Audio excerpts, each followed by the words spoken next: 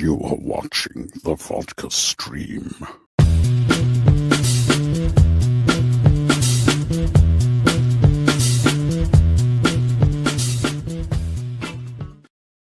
Hey, what's happening, guys? Welcome to the Vodka stream. Made it through another week. That's right.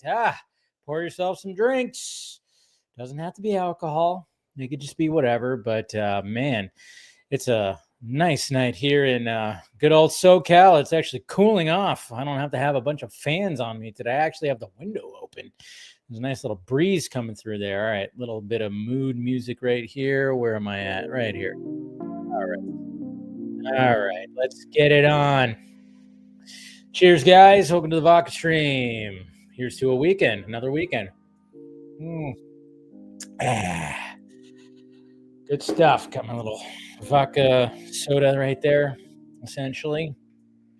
Hit that like, thumbs up. Subscribe to the channel if you haven't already. We got plenty to talk about tonight. With the panel, of course, we're going to have Ernie Altbacker on tonight. We're going to talk about Batman Azteca. Hopefully you guys have watched it, and if you haven't, you should.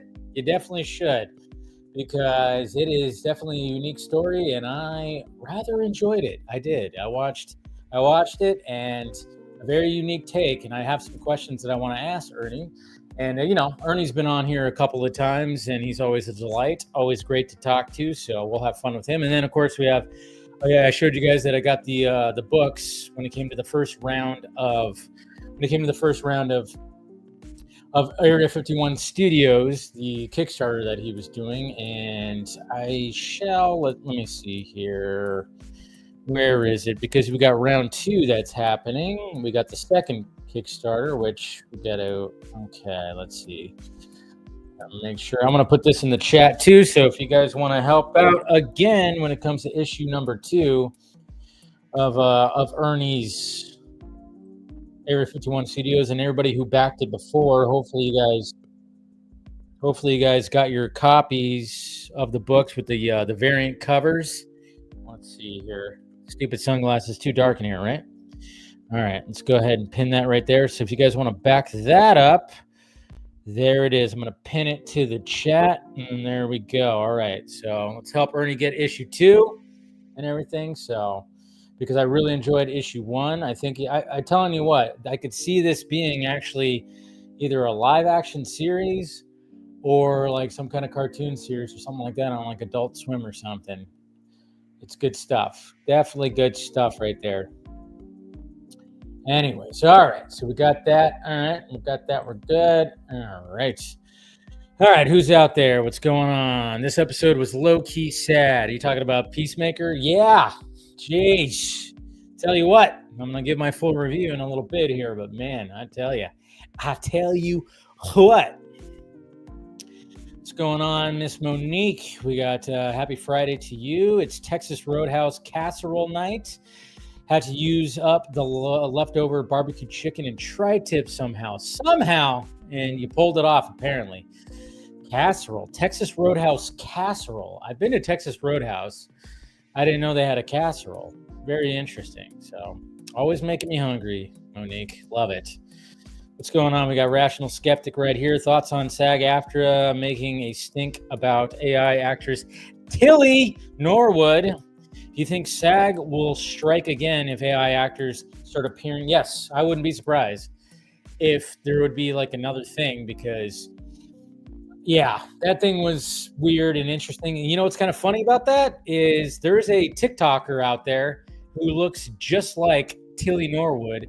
And I remember I didn't really look into it a lot. I saw it yesterday, I think it was, or maybe it was today. I don't know. But I remember seeing on my feed that, oh yeah, there's a TikToker out there who looks like Tilly Norwood. I mean, that's what's going to happen, right? I mean, they chose, it's all weird, man. It's weird. What's going on, Mr. Talaria? What's happening, sir? Good to see you. Happy Friday. Hey, we got Mama Film Junkie right here. Good evening. Good to see ya. We got the Dodgers. Who are they playing? Now? Phillies. That's right. That's going to be a good series. You know, like I said, I'm rocking my Mariners hat again tonight because I'm trying to put that good juju out there for the Mariners. I'm rooting for the Mariners in the playoffs. So going back to my childhood days when I was a big time Mariners fan and Ken Griffey Jr. fan. So I'm hoping that the Mariners can take on the Tigers, defeat them, and then you never know. It could be a Mariners Dodgers. That would be interesting. That'd be very, very interesting. So, all right, what else we got? Let's see. Let's see. We got Arkham Knight right here. Good to see you, buddy. All right. I hope things are good with you, Ryan. I was trying to see what you were talking about right there. Hopefully. Oh, okay. So you were okay. Well, I was taken to the hospital for severe PTSD meltdown. Dang. Well, hopefully everything's good, man. Hopefully everything's good. Hopefully they treated you, and hopefully you're doing well. And thank you, Mr. Jason McKenzie, for the $30 super chat. Cheers, sir. Always helping out that pirate ship. Doing pretty well. Can't complain. Can't complain. What's going on, Antonio? What is going on? Good to see you. I know the Superman movie ain't for everybody, but it's understandable, and that's understandable. But the one way I judge the movie is by the Batman standard, and I'm talking about Batman, the character, part 1. Okay. Cool. What's going on? Mr. Music Man, thank you. Yeah, I actually just got this shirt. I went to Kohl's. I actually got it last night. I went to Kohl's and they had this like 2-for-1 deal. And the shirt that I picked out first, because they have all the graphic tees, and the shirt that that I saw, I went, oh, I gotta have this. I got that, and I was like, well, I better find another one. And then I saw this one. I went, you know what? Why not? Let's get a Captain America shirt that's black and white. And plus, I like the tri-blend. I'm a sucker for a tri-blend shirt. They're more comfortable. I don't know. The fabric for a tri-blend is always better. But yeah, the shirt that I plan on wearing that tomorrow because I'm doing some birthday celebrating tomorrow with friends. I'm gonna wear the shirt that I initially picked out, which is something from my childhood that's not comic book related. And I was like, you know what? I am getting that shirt. I saw it. I literally just said, yep, got to get that shirt. I'll post a picture. I'm not going to say what the shirt is, but it's not comic book related, but it definitely has something to do with my childhood. So good stuff. What's going on, Mr. Droga? Good to see you. Let's see. Dave, did you get the blue? No, I didn't get the Blu-ray. I guess still got to order mine, I ordered it digitally, and I can actually watch the director's commentary. But yeah, I haven't ordered the hard copy of it, of course. D-Man, what's happening? Good to see you. Good to see you. Let's see. They should strike because they're cutting them out of money, and they agreed. Well, I mean, but there's a couple of things when it even comes to that. I mean, when you say cutting them out of money, I think some of these actors and producers and directors, I think they're making too much money as it is. So I think, a pay cut is okay. To me, I'm thinking a pay cut for them is okay, but not for these reasons though. Again, when it comes to the AI stuff, and I know that Sora is now a new thing. There's like a whole new AI, like social media called Sora. And I've been seeing videos all around and I'm going, Jesus Christ. I mean, just seems like anytime there's something new that gets introduced when it comes to the AI sphere, the video quality gets even better. And now it's going to be even more. It's just getting harder to distinct whether it's real or not. And of course, we got James Gunn's wife, my trolling stalker guy. So I think the AI should have a number instead of a human name, right? Do something like that. New Peacemaker was good. Yeah, it was good. Heading back from Disney World. That's right. You said you were going to be at Disney World. Well, have a safe drive, man. Have a safe drive. I'm just happy that dude. That game was insane last night. The Rams and Niners, that was insane. And what was funny is my brother and my dad went to that game. My dad is a Rams fan. My brother's a Niners fan. I didn't go. it's expensive, you know. And I was like, nah, I'll pass. Now I kind of wish I did go, because that game was, I mean, I got out of the Smashing Machine, and I got out of the, it was funny because when it came to last night, when it came to sports, I got out of the Smashing Machine about 6:20 my time. And of course I recorded my first reaction review, and then I went to Kohl's, and that's where I got, this shirt. And then when I got out of there, I looked at the score, and I think it was like 14-7 Niners. And then I drive home, and then I watched the end of the Red Sox Yankees game, and the Yankees won, and now they advanced in the playoffs. So I watched the end of that, and then I changed it to the Thursday night football game. Changed to that game, and it's tied 20-20. Man, I was like, holy shit. And it was like towards the end of the third. I think it was the beginning of the fourth, actually. And man, that was a hell of a game, man. Hell of a game. And I was so happy because I was like, because they were there, and they got to see like a crazy intense game. I tell you what, just freaking crazy. And with the Niners being like they're playing like their reserves, man. Brayden, did anyone get to see the Batman Part 2 today? Oh, wait, it was delayed. Yeah. Why do you got to say that, Brayden? Come on. What are you doing? You're making my heart hurt. Yeah, guys, if you didn't know, initially, the Batman Part 2 was supposed to come out this weekend. That's right. Back in, 2023? I think it was. 2023, it was officially announced the first release date for the Batman Part 2 was today, October 3rd. Then after delays and all this stuff like that, we finally have an official date, which is 2 years from now, which is fine. But at the same time, when people were passing around that last night, it was like, oh man, we could have been watching the Batman Part 2 today. Damn it.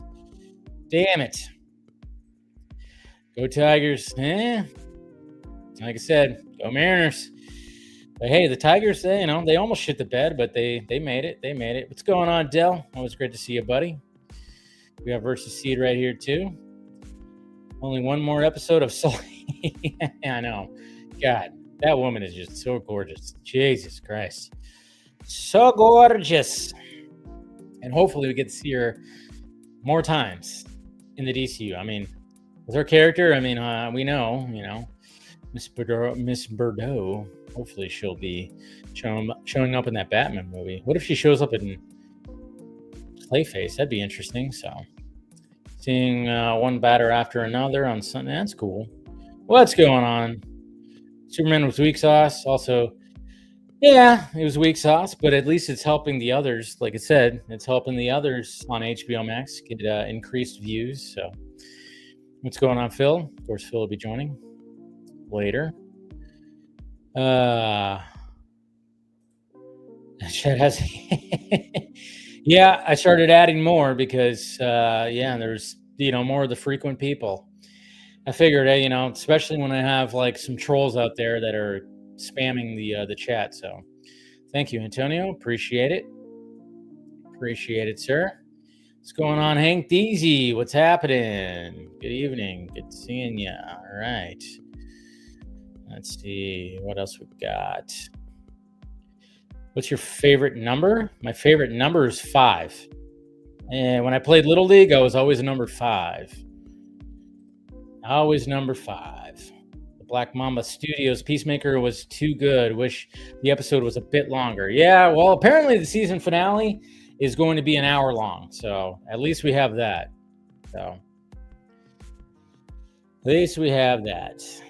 Pretty crazy. All right.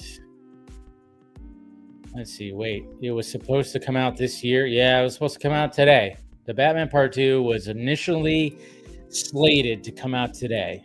Crazy to think about. And they haven't even shot the movie yet. That's so funny. It's supposed to come out today, and production doesn't start till spring of next year, which is pretty insane.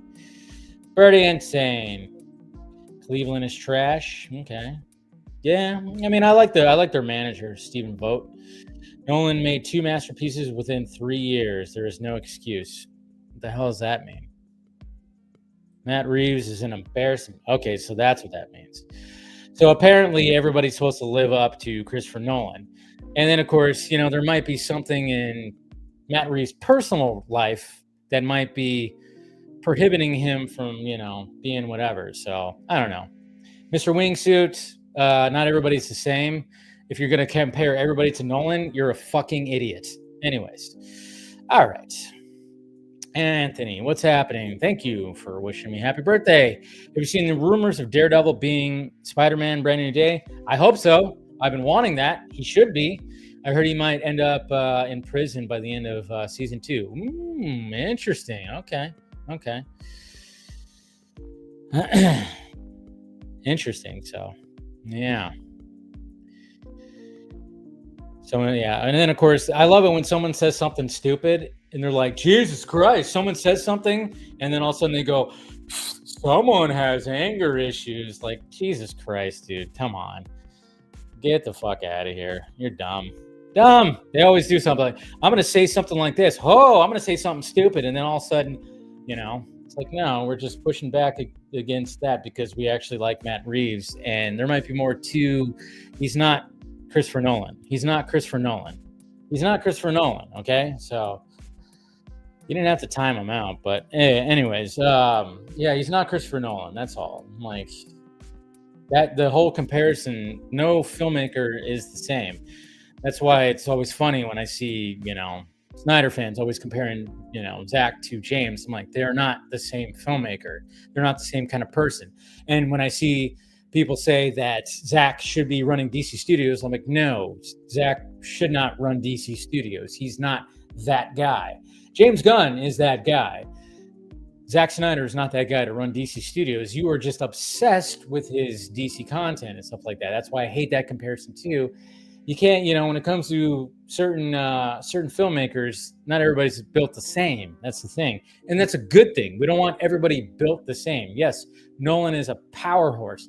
Martin Scorsese is a power horse. Steven Spielberg, Ridley Scott, they're power horses, but they're power horses in their own regard. So, yeah, so I'm just like, you make that dumb comparison, and then all of a sudden, somebody has anger issues. It's like, no, you said something stupid, and now we're pushing back on it. That's all there, bud. Anyways, cheers. Called slurs. What slurs? I didn't see slurs. What slurs? He said slurs? Masterpieces. Someone has anger issues. Matt Reeves must be Antonio's best friend. Oh, I didn't see slurs. I don't know which slurs you're talking about. I don't know. Slurs these days could mean just anything. Anyways, I don't know. I didn't see slurs. I just saw embarrassment, all that stuff.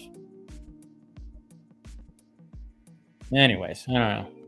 Maybe I missed it. I didn't see slurs. Okay, I don't know what you're talking about with slurs, man. Slurs, again, sometimes people think slurs are if you just call somebody dumb. I don't know, or something. I don't know. I didn't see slurs, though. But all right. Anyways.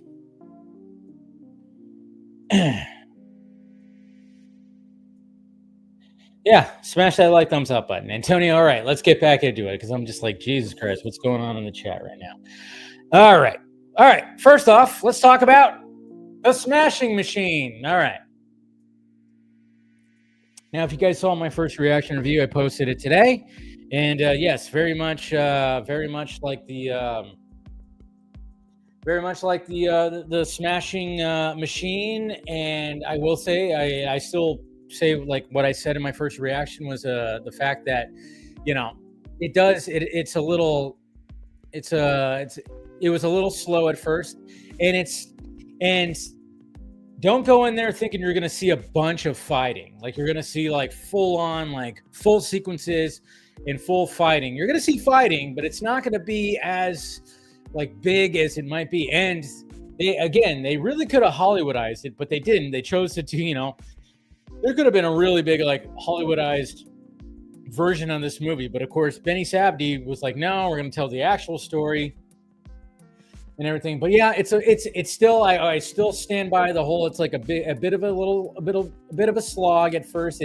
It's a little slow at first, but again, Dwayne Johnson, he puts out like the best performance of his career. I mean, 100%. I'm going to back that up, just like a lot of other people are saying. I'm going to back that up. Emily Blunt, also fantastic. I mean, I wouldn't be surprised if he gets nominated. She's probably going to get nominated, you know, when it comes to award season and everything. So I don't know. We'll see what happens when it comes to all that. But I was very impressed by Dwayne Johnson. I think this was like one of the best things that he could have done with his career, because he looked like him. He did. I mean, this was something just very different when it came to Dwayne Johnson. Even if I felt like the movie could have been better, but at the same time, I don't think Benny Safdie was trying to do anything too crazy with this movie. He didn't want to make it.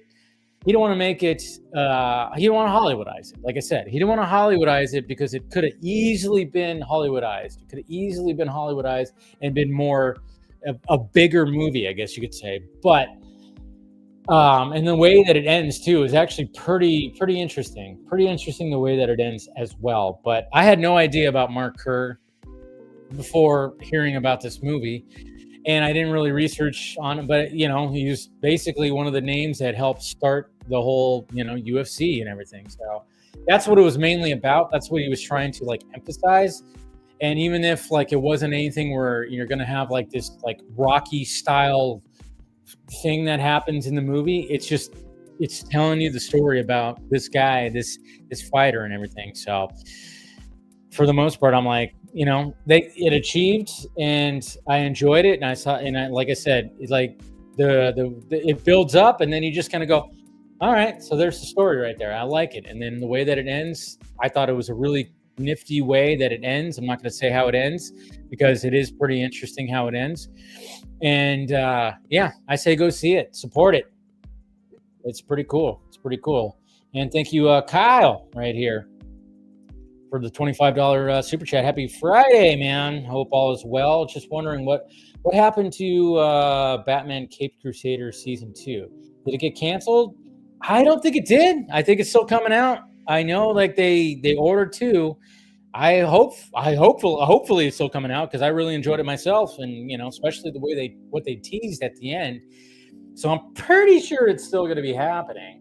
I think it's just right now they're probably just finalizing the animation or whatever. But you're right. I'm kind of, you know, we haven't heard any kind of update on it, but hopefully, unless somebody does a search or something, it's probably going to come out next year, I imagine. Because the first season came out this year, right? It was at the beginning of this year, or was it last year?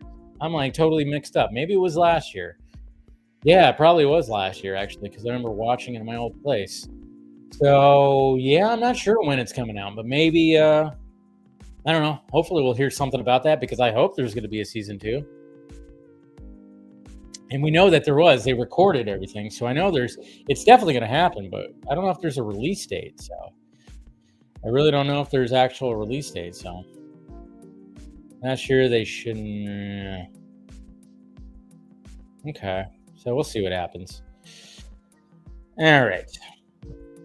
Now let's talk about Peacemaker. Peacemaker, this is episode 7. Jesus Christ. This episode, my God, this episode felt like it was 10 minutes long because of how quick it moved, man. This episode just flew right by because there was so much happening. Obviously, you know, when it came to what happened with the last episode, when they realized they're on Earth X and everything's just, you know, run by Nazis and everything, and you have Economos getting attacked by Peacemaker's dad.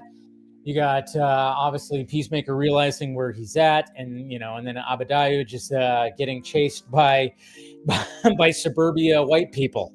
Yeah, that was it was just a lot of things going, okay, what's going to happen in this? And of course, you're just going. Everything's going in this episode. And there's going to be spoilers too, by the way. I ain't holding back because it's just too hard to hold back. But yeah, this episode just moved. And, you know, a lot of action, a lot of moving pieces. judo master rescuing Abadayu, and yeah, it's just one of those just crazy episodes. And then after everything that was happening, and obviously Keith, Chris's brother, realizing what was going on, he just wants to kill this other Chris, because like, you killed my version of Chris. So we have that drama right there. And then obviously when it comes to Peacemaker, Chris, and Harcourt getting away from Argus, and then naturally you're gonna get the entire law enforcement that's gonna be going after him. And then when when his dad and his brother just come in and just freaking just wipe out the cops and take him back to the mansion. The other twist was also the fact that his dad, not a Nazi, not a piece of shit. He was like, I mean, that was like one of those things where we went, oh my God. I mean, there was, again, when James Gunn kept emphasizing that John Cena really shows more of his acting chops, and he's and Peacemaker's being run through the ringer. I mean, we're seeing that a lot. I mean, how far this character has come. Again, when they announced Peacemaker after the Suicide Squad came out, when they announced Peacemaker was getting a series, I went, what? This character? What the hell can they do with this character? Man, it's come a long way. Definitely come a long way. And this episode just emphasized that more, because obviously Peacemaker, being as dumb as he is, because he's still a fucking idiot. That's just the way it is. He's still a dumbass, and not realizing that this perfect dimension is a Nazi dimension. And then the fact that, okay, but he still has his dad here and his brother here too. So then it's just like one of those things where he's still stuck in the, and when it came to that twist that his dad does not agree with what happens in the world and everything, it was just kind of like, that was also like a thing. And then of course when his brother gets attacked, when the whole shit starts going down, he's like telling everybody to stop because he doesn't want his brother to die again. I'm just kind of going, wow, good stuff. Who knew that Peacemaker was going to make me go, Jesus? The first season was, I was impressed by the first season, but I'm more impressed by the second season. I'm not going to lie. And yeah, so now I'm just kind of curious. And then I'm kind of wondering too, because, man, so when it comes to Peacemaker, like when it comes to this last episode, we're finally going to, we're finally going to see this.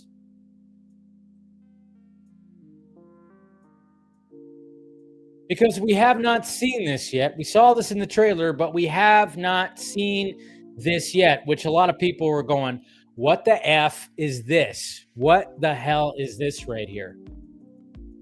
And we still haven't seen what this is yet, which is great. And what's interesting about it is some people, and I didn't even think about it, because, there's a certain Superman villain that has essentially a ship that's like a skull. So people were kind of like emphasizing that, or like kind of making the comparisons that, well, Brainiac has his ship that has, kind of like a skull thing with like some tentacle things. I'm like, yeah, maybe there could be something there. I don't think that's exactly what's there, but it is going to be interesting to see what this is actually going to be about. And yeah, there's a chance that maybe this has something to do with Brainiac. I think we're all kind of wondering, how is Brainiac going to be teased? Because it seems like that's going to be teased in the finale of Peacemaker, which of course people are having issues with still because it's Peacemaker. But hey, I'm all for the ride right here, because I'm just going, okay, interesting. But even though there's like other different like skull type spider characters, I just hope that Kevin Smith has a cameo in episode 8 when it comes to this right here, because we all know about Kevin Smith talking about the big spider. That's right. Remember, Kevin Smith wrote Superman Lives, and he kept getting from John Peters, he kept, hey, we want a big spider. We want all this. If you haven't seen that, when Kevin Smith talked about writing Superman Lives, if you haven't seen that, that whole speech that was from, I don't know, 25 years ago. It was like the late 90s, early 2000s when that got released, when he talked about that. It's great. It's fantastic. I've watched it so many times, and it's hilarious because just the way that Kevin, and I'm just going, man, James Gunn could do something really fucking funny when it comes to that. Have like Kevin Smith in here somewhere looking at a giant spider. But who knows? That probably isn't going to happen. That's just, something I was like thinking of when it came to that. But I'm just going, gee, I know. And then you're just kind of wondering, okay, who's going to show up in here and there and anywhere? I mean, it's going to be pure madness, I think, when it comes to Peacemaker season 8. I don't want to like overdo it, because obviously when you build up something and then it kind of can be a letdown. I mean, for all we know, this shot right here just could be like a quick little thing, and nothing even happens here. It could just be like a cool shot, and like the dudes that are in the hazmat suits that open the door just get sucked in, and then they just shut the door. It could be nothing. It could be nothing. So we got to realize that. Let's not overhype ourselves. But I'm just kind of wondering, like, there's going to be some kind of tease when it comes to Brainiac or something, right? I don't know. It's going to be very interesting, but I'm very much looking forward to it. And I've been, like I said, impressed, Jimmy Guns, by Peacemaker. And I can't believe I'm actually saying that. I would not have said that after I watched the Suicide Squad. I would not have. But here we are. And go ahead, if you guys have some questions too. Go ahead and ask them.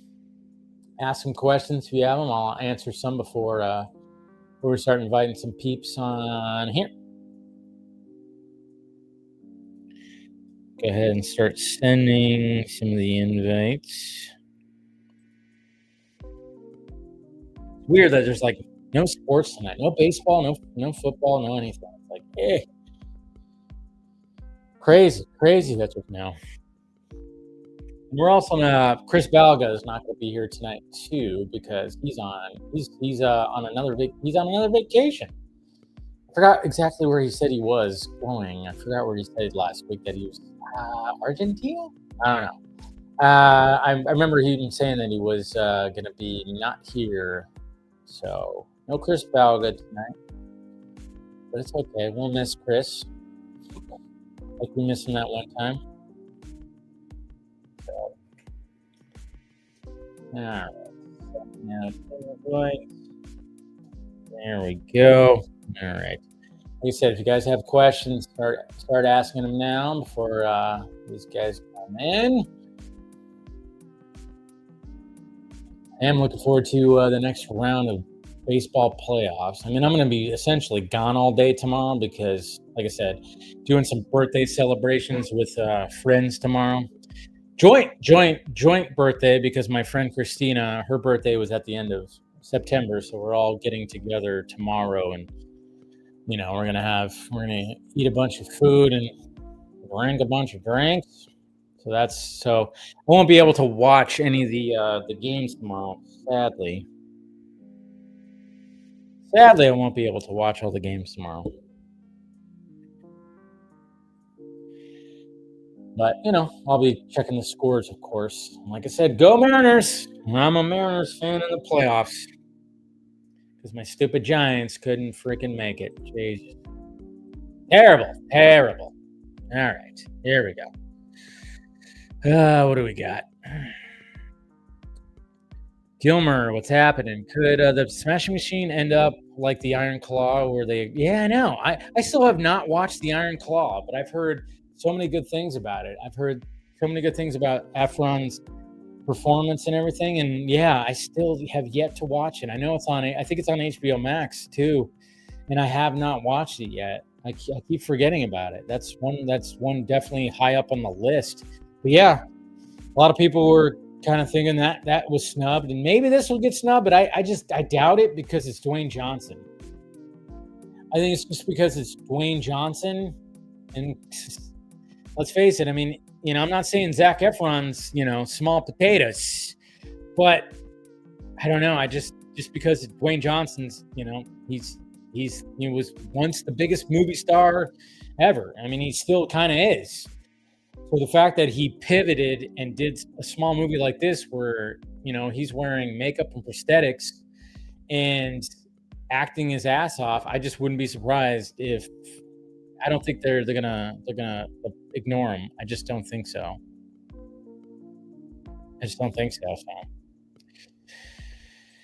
Haven't seen Caper Suit. Yeah, you shall. If you're a Batman fan, do that. Watch that for sure. Let's see.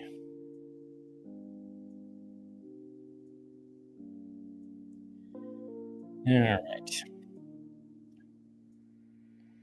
Abadayu. I don't know. I probably said it wrong. I'm sorry. Yeah, I'm bad with names. I've said that many times. I'll probably get canceled for it. But what could you do? I'm sorry. John Cena and Dwayne Johnson being at the Golden Globes, being nominated. Wouldn't that be crazy? I don't know. I mean, that would be crazy too if John Cena ended up getting nominated for Peacemaker. Who knows if that's actually going to be the case? I don't know. But, I mean, it could. You never know. I don't know if they'll actually look at that. I don't know if they'll actually look at his performance when it comes to that. Who knows? Let's see what else. Let's see. You got any questions out here? Yeah. See, I got to watch Iron Claw. Oh yeah, Batman Azteca. Yeah, I watched it today actually, and it's good. It's not your conventional Batman, but that's what I like about it. I like the fact that this is taking place in a whole different time period. It's not Bruce Wayne, but they're taking, and that's just one of the things that we'll talk about with Ernie. And we've talked about a little bit before, but now we can talk about a little bit more. But it's just the fact that, you have this library of characters. And it's like, how do you make these characters, into this world? And that's what's kind of cool about it. That's what's really cool. It's like, because I went in, I saw the first trailer. I didn't watch anything else. And it's like, yeah, there's going to be things. And then you're just kind of like going, oh yeah, which characters are these people going to be? Okay, who are they going to be like? Oh, there's the Catwoman character, there's the Two-Face character, there's the Joker character, and then some other characters too that are in there. But I really enjoyed it. I actually thought it was pretty. I thought it was pretty sweet.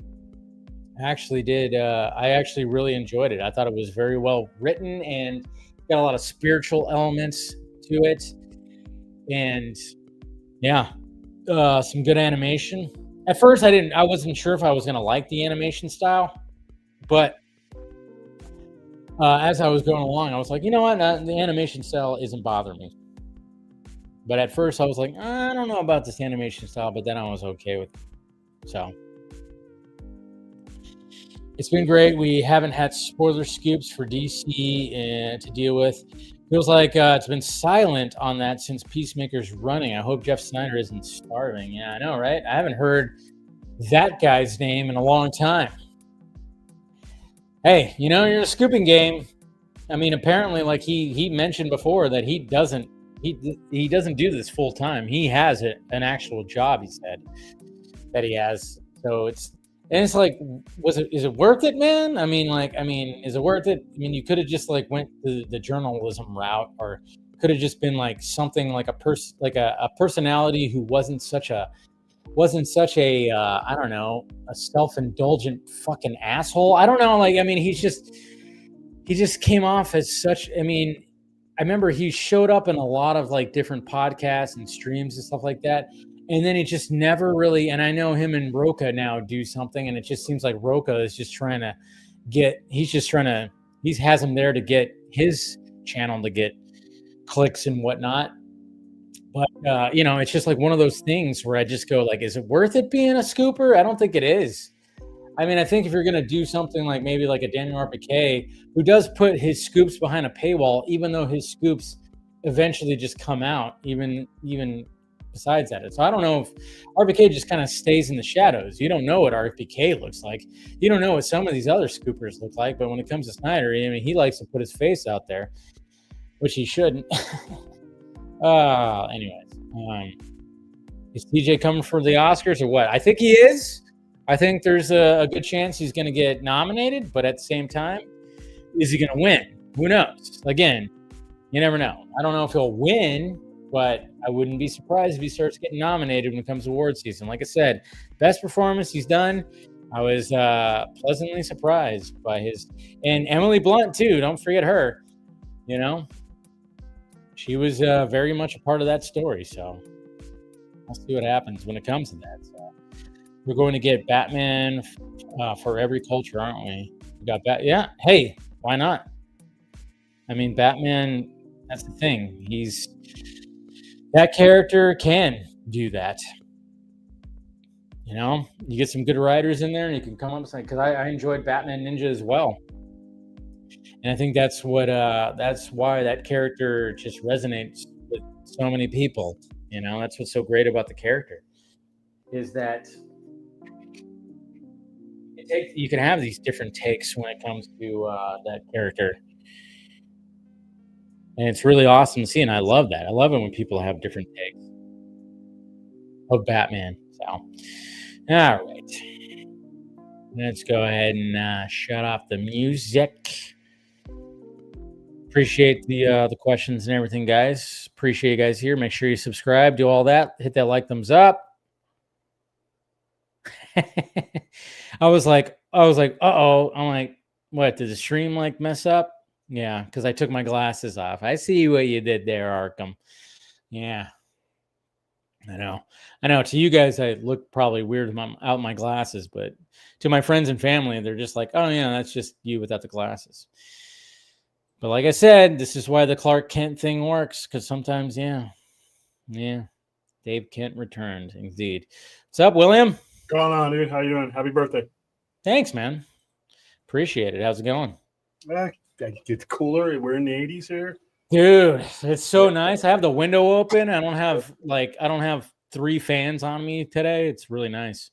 Yeah, there's a breeze that keeps blowing my door shut, but it's worth getting up and opening it open again because I don't have to use air conditioner.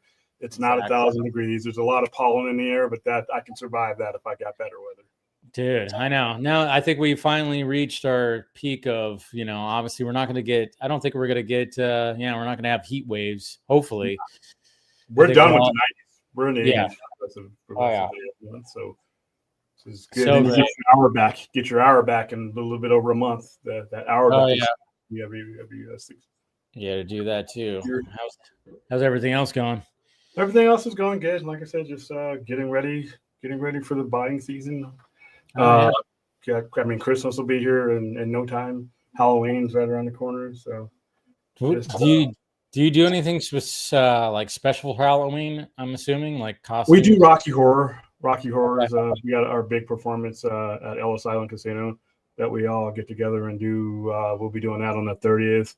Hopefully, I'll be watching the World Series like I was last year while we were doing that. They clinched while we were doing our show, and they had it on the giant screen. That's awesome. When it was 5-0, I had all these, because it's a casino, all these Yankee fans were just searching me out and looking for me. And after the 5th inning, I couldn't find any of them. Nice, of course. Well, I'm hoping that the Mariners will make a run. We'll see what happens. But yeah, who do they face? They face what? Huh? Who are they facing in the wild card? Right. This weekend, tomorrow, they're playing the Tigers, and I think they'll have no issues with the Tigers. So I think they'll be moving on to the next round at least, but we'll see. Yeah, I think it's going to be a repeat of last year, same participants in the World. You think it's going to be Yankees and Dodgers? I don't see any of those. Any of those teams. I think the Mariners are going to make it. I'm rooting. That's why I bought the hat. I was like, you know what? I'm buying a Mariners hat. Going back to my childhood, my King Griffey Jr. days and everything. So, yeah, but anyways, that team that they had in '95 with Edgar Martinez was better than this team. Well, see. So, yeah. But that's but see, the thing is, though, the fact that in the middle of last year they fired managers and coaches, they brought in Dan Wilson, who wasn't part of that team, but he came later. He was the catcher for the Mariners in the late 90s, early 2000s, and they brought back Edgar Martinez to be the batting coach. So the fact that we had a full season with the new coaching staff, which are partially some returning Mariners, and they won the division, just kind of shows you right there. That's why I have faith. Listen, Dodgers. I would love to see them again because they actually had something to play for the last 2 games of the season, and the Dodgers toyed with them like they were Play-Doh. So for ease, that's what sucked. They got swept. Yeah. for the sake of just not having to stress out, I guess, in a World Series like I would with the Yankees, because they're going to be mad after last year. They're going to try to redeem themselves. Revenge. They're going to avenge. I think it's going to end the same way. I've been hearing about the Dodgers bullpen all year, and I'm like, nobody wants to talk about the starters. And you actually have to get past those guys for the bullpen to even mean anything. And I think it's going to be, like I said, it's going to be it's hard to repeat. Yeah. The only team to make it back after after winning World Series, the only team in the last 25 years to make it back other than the Yankees was the Phillies, and they lost the second time when they got there. So it's not easy. I would not be surprised if the Dodgers didn't win because of no team has done it in a quarter of a century, but as it looks right now, I wouldn't bet against them. Yeah, no, I get that. But let's bring our special guest on, Mr. Ernie. What's happening, sir? Yeah, whatever. Happy birthday, Dave. How you doing, William? Going on, man. So when does it come out? I'm lost now. When does that? Am I missing? Oh, you know what? Okay, it switched. It did switch. I thought it was going to be for all the world. All that I'd heard for a long time was the 19th, right after it went theatrical in Mexico, in the 18th. But now it is December 2nd. But it is up. I mean, if you want to buy it, hopefully the rentals start, soon at some sort of, I don't know, $7.99 thing. But I can rent it now. No, you can buy it now. You can buy it. I'll buy it. I'll do that. I'll probably buy it anyway. So. I'm not sure if the DVD is out. I don't know if that's out. I don't think that's out, but I know it's digital purchase for sure. Digital purchase for sure. Yeah. And I'm full on supporting it, man. Give me some Batman content. I freaking purchased that thing and I watched it and I enjoyed it for sure. I absolutely enjoyed it. And I thought, we'll talk about it a little bit more, but I really enjoyed the take on, obviously we talked about it the last time you were here, and, obviously it's not Bruce Wayne, it's a totally different time period, totally different character, but the elements that you kept in there there was one in particular, line where I was going, I think that character is going to be, and then there was a line that said, I'm like, oh yeah, duh. I went, I see what you did there with that line. So you done well with that. And I suggest anybody to go watch Batman. If you want a unique take on the Batman mythos, go definitely watch it.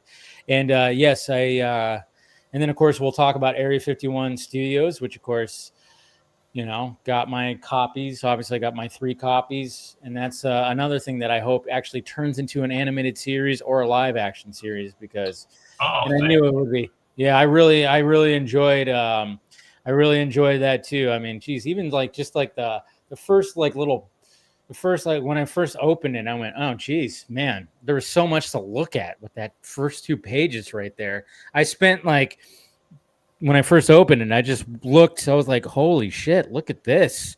I spent probably about 5 minutes just looking at everything on those first 2 pages. That's the artist Josh White. Yes, yeah. He did well on that. Oh, you got yours too, right? Yeah. She got mine a while back. I forgot to post about it. Yeah. Oh, all right. Well, God, thank you guys so much for backing it. It means the world to me. Yes, and I'm planning on backing the second issue, and I have it pinned in the chat. So hopefully other people, like I said, guys, if you supported the first round or whatever, just support the second round. We got it pinned right to the chat. Support independent comics, man. And this is a good comic book. Like I said, I think it's funny. It's got a lot of things going. It's like I said, when I was not expecting certain elements to it where I went, holy shit, interesting. I don't want to spoil it, but I'm just saying there's some interesting elements when it comes to abilities and the way that they bring in certain characters to be part of the production, I was like, oh, okay, wow, interesting. I was pleasantly surprised by the creativity that you had in this story right here, sir. It gets a little meta. I mean, Yeah, as I said, totally. It's kind of a love letter to all of my influences. There's a lot of little name drops. I just flat out use things. I mention races that we've seen in other big, properties that are beloved by the people who go to Comic-Con, I guess. It's that sci-fi, it's fantasy, it's comic books, it's movies, it's sci-fi, and really pleased the way it turned out. I mean, don't get me wrong, we hit some bumps. It was both of our first Kickstarters, and we really stepped on a lot of rakes. We did not do the things that we should do. Yeah. One of them that I'm hoping that the campaign will kick off or October 15th or so. That's what we're kind of aiming for right now. But when we went into campaign number 1, we had 8 followers, and I put them all in. It was like my sister and whatever. And then I tell people, like, yeah, we had 8. And they're like, oh my God, I don't start without 100 or 200 or something like that. And I'm like, we didn't know. We didn't know. We just hoped that it would find some people, and yes, it found 92 people, but some other people are talking about it. So this time, I want, like, if you're a person who backs stuff on Kickstarter, I would love it if you sign up to follow the project, to be notified, and we're going to do a first 48-hour special of 20% off. Nice. So, and if you buy something printed, we are going to do, you'll either get some new sticker or a new print that Josh and I will be making up for you as a token of our appreciation.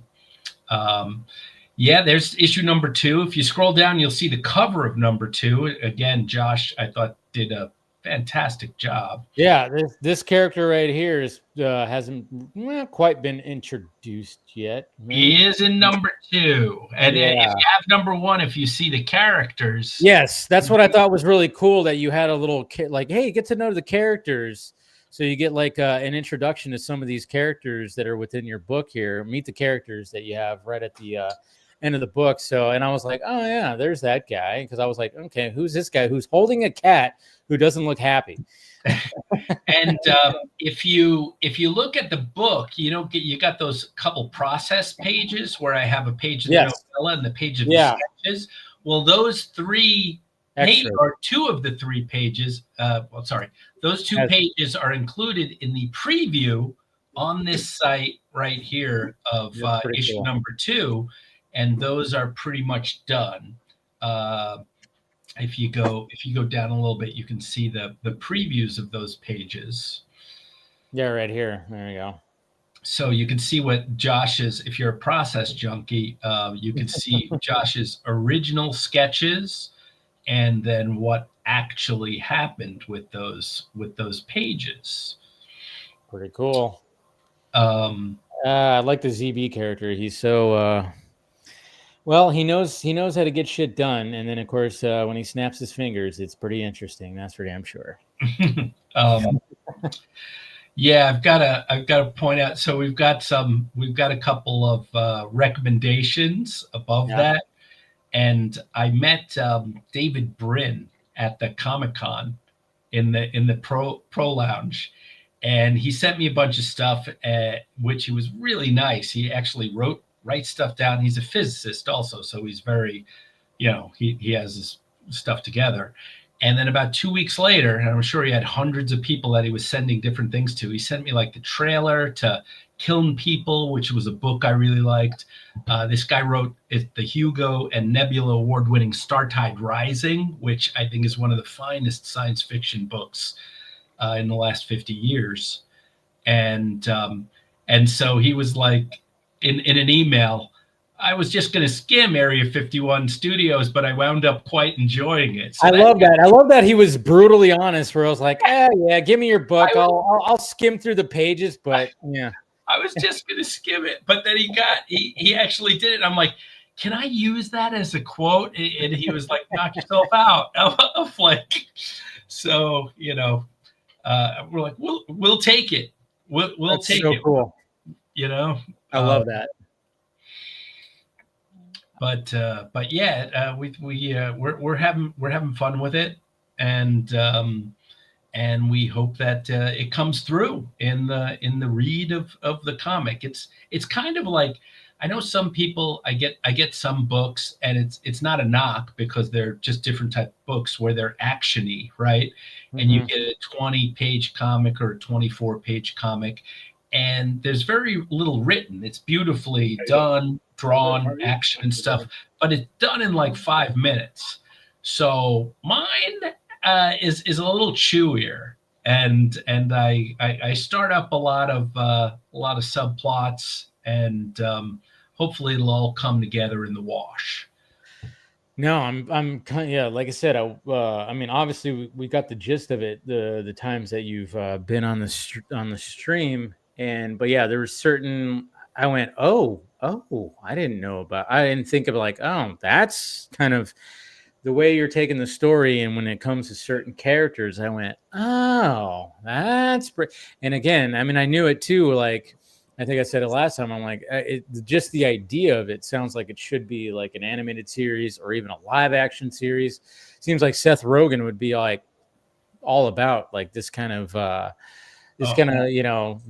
of story, just because it's meta, and it's, obviously when you see something like the studio, and obviously you're injecting elements of that into the book, where it's like, it is a studio, so you're going to have that. I mean, right off the bat, it's that. It's, hey, here's the studio, and here's the madness of the studio that people have to deal with when it comes to sets, when it comes to where, this is being shot, that's being shot, and all this kind of stuff. So it's kind of like the inner workings. Yeah. So the studio, or those of you who haven't seen that, a little bit older, maybe Larry Sanders Show, but mixed with Men in Black.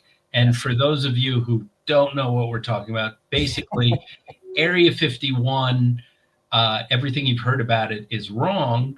It's actually a studio where aliens come to shoot low budget reality programming, and they have been since before the dawn of man. So when they got discovered was a student project, and that is what they found for Roswell. But that's basically their props, and the props are so good that we think it's an alien body in a crashed spaceship, but it's really just their version of paper mache, like it's just a little bit better.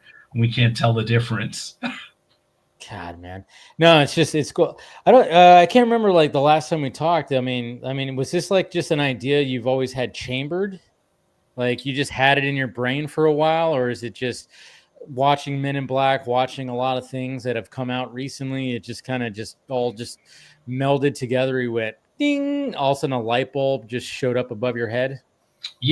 This was a little early. The idea itself was, I guess maybe Men in Black 1 might have been out or something, but I just usually my idea is I get one piece, and then I get another piece, and I kind of put them in a file, and then I go, oh, this one's ready. I can write this, right? Before, I don't have all the information, all the pieces, like the arc, the character, and the story.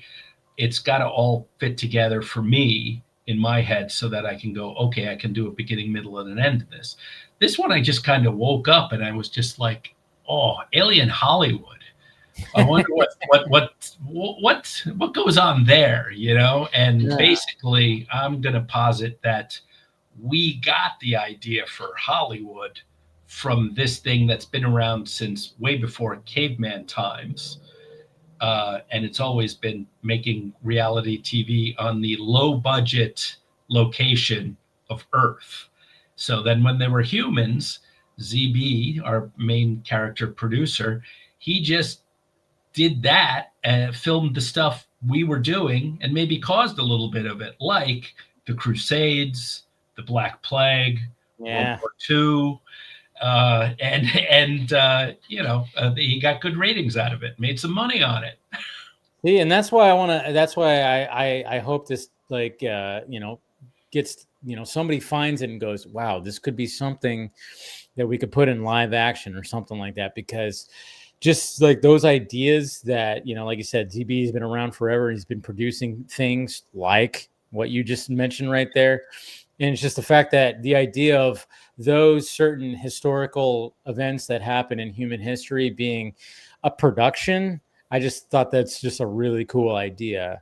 Like, because I mean, how many times do we talk about nowadays that, oh, is this a simulation? What are we doing here? Are we living in a simulation? Are we run by aliens? What are we doing here? To kind of simplify it, or to kind of bring it down to the fact that in a unique way of having it being like a studio in Area 51, that's what Area 51 actually is. I don't know. I just think that's just a really cool, unique idea, to be honest. Yeah, and basically what we're going to find out a little bit later, I think this comes out in issue number 3, is that all of the stories that we love, like Star Wars, were real, but someplace else. Yeah, see, I like that. So it's like, I'm not saying George Lucas might be an alien or have an alien friend, but I'm not saying it. See, I mean, it's stuff like that. Those are the kind of like crazy ideas that I like, and and other stuff. There might have been like stuff that I mean, I'm sure there's been something in Family Guy or something that has said like George Lucas is an alien or something. But I'm sure. Yeah. But I mean, the fact that that's what you're running with, and I thought, I mean, like I said initially when I heard the idea, I said great, and then reading the first issue, pleasantly surprised of seeing that idea and then seeing like this whole other thing that I was not expecting, which I was like, oh, very interesting. Where does that go with these characters right here? I was so you have me intrigued for sure. Oh, thank you. That's high praise. I mean, you watch, you consume. I consume. Yeah. A lot. You are the consumer. I am the junkie of there you go. So, but we're going to bring some other people on here to, of course, be part of the panel. Let's see. I have a drop for Phil. Hey, Phil. What's up, Phil? I got to get used to that. Yeah. You have your special drop now. Oh, I love it. Okay, thank you very much. How you doing? Good. How you doing? And yeah, same as that. It's been a couple months, I'll say that. Yeah, but hey, we're here to shoot the shit and whatever the heck. We also got Paul joining right now too. What's up, Paul? Hey, I gotta find a drop for you. Yeah. Oh yeah, really? I made the cut. That's great. You made the cut. You got I'm like realizing I'm like, oh yeah, I gotta start making drops. And if Ernie keeps on coming on too, I'm gonna have to get one for him as well. Ooh, I don't know. Yeah. What would you get? I know.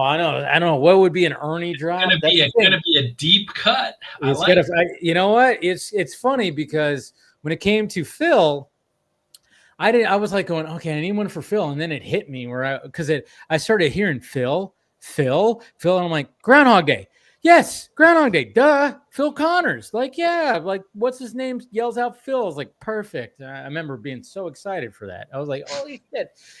I mean, when it came to Chris, of course, Chris isn't, going to be here tonight. I mean, it took a little bit for Chris. I was like, I don't know what the hell I'm going to get for Chris, but I found something. And, but yeah, it's just, yeah. When it came to Phil, I was like, oh, so fucking perfect. Yes. Yeah. I have friends that are fans. I mean, I haven't seen it in quite a while, but I do like it. Fans of American Psycho. He yells, "Hey, Paul," before he kills Paul Allen. But I don't know. That could be a choice. That could be a choice right there. That's the one right before you get murdered. Yeah, right before he gets an axe to the face, right? Was that an axe to the face or was that no? Yeah, it's either an axe to his back or his face. You never see. I don't think like the Hey, contact. Paul, that's right, because that's Paul Allen. That's Jared Leto's character. That's right. So yeah, he does get an axe right to the I don't know. You don't have to go with that one, but my friends always bring that up as like a joke. But I'm trying to think. I know there's Not bad.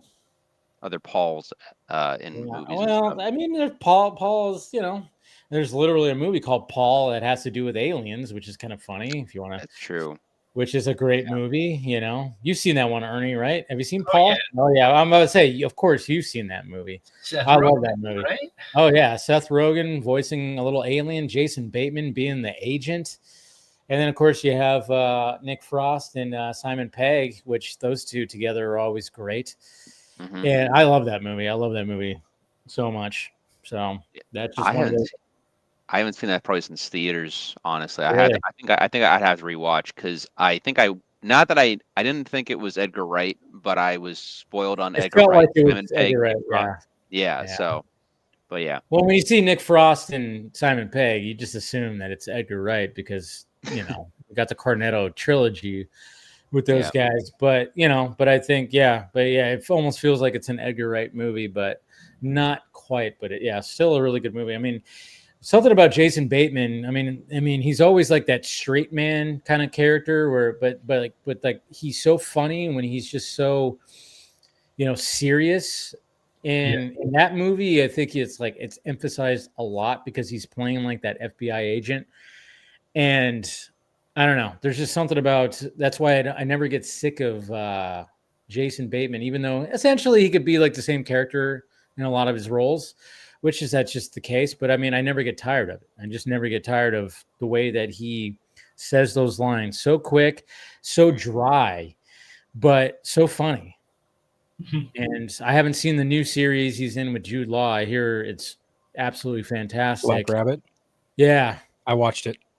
Good. Yeah. Ending's a little so, but I enjoyed it. It's a good performance from the two of them. They pull it off really well. What about his feature where he's, got a guy on the airline trying to get something through the security? Oh yeah, that one. That was I forgot yeah. what that was called. That was with Taron Egerton. Was I that, thought was it that a actually Netflix good. movie? Yeah, it was a Netflix movie. Plays a baddie usually. But not usually. This time he played a baddie, which he doesn't. And he was actually really good. I actually really enjoyed that movie. I thought it was really intense. From start to finish, it was actually pretty good. It goes a little extreme with some of the action sequences where it's like, all right, Netflix, we got you. I mean, you pulled that off. Cool. It's whatever. But it was, sometimes it got a little too extreme. But I thought he played a good bad guy. I mean, being like the voice in Taron Egerton's character's earpiece, it worked a lot. And just again, the way that Jason Bateman says his lines and just the way that he's so calm and the way that he says those lines really worked for that movie. One movie that I really loved, which is one that he directed, was Bad Words. I don't know if you guys saw that one. That one's funny. Oh, it's the one where he's in the spelling bee, right? Huh? That's the one where he's in the spelling bee, right? Oh yeah, he's with Catherine Hahn. Oh yeah. Oh my god, I love that movie so much. The movie's so funny. Such a funny movie. I mean, the shit that he says to those kids, he has no filter, and he's just saying the most ridiculous shit. And I'm just like, my god. Yeah, that movie, and he directed it too. And that's the thing. That was that was 2013, 2014. That was like over 10 years ago that came out. Wow. And that movie was just, if anybody hasn't seen Bad Words, Jason Bateman, do yourself a favor. That movie is absolutely hilarious. Totally worth the watch. Yeah. So, but anyways, Batman Azteca. So, I mean, I don't know if you probably hadn't seen it yet. I know it just came out and it's not for rent yet. I know we were just kind of talking about it before you guys came on, that we're not sure about certain things when it comes to releasing. And well, I mean, I know, Ernie, you don't know the details when it comes to how it gets released. I wish. You know what? If there's questions. Oh, look at that hat. Oh, I gotta. That's cool. Wait. So, I have questions. I'm so far behind on the DC animated stuff. Now, how does this differ, say, comparative to Batman Ninja? Oh crap! Did I just do something? Oh yeah, man. I think you did. I just totally did. What happened? I'm telling you, I have no idea why StreamYard does weird things anymore. They just do weird things. All right, see, we're back. StreamYard constantly changes their things. Anyways, I don't know. I was confused. Well, anyways, Batman Ninja is kind of a story about a time tunnel, and it takes Bruce Wayne and Robin, the Gotham City versions, into feudal Japan, and they are transformed into the really cool costumes. Love the project. It's a great watch. If you haven't seen it, you should see it. What we tried to do was like, I think a more heavy lift, which was we tried to reimagine the Batman origin and mythos and some of his rogues as how they would have maybe occurred at the height of the Aztec Empire when Cortez comes with the Spanish conquistadors. So let's just say we have those moments, those Batman touch stones, like the crime alley is what sets young Bruce Wayne. His parents are killed on the path to being criminologist and against crime and for justice. So in our movie, hope this isn't too big of a spoiler because I think it trailers and such should tell you this. Yes. But Cortez visits. He's the chief's son, our guy, and his name is Yoali, because there are no B's and R's. So I tried to have something like Bruce, and the expert was like, no bueno. Not working. So he comes and he wants directions to Tenochtitlan to conquer it, of course, or to rob it. And the chief won't give it to him. So Cortez uses his guns and slaughters the village, kills his dad. The mom had died from a fever earlier. It's kind of a plot thing. And so that's what sets him on. He's like, I'm vengeance. And the Aztecs, they didn't fight in the daytime because they were worshipers of the sun god. But each family had these private gods, and his families happened to be Sinican, which is the Aztec bat god. And so he's like, if I'm going to be, a warrior of the night, I need something that they're going to be afraid of, and I need to armor up.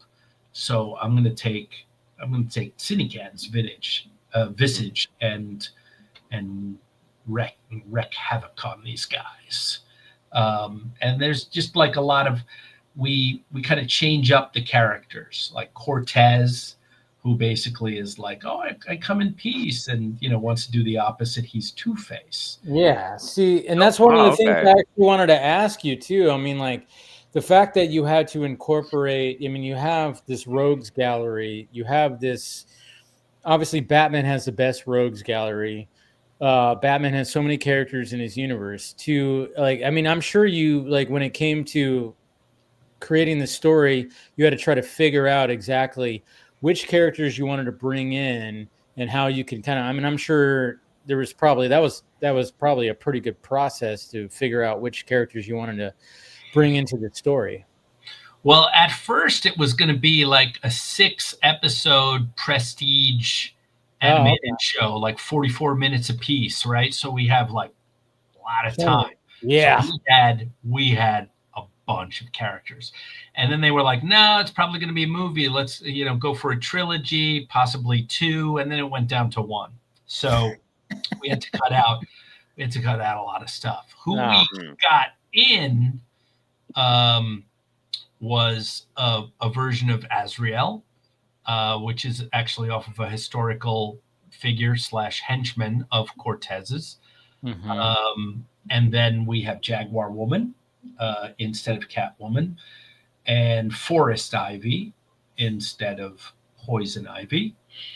And we've got Yoka, who's an Aztec priest who goes to the dark side and becomes a laughing killer priest. that's the character where I was like, I mean, I knew there was going to be a Joker character in there, but I was going, wait, is that going to be the guy? And then there's a line in there that I went, oh yeah, okay. I was like, oh yeah.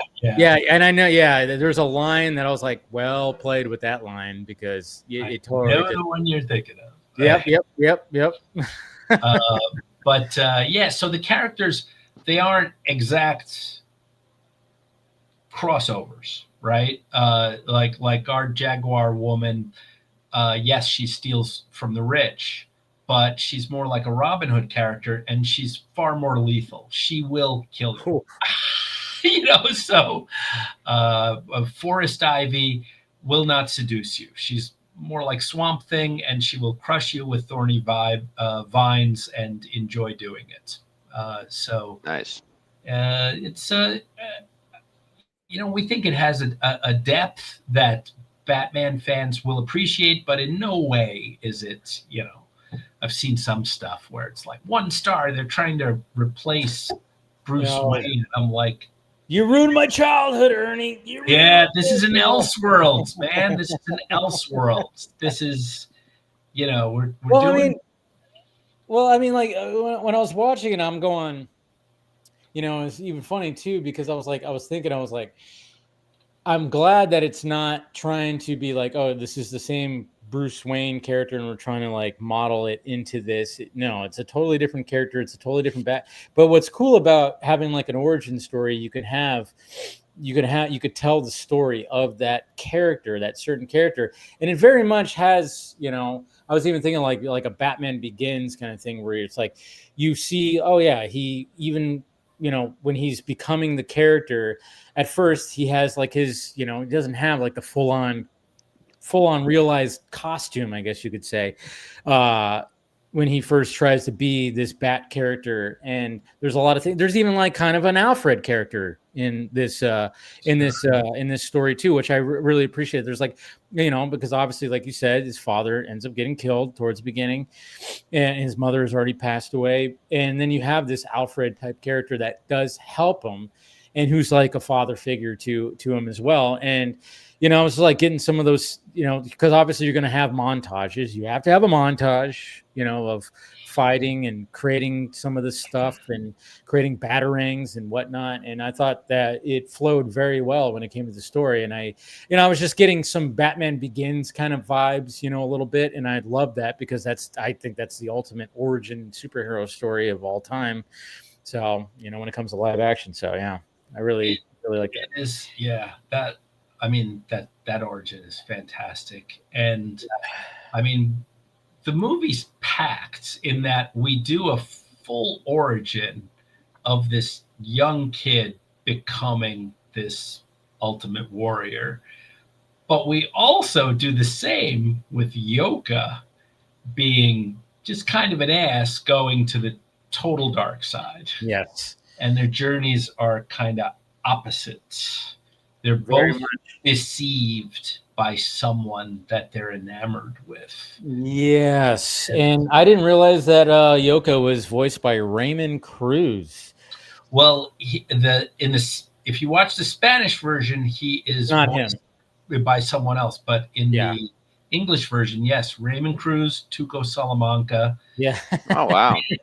he was awesome in it. That's great.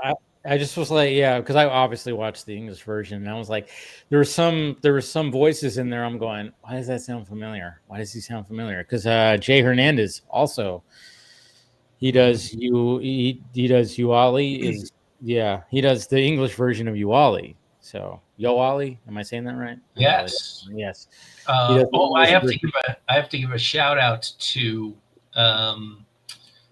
Horacio Garcia Rojas, who is the Spanish version of Batman, and he's the one who made the hats, or his brother did.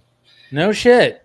Yeah, he gave some of them out at that premiere I told you about. Oh, that's right. Yeah. I didn't make it. I know, I suck. But I know, because that's a beautiful hat that you have on your head right now. Tis awesome. Yeah. But but too but cool that was for like, me, actually. It has a distinct Latin flair to it, and I probably shouldn't be wearing it, but I figure if I'm taking questions, that this is the place to wear it. I mean, you got to rock the merchandise, and it's a really cool freaking hat. Go ahead, The Paul. logo, right? I mean, this thing is like so freaking cool. It's the modernization of the 89, or I guess the Elseworlds 8. We're not modernizing the 89. No, strike that from the record. I did not say I'm gonna get, because there's like the people that give it a chance seem to like this movie a lot. Yes, it's really good. Other people who haven't seen it, what was write it off. The Batman headline? There was something in something on the internet, I think on X, and they tagged me, or maybe someone forwarded it to me, and they said, woke Warner Brothers tries to replace Batman with, let me get this wording right, baby sacrificing cannibal killer. Oh my God. And I was thinking, that's a little less nuanced than Juan Mazza-Leone, the director, and all the people who made this. By the way, you got to give big props to Juan Mazza-Leone. This was his first film, but he has directed stuff that you love, including Harley Quinn, Final Space, and Rick and Morty, and The Regular Show. Wow. Like everything he picks is awesome. He's really a story-centric guy. We share credit on the story, but yes, I wrote the script. Scene by scene with him. So I have a few questions. So again, I think I only briefly saw maybe a trailer a couple months ago. So there's very little that I actually really know other than it being Aztec based and everything. So I mean, now this sounds like you built it from pretty much the ground up. Was there any influences other than like, the main origin of Batman, or like were there any particular comics that you took from for help or inspiration as far as like the movie goes? Not for this. We took inspiration from history. We used historical guideposts of actually Cortez's march to Tenochtitlan. So, on there, he did a massacre here. He did stop at this town. I mean, him getting, I don't want to get too spoilery because, but there are things that are kind of exactly the same, including, I kind of paraphrased the speech or the first part of what he said when he met the king, Moctezuma II, in the capital city of the Aztec Empire. So we tried with the experts, and Juan Mazza-Leone knows a lot. The producer, Anima, hello Anima, did a lot of the animation in Mexico City. Jose Carlos de la Tona, he also knows a lot of the history. So they kind of guided me through that part. They had the cultural part, I could lean on them and an expert who had a doctorate in pre-Columbian civilization to tell me stuff that you wouldn't have thought. Like, for example, one scene I was like, Aztec Batman bars the door as the Spanish troops try to kick it in, and he's like, no doors. They only had portals with curtains in front of them, I had like a breakfast table scene where a Kateson, our Alfred, serves, and they talk about something to move the plot forward, right? And he's like, nope, no tables. They didn't eat like that. They squatted around a fire pit. They used a leaf or tortilla to hold their food. And I'm like, okay, those scenes are out, Yeah. Wow. Okay, that's pretty cool though. Like in terms of trying to stay somewhat accurate, that's pretty good. Here's one for the animators. They couldn't use blue, like not for blues for the gods only, right? Oh. So maybe it's in some temples, and it's on the king, who is a deity, the sun god's picked person to be king, so he gets to wear it, but nobody else. So you couldn't have any, like, there was some blue stuff, and it's like, oh, I gotta go. Wow. That's actually really funny because there's always a lot of fans that go back and forth every time like a new Batman shows up in movies. There's always one fan that's like, "Hey, make his cape really blue or something," because evoking the Neil Adams time or Right. of that. So I think that's kind of interesting. But yeah, okay. Sorry, Phil, you had a question? Yeah, I was going to actually piggyback off something you brought up in the sense of like, as opposed to comic book influences, what directly led to the decision to make this Batman specifically of Aztec culture? Was it just someone came up with an idea? Was it a passion project from somebody? I'm genuinely curious because as we know, there's so many multiple versions of Batman. Why not do more? So anyone crying woke at this point just really doesn't understand, the nature of Silver Age comic books, number one, but number two, just like the idea of multiple versions of the same character existing, even if it's not quite, Bruce Wayne. It could be a Terry McGinnis or a Jace Fox, or in this case, I haven't seen the movie yet, but the main character of the new movie. So I'm curious, like what specifically just pinpointed the Aztec culture aspect of the backdrop of this story.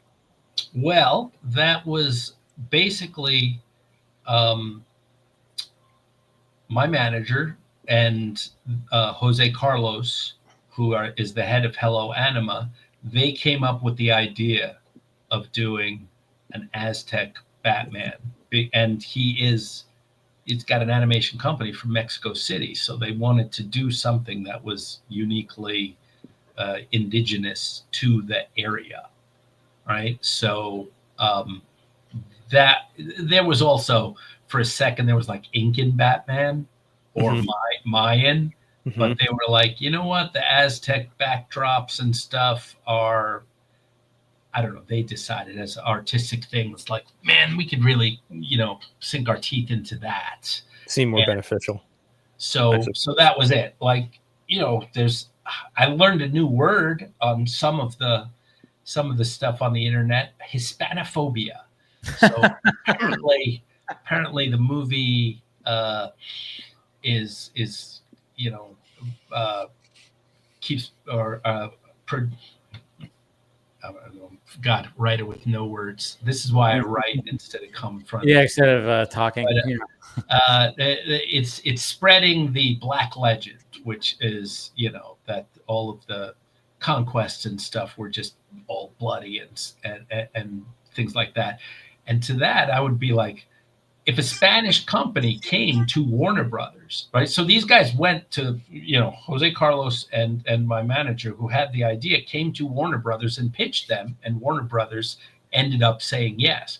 If a Spanish company goes, we want to do Cortez as Superman, or something like that, they would listen.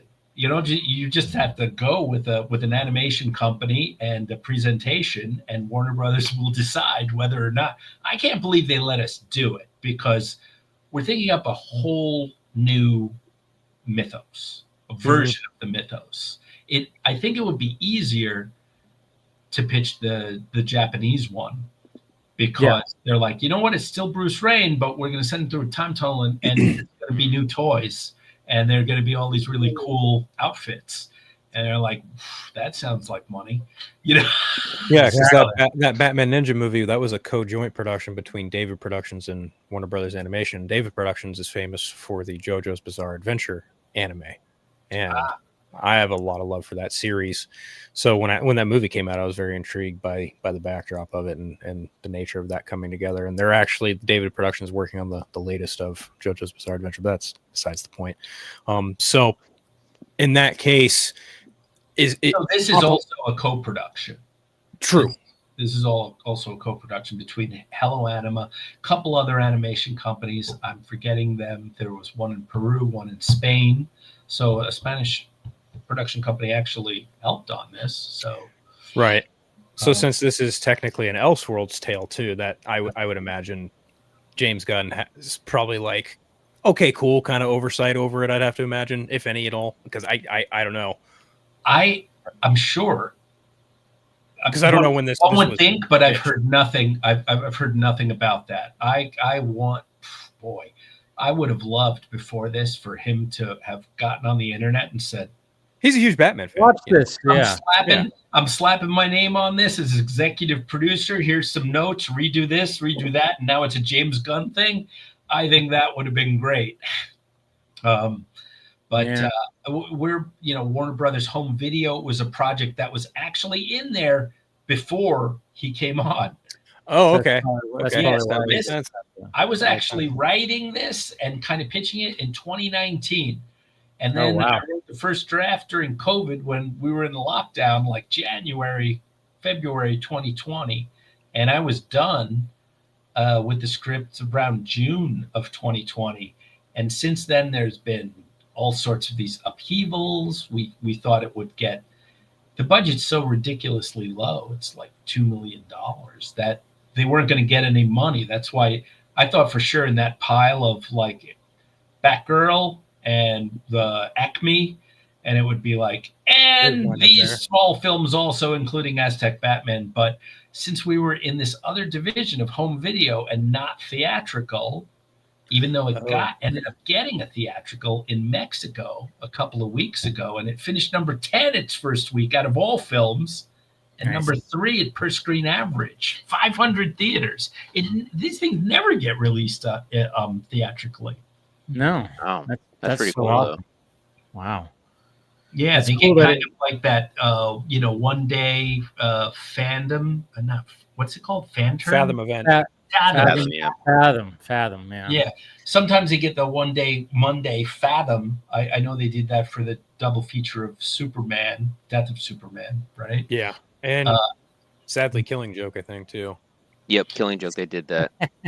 You know what? That did really well in that one day thing because I remember it doing thing is, but it wasn't long enough to be a movie. I remember when that going, and I go, I wonder how they're going to solve this big problem. And I think how you feel about how they solve that problem, I guess that kind of depends on who you talk to. I like all of these movies. I like pieces of all of these movies, but I hear you. Yeah. Yeah. We can all agree with that, I think. I agree completely. Do you have another question, Paul? Not off the top of my head. I mean, the only thing that I could really think of, and it's more a like my brain just kind of meshing in with all these other Batman. I also brought up the comic book stuff because at least from what I remember, the brief design of the Azteca, I thought of the because I didn't know the plot. I was just seeing like the visuals of the trailer and stuff. I was reminded of Grant Morrison, but it was the time of when he put Bruce when Darkseid kills him and he goes back in time and he's going. Oh, it's Bruce Wayne: The Road Home. Yeah, my brain went to there, but I like the fact that it actually is kind of built up from the ground up and kind of its own thing as opposed to a time travel Bruce story, which I think would have just. I mean, I guess you could keep doing that over and over again with the idea of because. The point being is that Batman can be thrown anywhere, and that Bruce is such a visceral, not maybe visceral. I think the correct word. He's just a very smart and very capable human being. He just arises in no matter in what area that you put him into, basically. So, but again, I think this is better that it's just kind of its own thing, and it's built up that way and whatnot. And of course, it's Elseworlds, so that's the whole point. So and we didn't want to do it exactly for that reason, is because you weren't going to do it better than Batman Ninja. So we're like, let's attempt this heavier lift. And who knows? I mean, maybe it'll cost us with Batman fans, but I really think the movie is got some depth that you don't. It's very spiritual. Don't necessarily get. Yes, and that's a lot of that is Juan Masley and the animators. It's a whole extra. It's a whole extra layer of Bruce's Wally's journey. Is not only do his parents get killed, he wants revenge, but he also has a crisis of faith because he's like, how would the gods let both of my parents and my entire village die to these evil people? And then he gets through that. So it's like adding an extra rock to the cart. Like, can you make it believable? Can you earn it enough that people come along for the ride? Because if we just do it like snap my finger, oh man, he's got all this armor and now he's just kicking some ass, you know, it then I think people would be no, you gotta like tease it. You gotta build it up, which you do very well with like dream sequences and like I said, you don't, when he first tries to be Batman, it's not like he's full on, oh, he fails. Realize, yeah, he totally fails hard. Yeah, exactly. And then he's like, and yeah, he suffers some injuries, and Jaguar woman kind of like bails him out a little bit. It's like, no, I mean, that's the thing. That's what's cool about being able to tell that origin story, is like the fact that it's not snap of the fingers and all of a sudden he's just, I'm this character. He's, he has to fail to get to that realized moment, Yeah. I do find it funny that people, I mean, I'm not surprised because it's the internet, but I think that I still find it funny that people were complaining about this being an Elseworld story. I mean, I was just talking to Phil about this, I think a week or two ago, because Phil was going through Sean Gordon Murphy's White Knight, the comic book series, which is, the whole point is that it's Batman has become sort of corrupted a bit, and the Joker is becoming, the White Knight. Basically, he's becoming the savior of Gotham, and that's the whole shtick. That's the whole point of the story, basically. So, and I remember for years, I used to follow a certain forum, and these guys were all going back and forth complaining about it. And I'm like, guys, it's Elseworlds. Like, it's not, this isn't canon. And I just always find it funny when people are just complaining about that, when it's not even affecting, none of it's real anyway, but like the main timeline or anything like that. But yeah, that's DC's fault. You have DC to blame for that post-crisis, because prior to that, you could do any of these types of stories and people would accept them right off the bat, because you'd been experienced Earths 1s, 2s, and all the multiverse since the Tale of Two Flashes and all that thing. It was a discipline that DC fans had, and when Crisis happened and they consolidated everything, then it became harder to do that.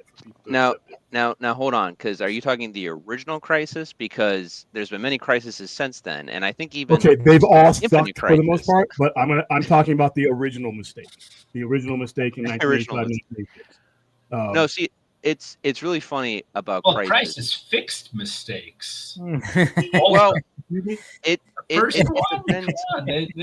got some. They solved some stuff too. Come on, Marvel, man. Yeah, you did this to me last time, Ernie. Something you did. I think it was pineapple on pizza. It was something you did. I'm disappointing you again. Oh no! Okay. I'm sorry, William. Crisis fixing a mistake is like me taking battery, just pull acid to cure indigestion. It's just not. No, it's not. No, there was no mistake. Was it cured?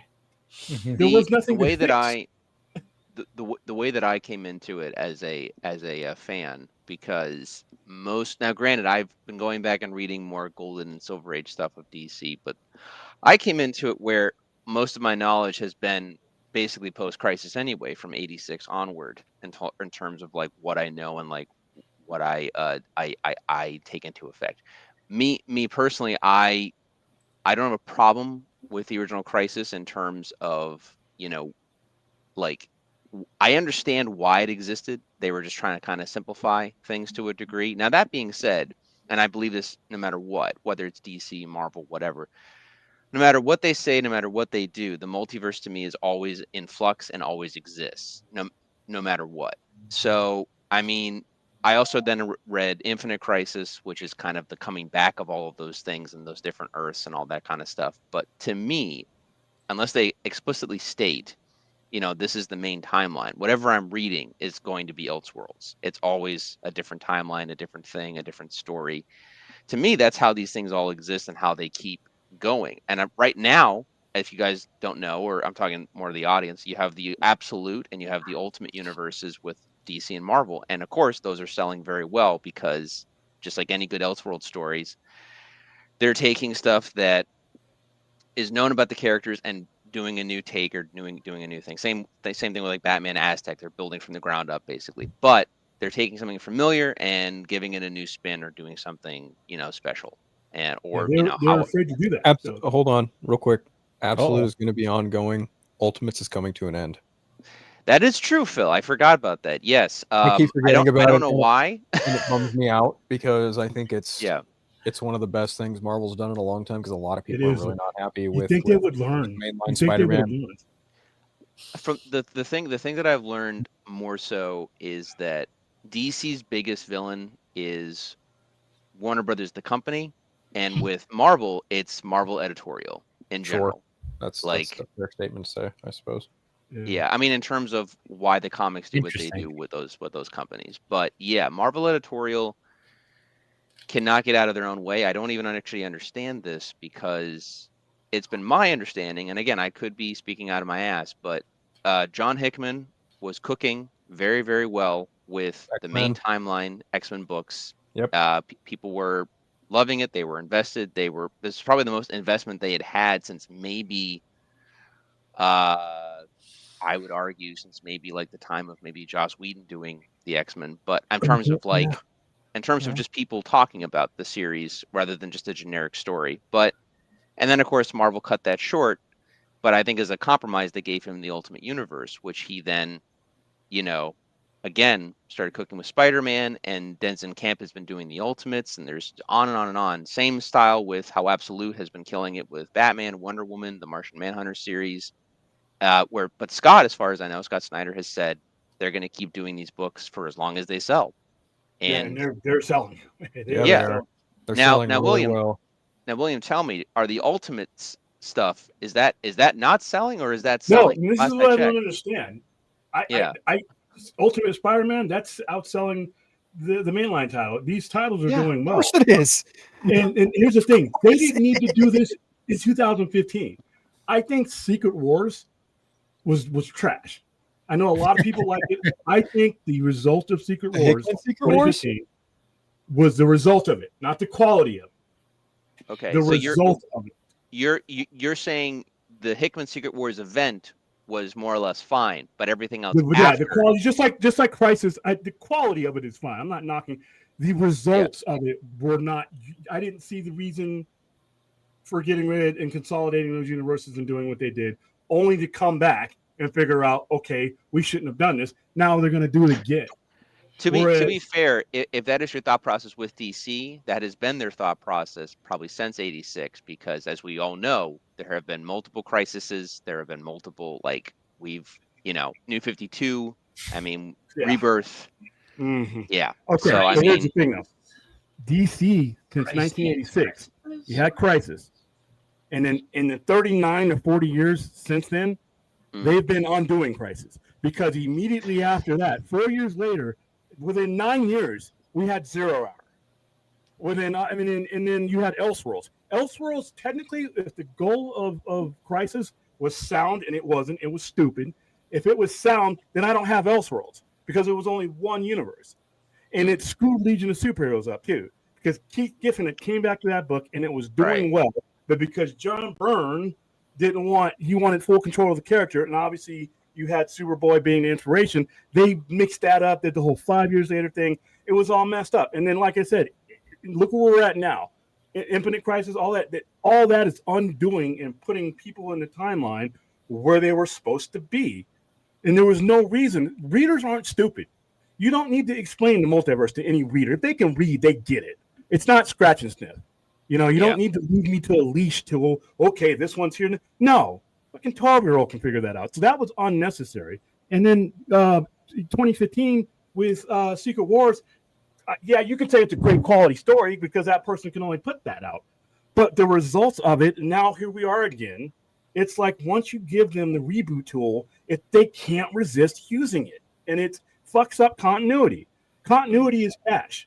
Once you fuck up continuity in comic books, you start losing large swaths of characters because they think you don't take their investment seriously. It's like it's maddening, But yeah, I mean, as we all know through being fans of this stuff, the editorial or executives or whoever makes the final decisions on the suits, the towers, the events. unfortunately just sell. They do sell well for the most part. I think with DC, it's getting harder and harder because they keep, they keep doing it. I think it feels like every 4 to 5 every years now. decade. Yeah, almost. Yeah, every decade. Yeah.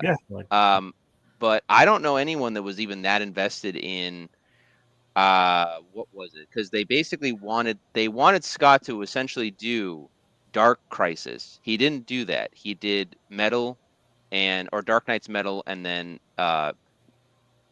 Heavy Metal, which I thought were fun events for what they were, because was just, Death Metal. Thank you. Yeah. I thought they were great events. I actually had a lot of fun with them. They got completely asinine, insane, and crazy, but that was kind of the point.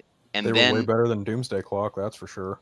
Oh boy! Which was going to end up being another reboot, by the way. If they'd have let him go, I will never be able to prove it. And even then, the book still ends in the dumbest way possible. It does, but it was going to be dumber. The ending of that book is so God. stupid, and it doesn't make any sense. That character has not popped up anywhere. It's just such a, oh my God, I can't stand that book. That wasn't what was planned. See, he was trying something, that Jeff Johns. Yeah, no, I have an idea of what he was trying, because I know exactly where it started to change the story about issue 9 or 10, and then those last 3 issues are very different. But Doomsday Clock, to me, I'm whatever about it. I consider it kind of almost like a fun what if story.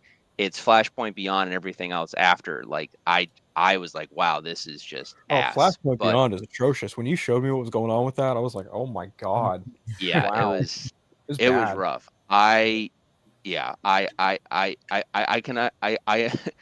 We all have our opinions about Jeff Johns, but I think him leaving the DC universe was for the best at that point. But that being said, yeah, something like Batman Azteca is at least great for me as a fan.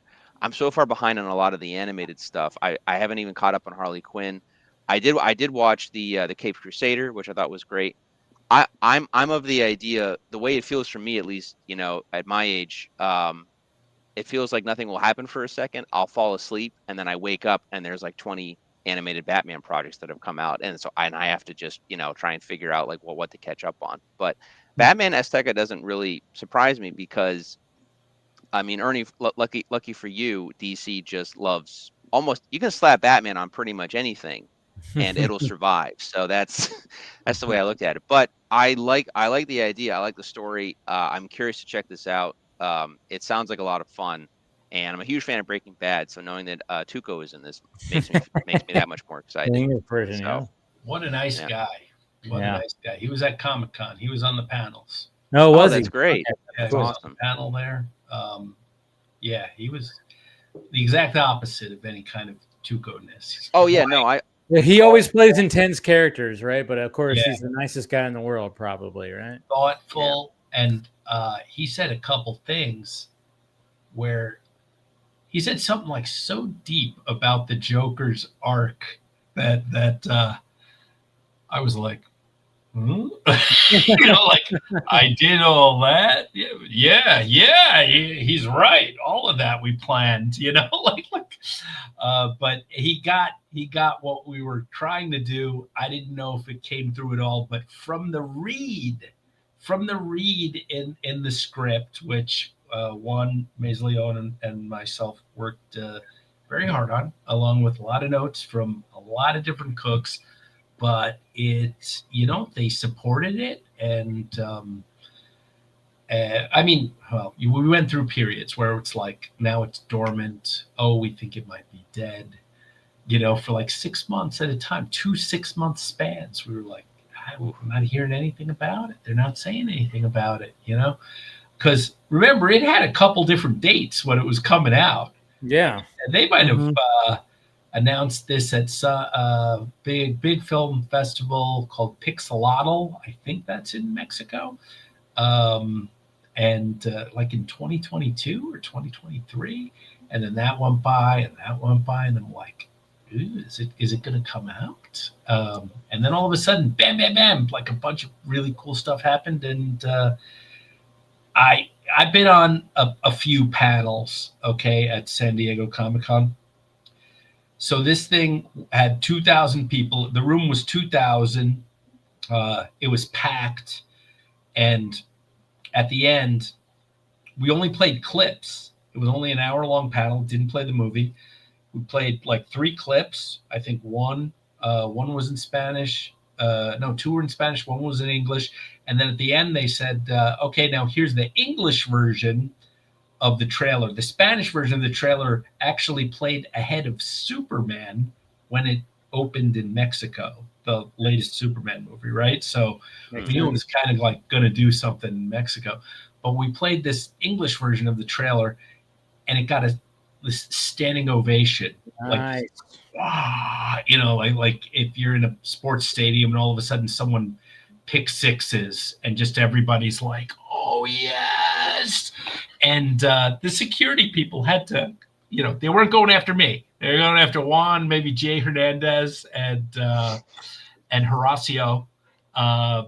To touch them, to ask them questions, I don't know, but the security people actually had to like, hey, settle down, get back in your seats. I've never seen that before. I've never seen that before. Even Batman Hush, it got a bigger reaction, like a more Batman Hush vocal reaction than Batman Hush. Yeah, that makes sense. That actually makes sense. And then of course too, like because what you said at the beginning when we were talking about this is like, you know, talking about how things changed. You thought maybe it was going to be a series at one point, so you had a lot more things that were involved, and then now that it got turned into, oh, maybe it's going to be a trilogy. I don't know. You're going to get the one movie. Okay, well, now you got to cut things down. But I mean, for an animated movie, it's a 90-minute movie. You know, it's not like an hour and 5 minutes or 10 minutes, like sometimes hour and 15, but it's, you know, it's got a 90-minute runtime, which I was like, oh, wow, this is pretty hefty for a animated movie. But yeah, you needed that because there was so much, there was a lot of meat on the bone of this story. You know, we lost a bunch of stuff. I know. I'm kind of wondering. I'm like, what the fuck did you cut out? Because again, you know, there's a lot of things spiritually. Like I said, there's a lot of things, dreams and everything. There's a lot of things that I'm going, yeah, there's probably like a lot more here. And that's what there was like one of the things I wanted to ask you. And the fact that you said that there was so much more on there. And I'm like, well, I'm going, now that we, you know, I mean, again, no spoilers or anything, but it does kind of go, you know, there could be more. It does leave you, you know, hey, there could be more. And I'm hoping that there's going to be more because it seems like there's a lot more characters that you could have in this that you probably didn't have, but you have, you know, designs for and you had already things for. And I'm like going, yeah, I want to, yeah, see. I mean, I think it's out there on the internet, some of it anyway. Yeah. You know, like, I mean, we did a bunch of these interviews, so we said this, so I can tell you guys, but 2 things that one we had to lose early. I'm going to save that one for last because that one really hurt. But there was a great, like at one point, Forrest Ivy calls forth a mud creature, which is our Clayface. Yeah. And this character design, man, that would have been cool. It was like this muddy tank, and one of the arms was like a log. Okay. And the other one was mud. And then its eyes were 2 big jade, like agates, you know, and it looked so awesome. It kind of gave me like a little vibe of that Johnny Quest energy monster. If anybody, yeah. reference. But wait, you know, it was way better because it looked like Clayface. I mean, too. And then the other one that just killed me was Robin. We had a Robin. We had a young feral kid with a sling as Robin, but we couldn't. The 3 origins was 1 origin too many, man. Yeah. You know, like we could do that. Everybody was like, "Oh, we gotta lose the entire Robin subplots." Damn, that sucks. That does suck. It's like Batman '89 all over again. I know, right? Yeah, when they wanted to have Rob. Well, that's the thing. It's like you said, you already have so many origins within this 90-minute story. You know, and you're already balancing that out. So it's like to have a 4th one. Jesus Christ! Yeah, there's no way. I'm already trying to picture what an Aztec like trapeze artist would be like, and then you know he had to go through all that. Yes. You know, she was. performing for Moctezuma on Vines. No, it wouldn't be anything like that. Okay. I'll tell you, like when we first started, just to show you how different things would have been done. And I know people are going to be like, well, no, you should have done that version instead. At first, the villain wasn't Two-Face. It was Ra's al Ghul. I was about to say that would fit very, very well in On this his journeys. He gets close, and he's the high priest. And not only that, this is I really missed. So your Yawali's father, your Thomas Wayne character, is getting very popular. Who's another priest, and so Raish thinks, oh, he's going to be a problem. Well, suddenly he hears from the gods, and guess who has to get sacrificed? Oh, no. Bruce's parents. Oh, God. So that's why Bruce knew at that time, this is horseshit. I know that it's fake, and I'm going to take this guy down. But that version got slammed down because it was like, guys, we're doing way too much sacrificing here. It's like too sacrifice heavy. You cannot do this as a main plot point of like he looks over and then gets his heart ripped out and stuff. It's just like, oh yeah, that's going to be a little too much of a hard R. Yeah. Even though Indiana Jones ripped the guy's heart out in a PG movie. PG-13. No, that's 13. Oh, I'm sorry, 13. Yeah. That made it Listen, okay. man. Listen, if you William. were 13, you were okay. You weren't scarred by that at all. Yeah. If you were 12, damn it, boy.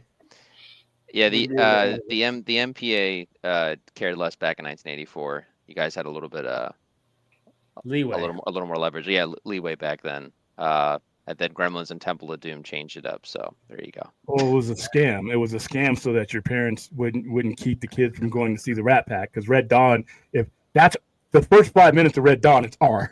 Oh, 100%. Yeah. Jesus Christ. A lot of people get mowed down there. Yeah, there's a lot of death that happens in the beginning of Red Dawn. You had to have them be able to go see Charlie Sheen and all those people that were in that movie. That was too much money, and if you kept the preteens out of that, or you had to drag your parents along, then the movie wouldn't have made the money that they needed to. But yeah, the whole PG-13 thing was a scam. Of course, it worked. Yeah, because it was funny because like PG is parental guidance, and it's like your parents got to determine whether you should see this or not, and then but then the fact that you go from that to R, where it's like, no, it's restricted, can't have blah blah blah, it's got to be 16 or older or whatever the hell. So when they got that PG-13, it was just a little bit of like and that's, I mean, it's still to this day everything PG-13. I mean, the big movies, PG-13, because you can have 2 F-bombs, you can have some gore, you can't go too extreme when it comes to certain things, and it can still be under that PG-13 like rating, which is, it's so funny how that is. Because sometimes when I see stuff, I'm like, Jesus Christ, this is like a hard PG-13. This is like close. This is close. And then we're like, when people have debates, like especially since horror movies are having such a, they're having such a they're blowing up the box office. Some people just go like, oh, if you have to have a good horror movie, it has to be R-rated. It's like, no, it doesn't have to be. Look at The Conjuring that just came out, Last Rites.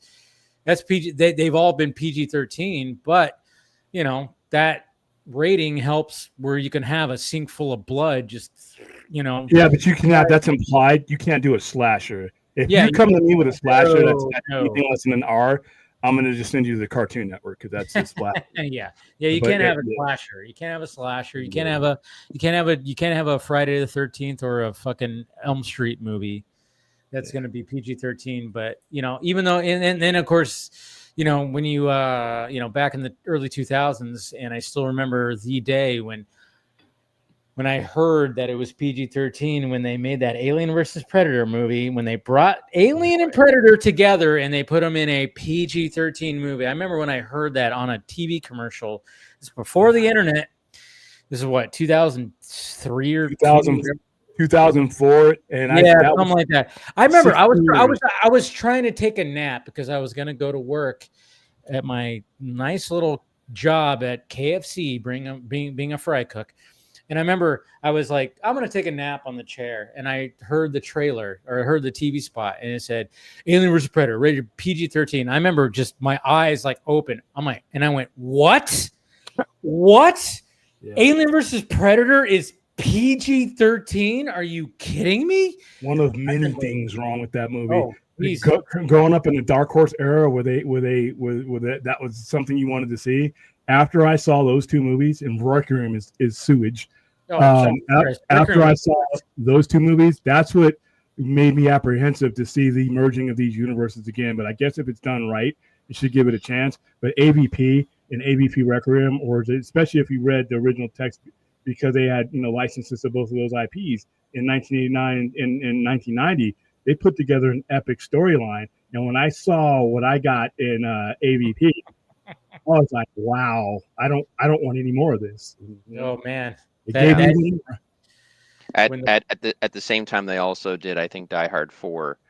Oh yeah, PG-13, but there is an R-rated cut that you can watch of it. That is. And they were crafty on that because, like I said, there was like no blood. It was crazy action, and then even when it came to the line that John McClane always says in every one of the movies, he said "Yippee-ki-yay, mother," and then he shoots where you don't hear the motherfucker.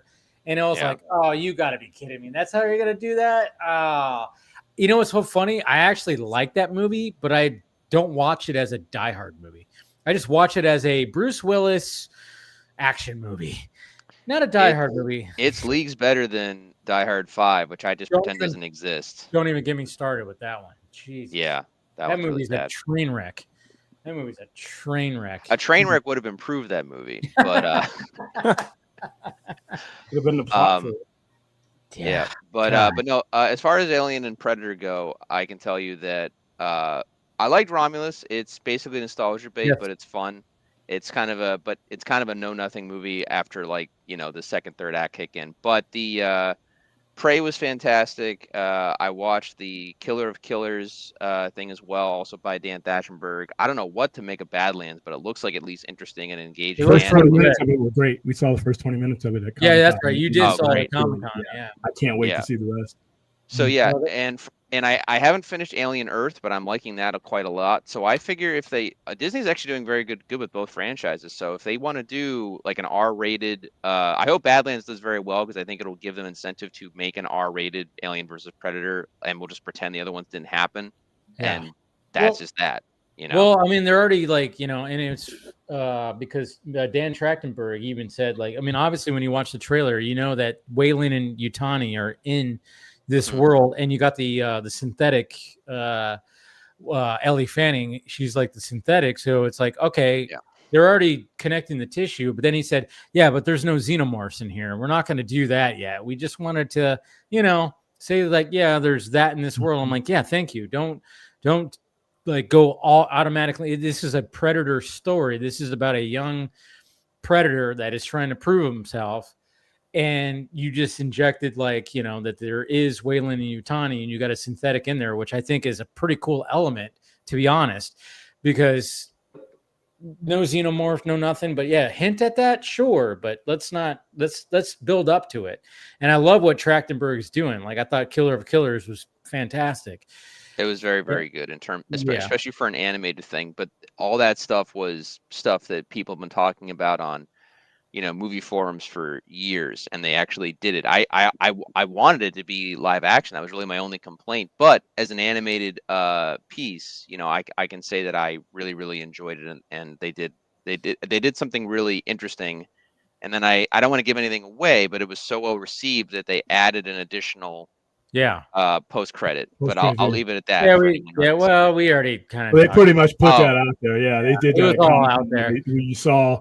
Because they told you, hey, there's, after they showed us the first 20 minutes of that, then they showed us that. They showed that was really good. But you can blame the Predator for the animation and all that, because after that movie, everybody was apprehensive about spending money on the franchise, because that movie was criminally bad. But I really loved the animation style, and that was actually another thing I wanted to ask you, Ernie. Like when it comes to animation styles, like when you because you've done, you've written many of these.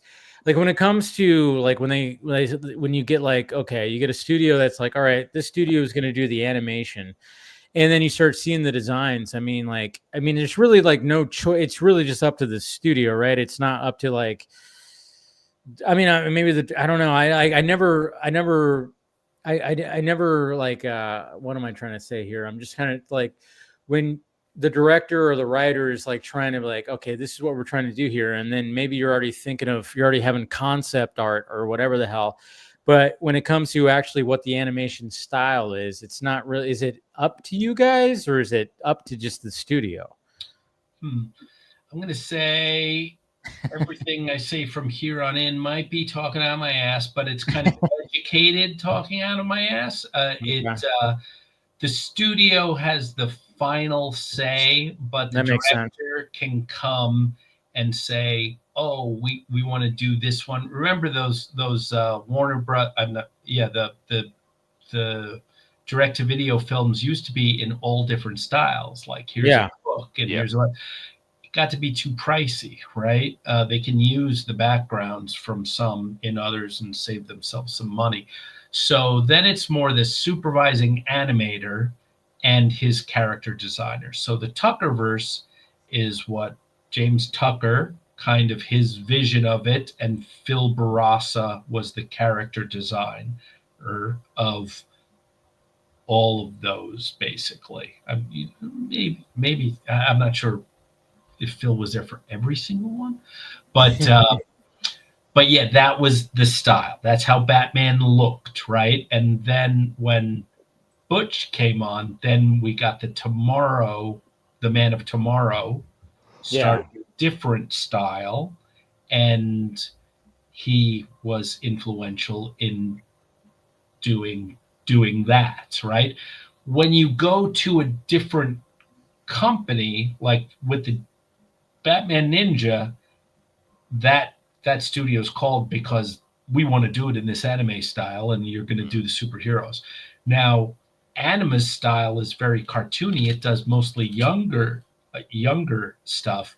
So Juan Mazaleon went down there to like kind of school them in, we're doing this much more realistic body style. Another interesting thing about the movie is, you might know, he's not shaped like the Batman, like the Lee Wald, everything like huge shoulders down to a thin waist and stuff, because the expert was like, no one looked like that. The diet precluded it, so they looked more like, it was more Bruce Lee. Yeah, they were very lean. Yeah. Yeah, so all of them are different body types totally in ours, and that was on purpose, and that was Juan getting together with Warner Brothers and going, here's what I want to do, and they had to sign off on it. That's cool, because I've always wondered about that. I mean, like, because when you see animated features, I mean, and you see the different animation styles, and it's like, what's the choices? Is it just because of, I mean, in Scott and I, talking about all the DCAU animated shows. I mean, specifically, even when it came to Batman the Animated Series, I mean, Scott always knew when it came to back in the 90s, I mean, Batman the Animated Series had two different animation houses where you could actually tell, like, oh, this is the cheaper one, because look at how that looks. But then you have some episodes like, oh, the animation's top notch. So it was, it was this. And then, obviously later on, like with Batman Beyond and some of the later DCAU stuff, it was like, oh, they used just specifically one just to keep it, hey, this is, we're keeping the same consistency. But obviously when it came to Batman the Animated Series, there was something new and fresh, and they were still trying to figure shit out so much, I mean, to the point where that was Bruce Timm. Yeah, that was Bruce Timm doing all that. Yeah, that was his style, and I think he might predate Lee Wald.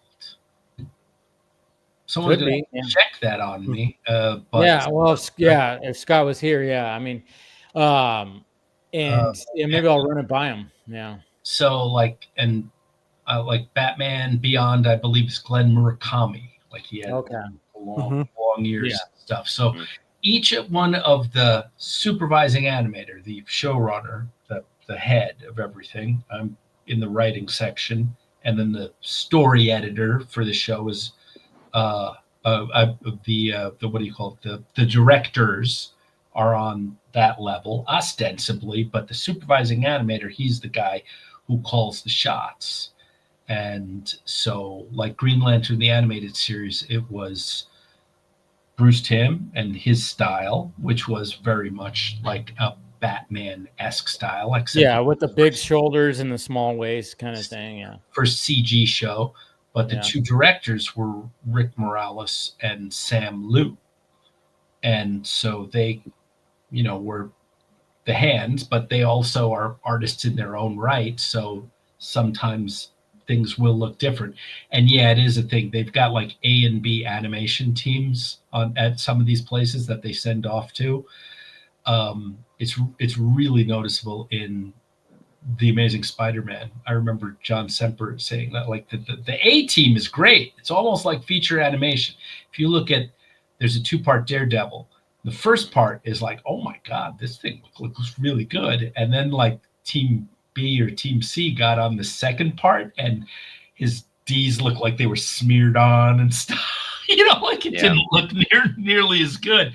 But that's also the production schedule. It's all a trade-off, man. Everybody's trying their best, but no one has enough time to make the air date. Like everybody's like, we gotta go.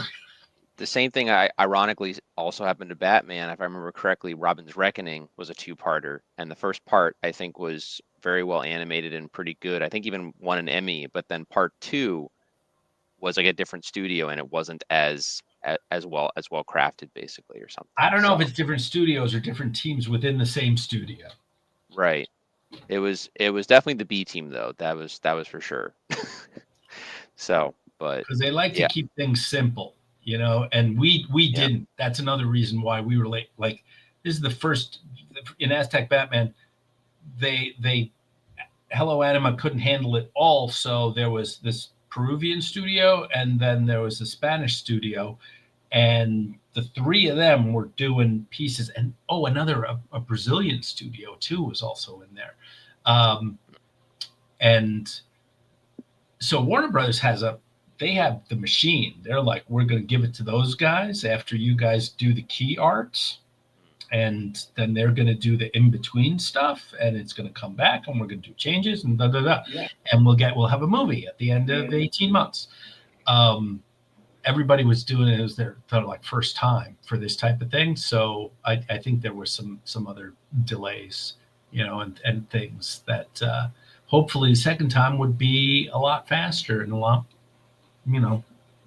quicker to get an even better product. But but it's funny that you said that, Paul, because if you go back and watch, I mean, like I said, Scott was always on top of like, oh yeah, this is, and I forgot, like, I know I think he even had the names of the different animation studios too, and we would and you would talk and be like, oh yeah, this is that animation, because you could tell, like I said, even with the 2-parters, it was like, oh yeah, this one was the A team, and then the B team was this one, and it's like, you could tell just by like some of the way it looks, obviously. You might be right too. Maybe they got 2 studios, but they would have the supervising animator has to go to both of those places then, exactly, and use their people. So well, and then one of the things, like when it came to Batman the Animated Series, is, I mean, that was the start of the DC animated kind of like universe, because when it came to Superman and Batman Beyond and then Justice League, everything was already kind of just set in motion where it all just flowed. But Batman the Animated Series, I mean, that first season was like 85 episodes. It's crazy, like 85 episodes. And we went in production order as opposed to airing order. Like it didn't like the production order and when they aired were different. So we went with production order. We're like, let's go to that order. You could look it up and see like, oh, they weren't all released like how they were, when they were produced. So things were just, and again, because it was just like the start of something new, the start of something different. And they didn't know what the fuck they were full on doing. So of course they're going to have multiple, like, oh yeah, we got this animation house or that animation house where somebody was like, okay, yeah, you're going to do the first part, you're going to do the second part. And, obviously when you're kids, you don't notice that shit. But now that Scott and I are 40-year-old men, yeah, we notice that shit now, but it's kind of cool because it just kind of shows you like what things were like back then, and the fact that Batman the Animated Series really did start this universe of, animated DC movies and stuff that still exists to this day, which is great, Ernie, I was going to ask him because we were talking about ratings earlier and stuff. I don't know what the current system is like now, but like when you're working with the project or you're pitching it or you're doing it out, like, do you guys know in advance? I'm assuming there has to be some kind of knowledge because it depends on how things are going to be animated. But do you guys know in advance? Okay, we're doing an R-rated animated, because I could be wrong, but I think Dark Knight Returns was an R-rated, and PG-13. Oh, it was both PG-13. Both are PG-13. Yeah. Wow. Okay. Very hard PG-13. Very hard PG-13. Batman Azteca is what is Batman Azteca? Is it R-rated? It's R. Yeah, because I'm like, there's a lot of there's a lot we got a straight R, and they allowed it. They were like, you know what? We're talking about the Aztecs here. We're not screwing around. And there's a lot of there's some people that get stabbed, and I believe I might have gotten the first R with Justice League Dark, and that was that was unintentional. But I just thought I think it was more because there was a lot of satanic stuff going on, So. Yeah.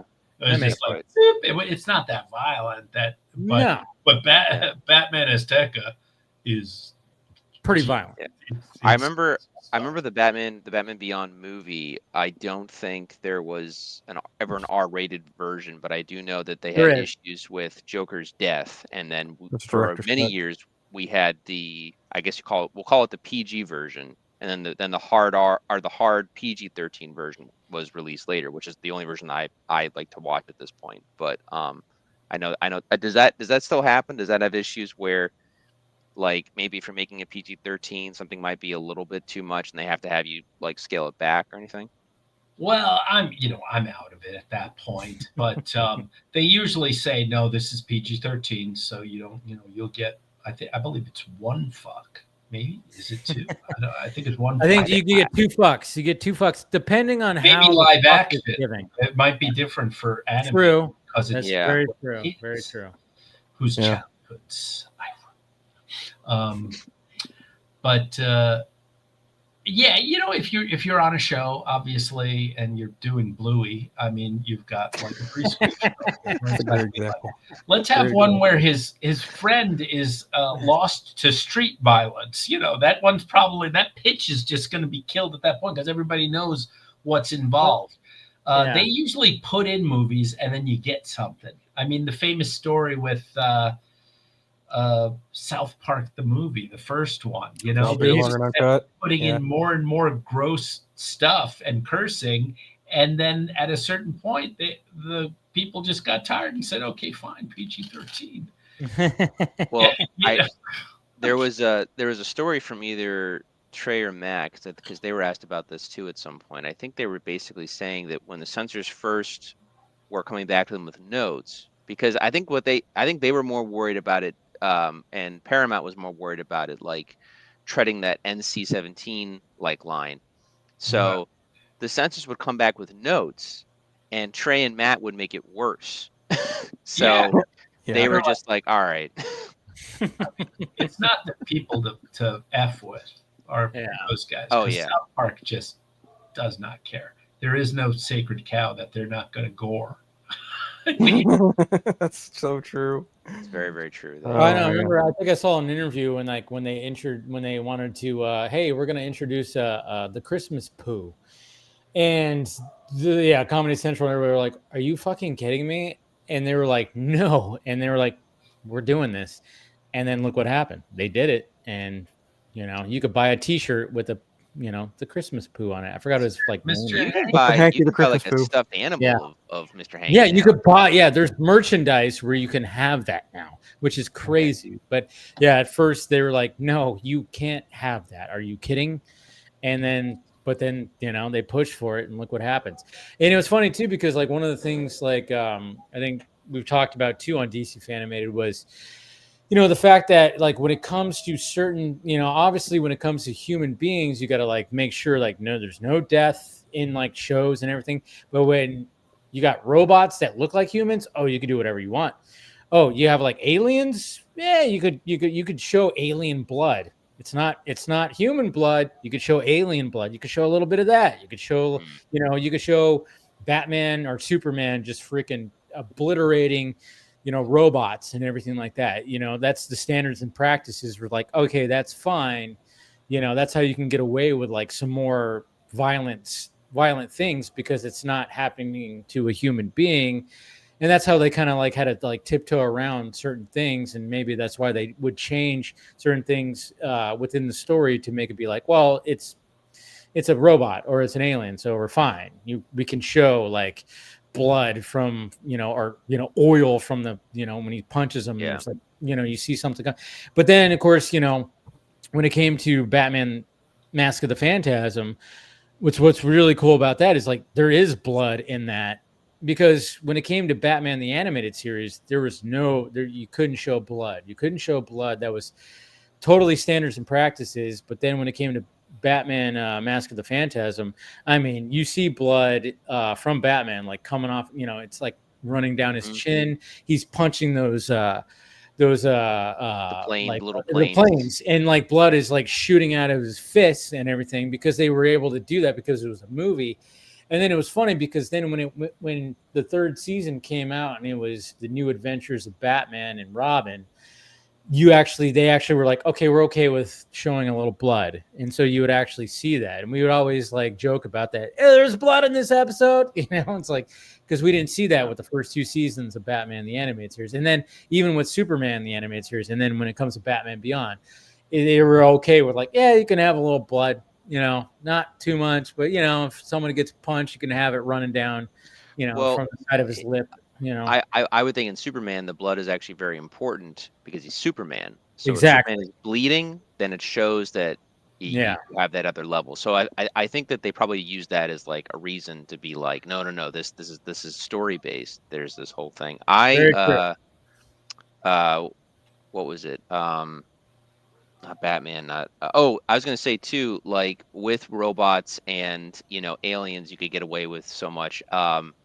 I remember that being a small point of contention when like the Snyder Cut came out, and if you remember at the end of it, they're killing parademons like left and right. And anyone who's a fan of that stuff knows that the parademons are almost like they're essentially like zombies. Yeah, they don't have any consciousness. With wings. Yeah.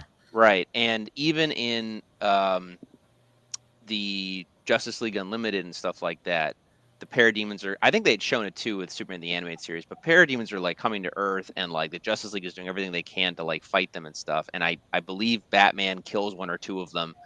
And this is the, most people would consider the DC Animated Universe version of Batman to be like the, best iteration adaptation version of that Batman, basically. And then you have Ben Affleck also killing parademons. So I was just like, listen, if the Kevin Conroy version is killing parademons, then it's probably just fine, because this is a Batman that at one point got possessed by Deadman, used a gun to kill essentially what was Black Manta, and had like a whole, and it was to save whoever Black Manta was going to kill.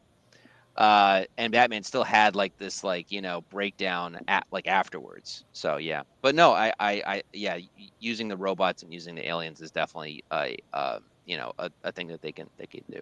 So and remember, so it's broadcast standards and practices. So everything you see on streaming, that's why you have Invincible with stuff.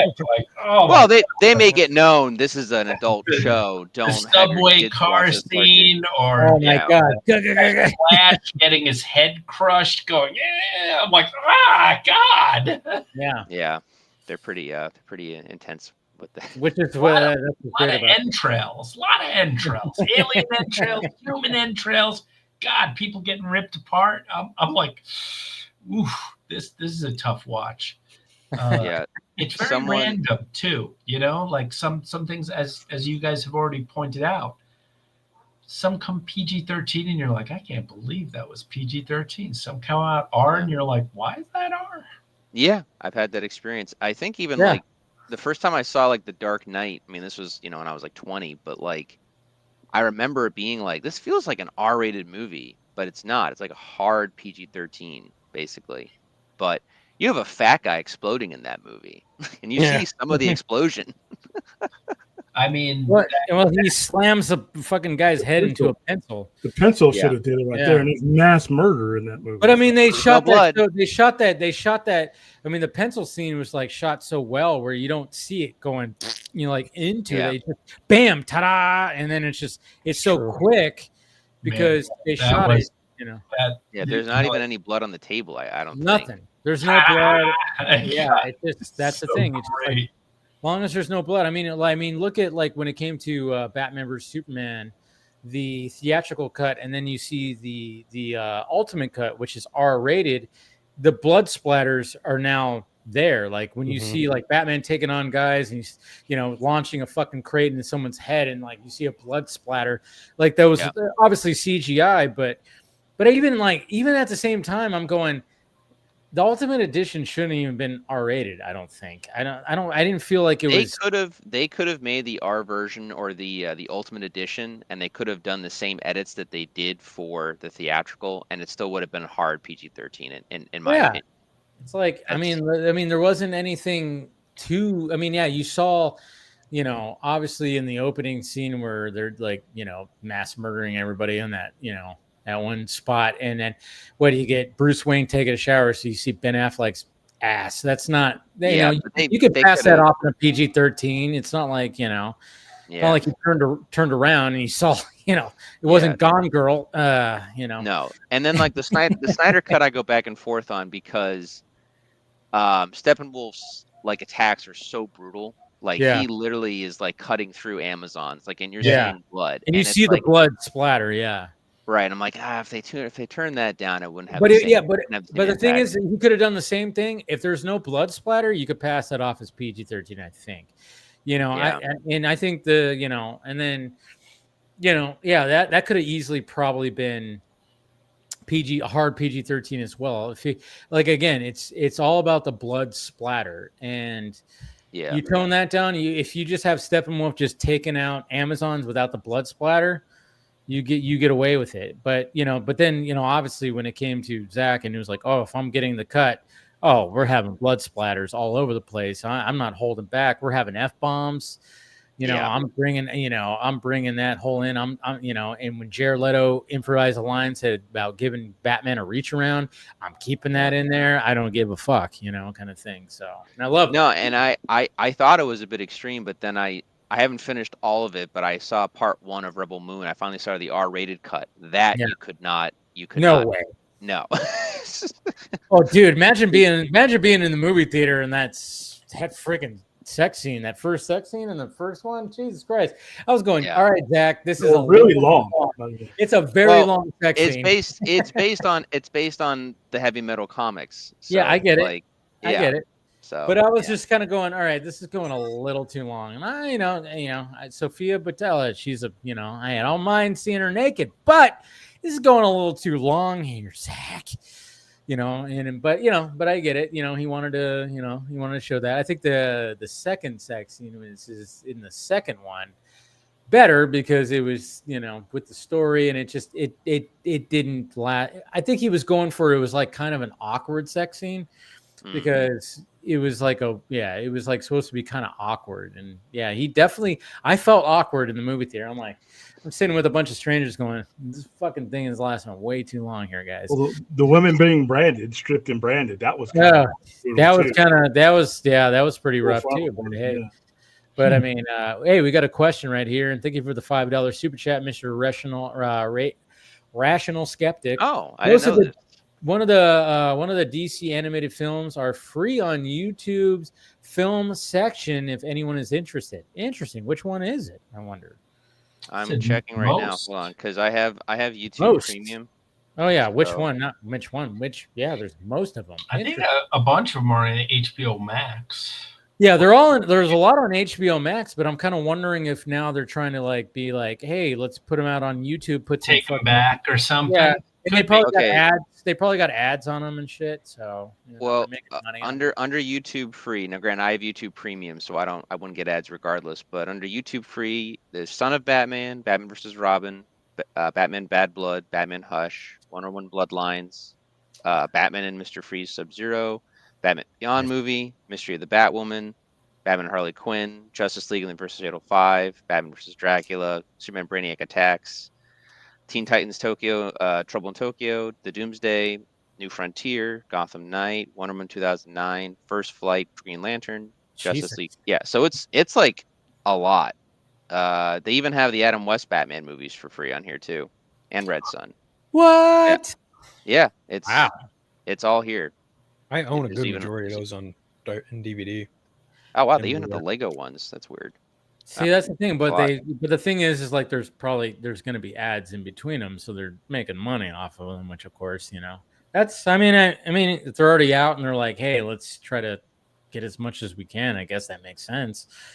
Put them on YouTube and put some ads on them, I guess. But I now have no reason. I now have no reason to not catch up because I haven't had HBO Max since 2021. So yes, and that's why Scott laughs at all of us with his steel books. Yes, all the steel books. Steel books. I can watch whenever I want. Yeah, I know, right?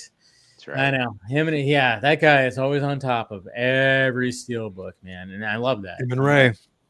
Yeah, him and Ray. Yeah. I think I saw him, and he was like, "Crawl on Steelbook is coming out." I'm like, "Really? Crawl?" I don't know. Maybe it was a fake or something. They're releasing all kinds of like Shout Factory, Arrow. There's a few others. Umbrella Entertainment are all doing. If they're not doing Steelbook, they're doing releases of certain movies that you just. What is Umbrella Entertainment doing recently? They're doing their new collector's edition of Dogma, which is supposed to which looks pretty sick. I think it even comes with like the 10 Commandments in it or something like that. And of course, Buddy Christ. Because of course it does. Because of course, why not? But yeah, physical media.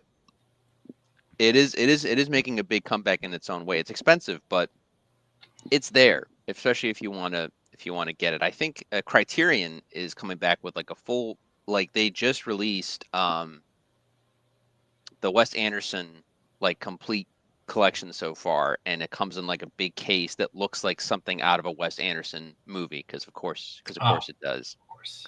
If you want to see what that is, I think Cillian Murphy was just on doing the Criterion Closet, and he sees it in there, and he just grabs it and just walks out with it. So good for him, good stuff. But yeah, Ernie, can you name a certain thing that you love the most about the Azteca? Something that really I don't know if you mentioned it earlier or anything, but is there anything that you were particularly proud of about the movie that you really liked working on, or any particular sequence that came out great?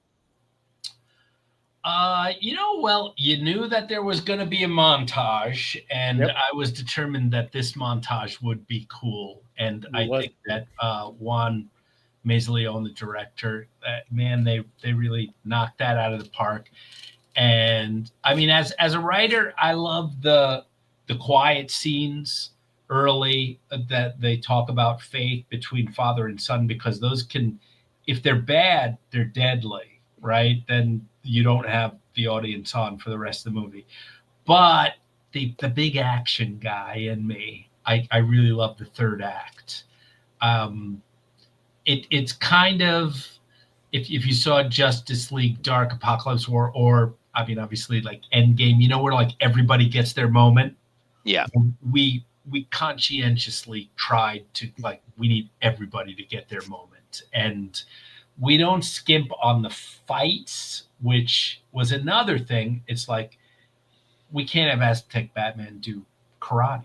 We No. can't. So Juan actually researched of what the type of fighting would be, and he's got this Macahuitl, the big paddle thing, right, from Apocalypto, and he fights against Cortez's sword, and it's something that we've never seen before, and it's really cool. It really is. It really is. It's a good sequence. He does it so well, but we don't do any sort of like spin kick or flying side kick or anything like that. We have nothing like that. That's what I appreciated about it too. Is like you didn't make him where it was like, okay, when he's training, he's not training to be like that kind of Batman where he's doing the things. No, he's training like how he would train if he was in that time period within that. So yeah. Yeah, we so were he kind of doesn't. thinking of like Rocky in Siberia. It's like we gotta get something like what would Aztecs have around and how would they do it? I mean, here's like another funny thing, right? So we want them weighted down, right? It's not in a backpack. They carried stuff on their forehead, which I don't know how they didn't snap their necks. That's like right. it's down the back, like it's just it's very different. I hope people do give it a chance. They should. I mean, especially will. if you're Batman fans, like give it a chance. It's very well done. We Yeah, tried to I take really enjoyed it. kind of easy shortcut things of like, well, they like Jaguars, so there's Catwoman. Now we got Jaguar Woman. It's like she's a different character, but definitely harks to, in the Batman mythos, we want to have a semi-love interest. It's another thing we had to lose was the whole love interest, right? We get where we get to at the end, right?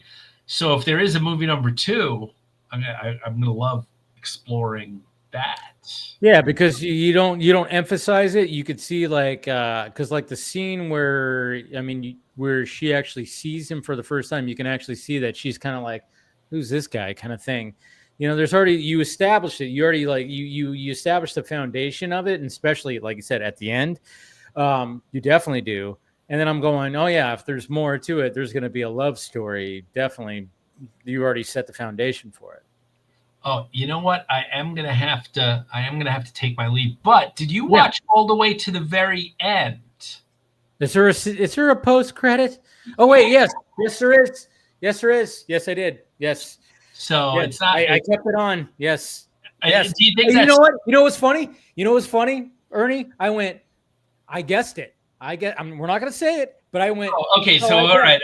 I mean, I think it's already out on the internet, but this character design, because these guys haven't seen them, we don't want to spoil it But when all of a sudden, like, that's right, like, because I kept it on and I was like, setting up the stream and everything like that, or I was like doing something on my computer, and I went, oh, I'm like, how much you want to bet? And then sure enough, I was like, there it is. So I was like, yes. I was like, yeah, I guess I actually was going, yeah, I have a feeling this is gonna be that character, right? that is the usually it's the I'll write in Jaguar Woman and the artists take it from there. That's all they really need is the name and Juan's off and running. I actually describe that because we could have went anyway with the character, right? Good design. And I was like, this is what was happening in Europe. Yeah. This guy's coming from Europe, he's going to be a member, that kind of resonates with, I can't even say, I know. priesthood, right? But also I want him to be this, and the design just looks so cool. Dude, such a good design. Such a good design. Yeah. At that screening that I told you, or I asked you to, and it's fine that you didn't go, but so I'd already seen a couple people at Comic-Con this year cosplaying Aztec Batman, but the first Poison Ivy cosplay, a Forest Ivy, the first Forest Ivy cosplay was done at that. And I'm really hoping we get cosplay of that end credit guy, because that's That's pretty dark. I hope so too, because it's a really good design. I'm like I said, I was going, oh, it's gotta be. And then it's such a cool reveal. And then when you see how like, that's so fucking cool. Yeah. Hopefully somebody does that at the next Comic-Con, because I was like, that's a cool design right there. So, and I'm sure some of you guys probably know who we're talking about, but we're not going to give it away because it's still fresh. Watch the movie. Like I said, it's a great movie. And Ernie, always great talking to you, man. Always great talking to you. Always Thanks have a lot fun for putting up with me, guys. Always, man. I feel like Phil waits until I leave to talk a lot. So, no. It's like I don't like talking with that guy. So. No, Phil's usually in the shadows. He's got food in his mouth. I waited until he ate like one half of that Snicker bar or whatever. Right? No, great seeing all of you. All right, and hopefully, so issue number 2 of Area 51 Studios in the chat. It's in the chat. The link is in the chat for the Kickstarter guys. So put your notifications. Yeah. Since it was so lucky last time, I think we're going to start on the 15th. So maybe I can bring Josh, the artist, and myself on that Friday. That'll work. I'm down for that. It was kind of lucky. And again, if you follow it, if you get anything in the first couple of days, 20% off. Stickers. All about the stickers. Stickers have been done. Oh, sorry. There you go. Oh, this one you might like. Good old ZB. And then, of course, and let me know when next time you go camping. Oh yeah, there's that whole joke about like, why are they obsessed with our bungholes kind of thing. Yeah, and who knows, the people who get something in the first 48 hours printed, they're going to get something different. But if you call it, if you send me an email, a private email, I might be able to get you. I have about 15 of these bad boys left. Nice. You got some. I got stickers. I don't know if anybody's a huge sticker fan, but here they are. One of those on something. Yeah. Very nice. I'll take one. Yeah. All right. Well, thanks a lot, guys. You guys are the best. And, appreciate you, Ernie. Hey, man. Stay nerdy. Yeah, stay nerdy. That's for sure. Stop ruining childhoods. All right. All right. Bye. Bye. It's always a running joke. He wanted to like get a shirt like design with that. I don't know if we're ever going to do that, but he's like, he wanted to get one that said childhood ruiner because of the various DC projects. You know how people are, it's like religion to people, but no, I'm like, no bullshit. I think Batman Azteca is really good. Like I said, at first, like when it came to the animation, I was like, I don't know if I like this animation style, but I got okay with it after like 15, 20 minutes. I was like, okay, it's fine. But yeah, it's in, like I said, it's like, I like the fact that like he was talking about, it's not like they're not doing Bruce Wayne. It's like, oh, let's just do a whole different character, but we're going to have elements. And I went in, like I saw the trailer. I watched the trailer, the first little teaser or whatever, but I didn't really like dive into it much. And I'm like, okay. And I kind of just was like, all right, let me go into this as fresh as possible. And the fact that like taking elements of the Batman mythos and putting it into this story was pretty cool. Like I said, there's an Alfred character, there's a Catwoman, but it's Jaguar Woman, there's a Poison Ivy, there's a Joker. And at first you don't know, like, wait, they're like, maybe that guy's going to be the Joker, and you don't know. But then there's like one specific line that's written in there. I won't say what it is, but it totally goes, oh yeah, that's going to be the Joker. I mean, Jesus Christ. So yeah, but I would suggest, watching it. It's really, I really enjoyed it. I thought one of the better animated features when it comes to the DC universe. Nice. Can't wait. I mean, I knew it was coming. I just, it was all over the place. Like he didn't know exactly when it came to release dates. I mean, he invited me to go to screenings, but again, screenings are always during the week in LA, and I'm going, I can't get myself to do that. I mean, I want to support.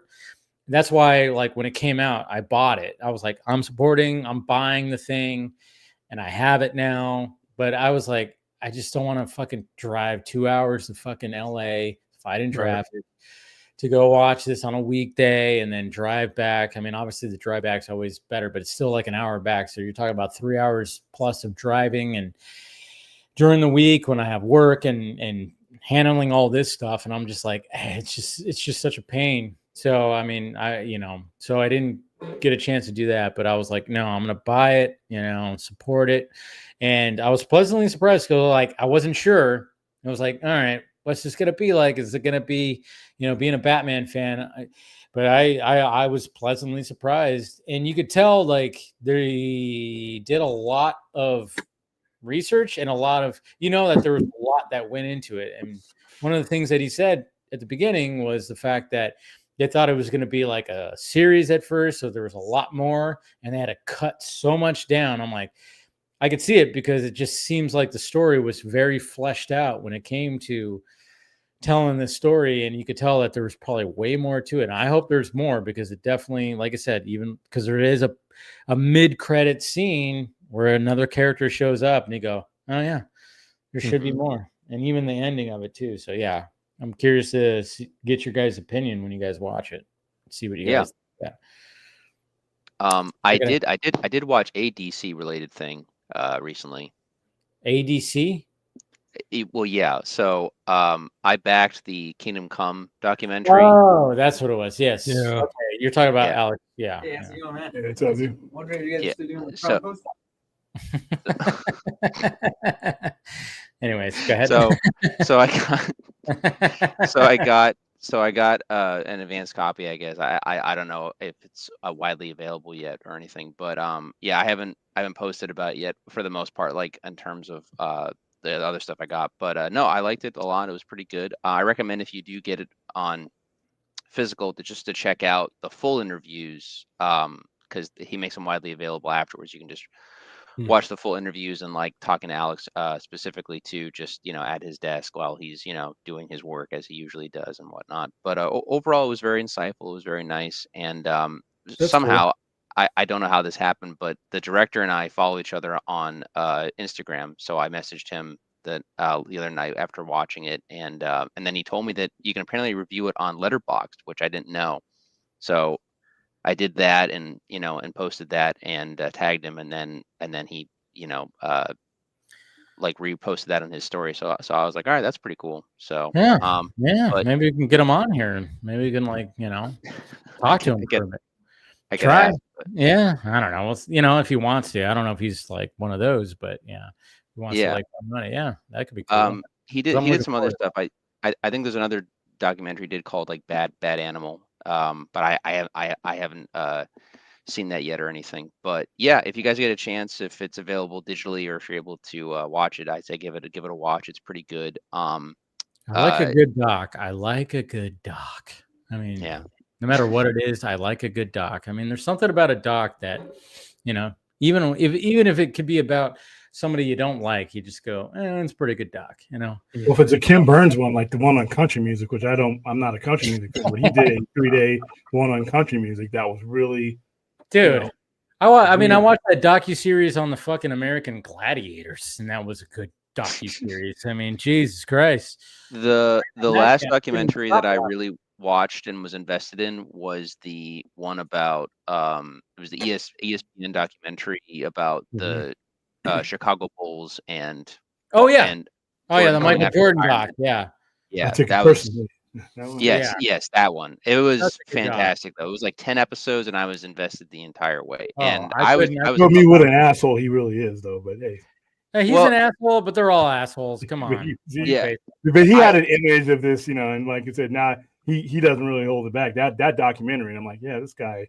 The thing though is that hardcore fans actually respected it, because the whole thing was a lot of him having issue with the Be Like Mike campaign, because he's like, I'm not really like that. I'm a hardcore competitor, and like I get it. Like, he obsesses over shit. Yeah. But the thing is like I take it personally. Like he even admits in the documentary, he's like, even if they actually didn't have anything against me personally, he's like, I would make something up because I Yeah. wanted that mentality going That in. competitive edge. Yeah. Right.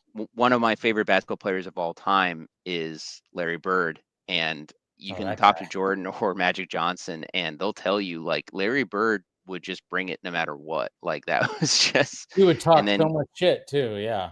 Yeah, Larry didn't have to. Being a white guy in that league. I mean, and try to be like one of the best. I mean, he had to like back up his shit. But yeah. But that was the thing, is that like with Larry, you never had to make anything up. He would give you reason to hate him, and then and he enjoyed that. That's what gave him life. But yeah, no, Jordan the Bulls though at that time were on another level. It was crazy. But Jordan idolized Bird and Magic so much that, him, and the time that Jordan was coming up in his prime was also the time that Larry was already coming down. So they never really got to go head to head, both in their primes and stuff. But then he beats, because Larry at that point is already coaching the Pacers, and he beats the Pacers. So for him, that's the best he can do to beat Bird. And that whole thing is just hilarious, like him giving him shit about golf or something like that. Yeah. Oh yeah. But yeah. But yeah, I don't watch as many documentaries as I would like, but that one was really good. Yeah, there's like a new Charlie Sheen doc on Netflix. So I'm like, oh god, I don't want to watch that, but I know it's gonna be like, oh man, because it's the whole Shabbat, it's the whole thing. Nice. Yeah. Like, they don't hold back. I hear they don't hold back on anything. And I'm like, bring it. Has no chill. He goes. Yeah, because in the 90s, Charlie Sheen was one of my favorite like actors, and during that time, I'm a kid. I don't know anything. I just like his movies. But I know there's some crazy shit that they addressed the whole Corey Haim and Corey Feldman thing.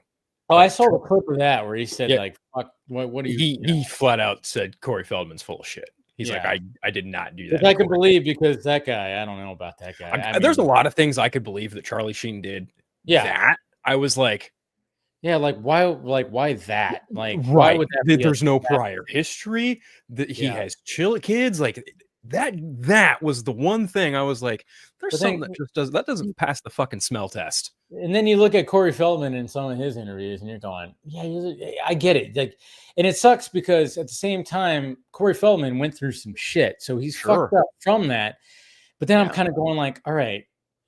Then you go, is this true, or it's just now you're just fucking like trying to I don't know. It just seems like nowadays. I mean, you see some of his performances that he does, and I'm like, he's performing in front of people. He's doing Dancing with the Stars. He's on the cast, I think. Of course he is. He will accept anything nowadays. I hope Danielle Fishel wins.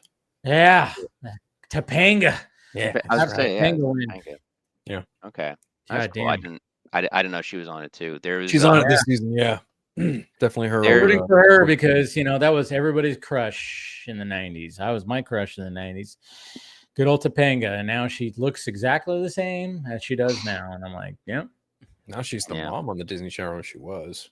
Oh, she was, with the Girl Meets World, which is so weird because Sabrina Carpenter was like the friend of the daughter. She was the Sean of that show. Yeah, and now she's like a big, huge fucking superstar. Like what the? And I'm seeing like the performances from her, and it's all her in like fucking pajamas, like doing like sex motions on. Hey, what? Speaking of like old school family sitcoms and shit like that. I don't know if I mentioned to you guys, but I watched in its entirety The Wonder Years. Oh yeah. Oh my god. I haven't seen that since the Nick and Knight years. Does it still hold up? It's okay. I think it does. So as a show, so it should. Okay. So, yes and no, because it is a period piece in that it takes place in the 70s. It is from 69 to 73. Is when it takes place. However, the show was made from 88 to 93, 92, something like that. It only had 6 seasons. I watched it as there. So. And it man, there's some fucking bonkers choices. Like if you really think about it now, if you think about maybe the way that you were brought up, maybe for William it's still different because he's a little older than all of us, but he probably thinks back to the 70s and thinks, okay, no, that was that feels a little authentic.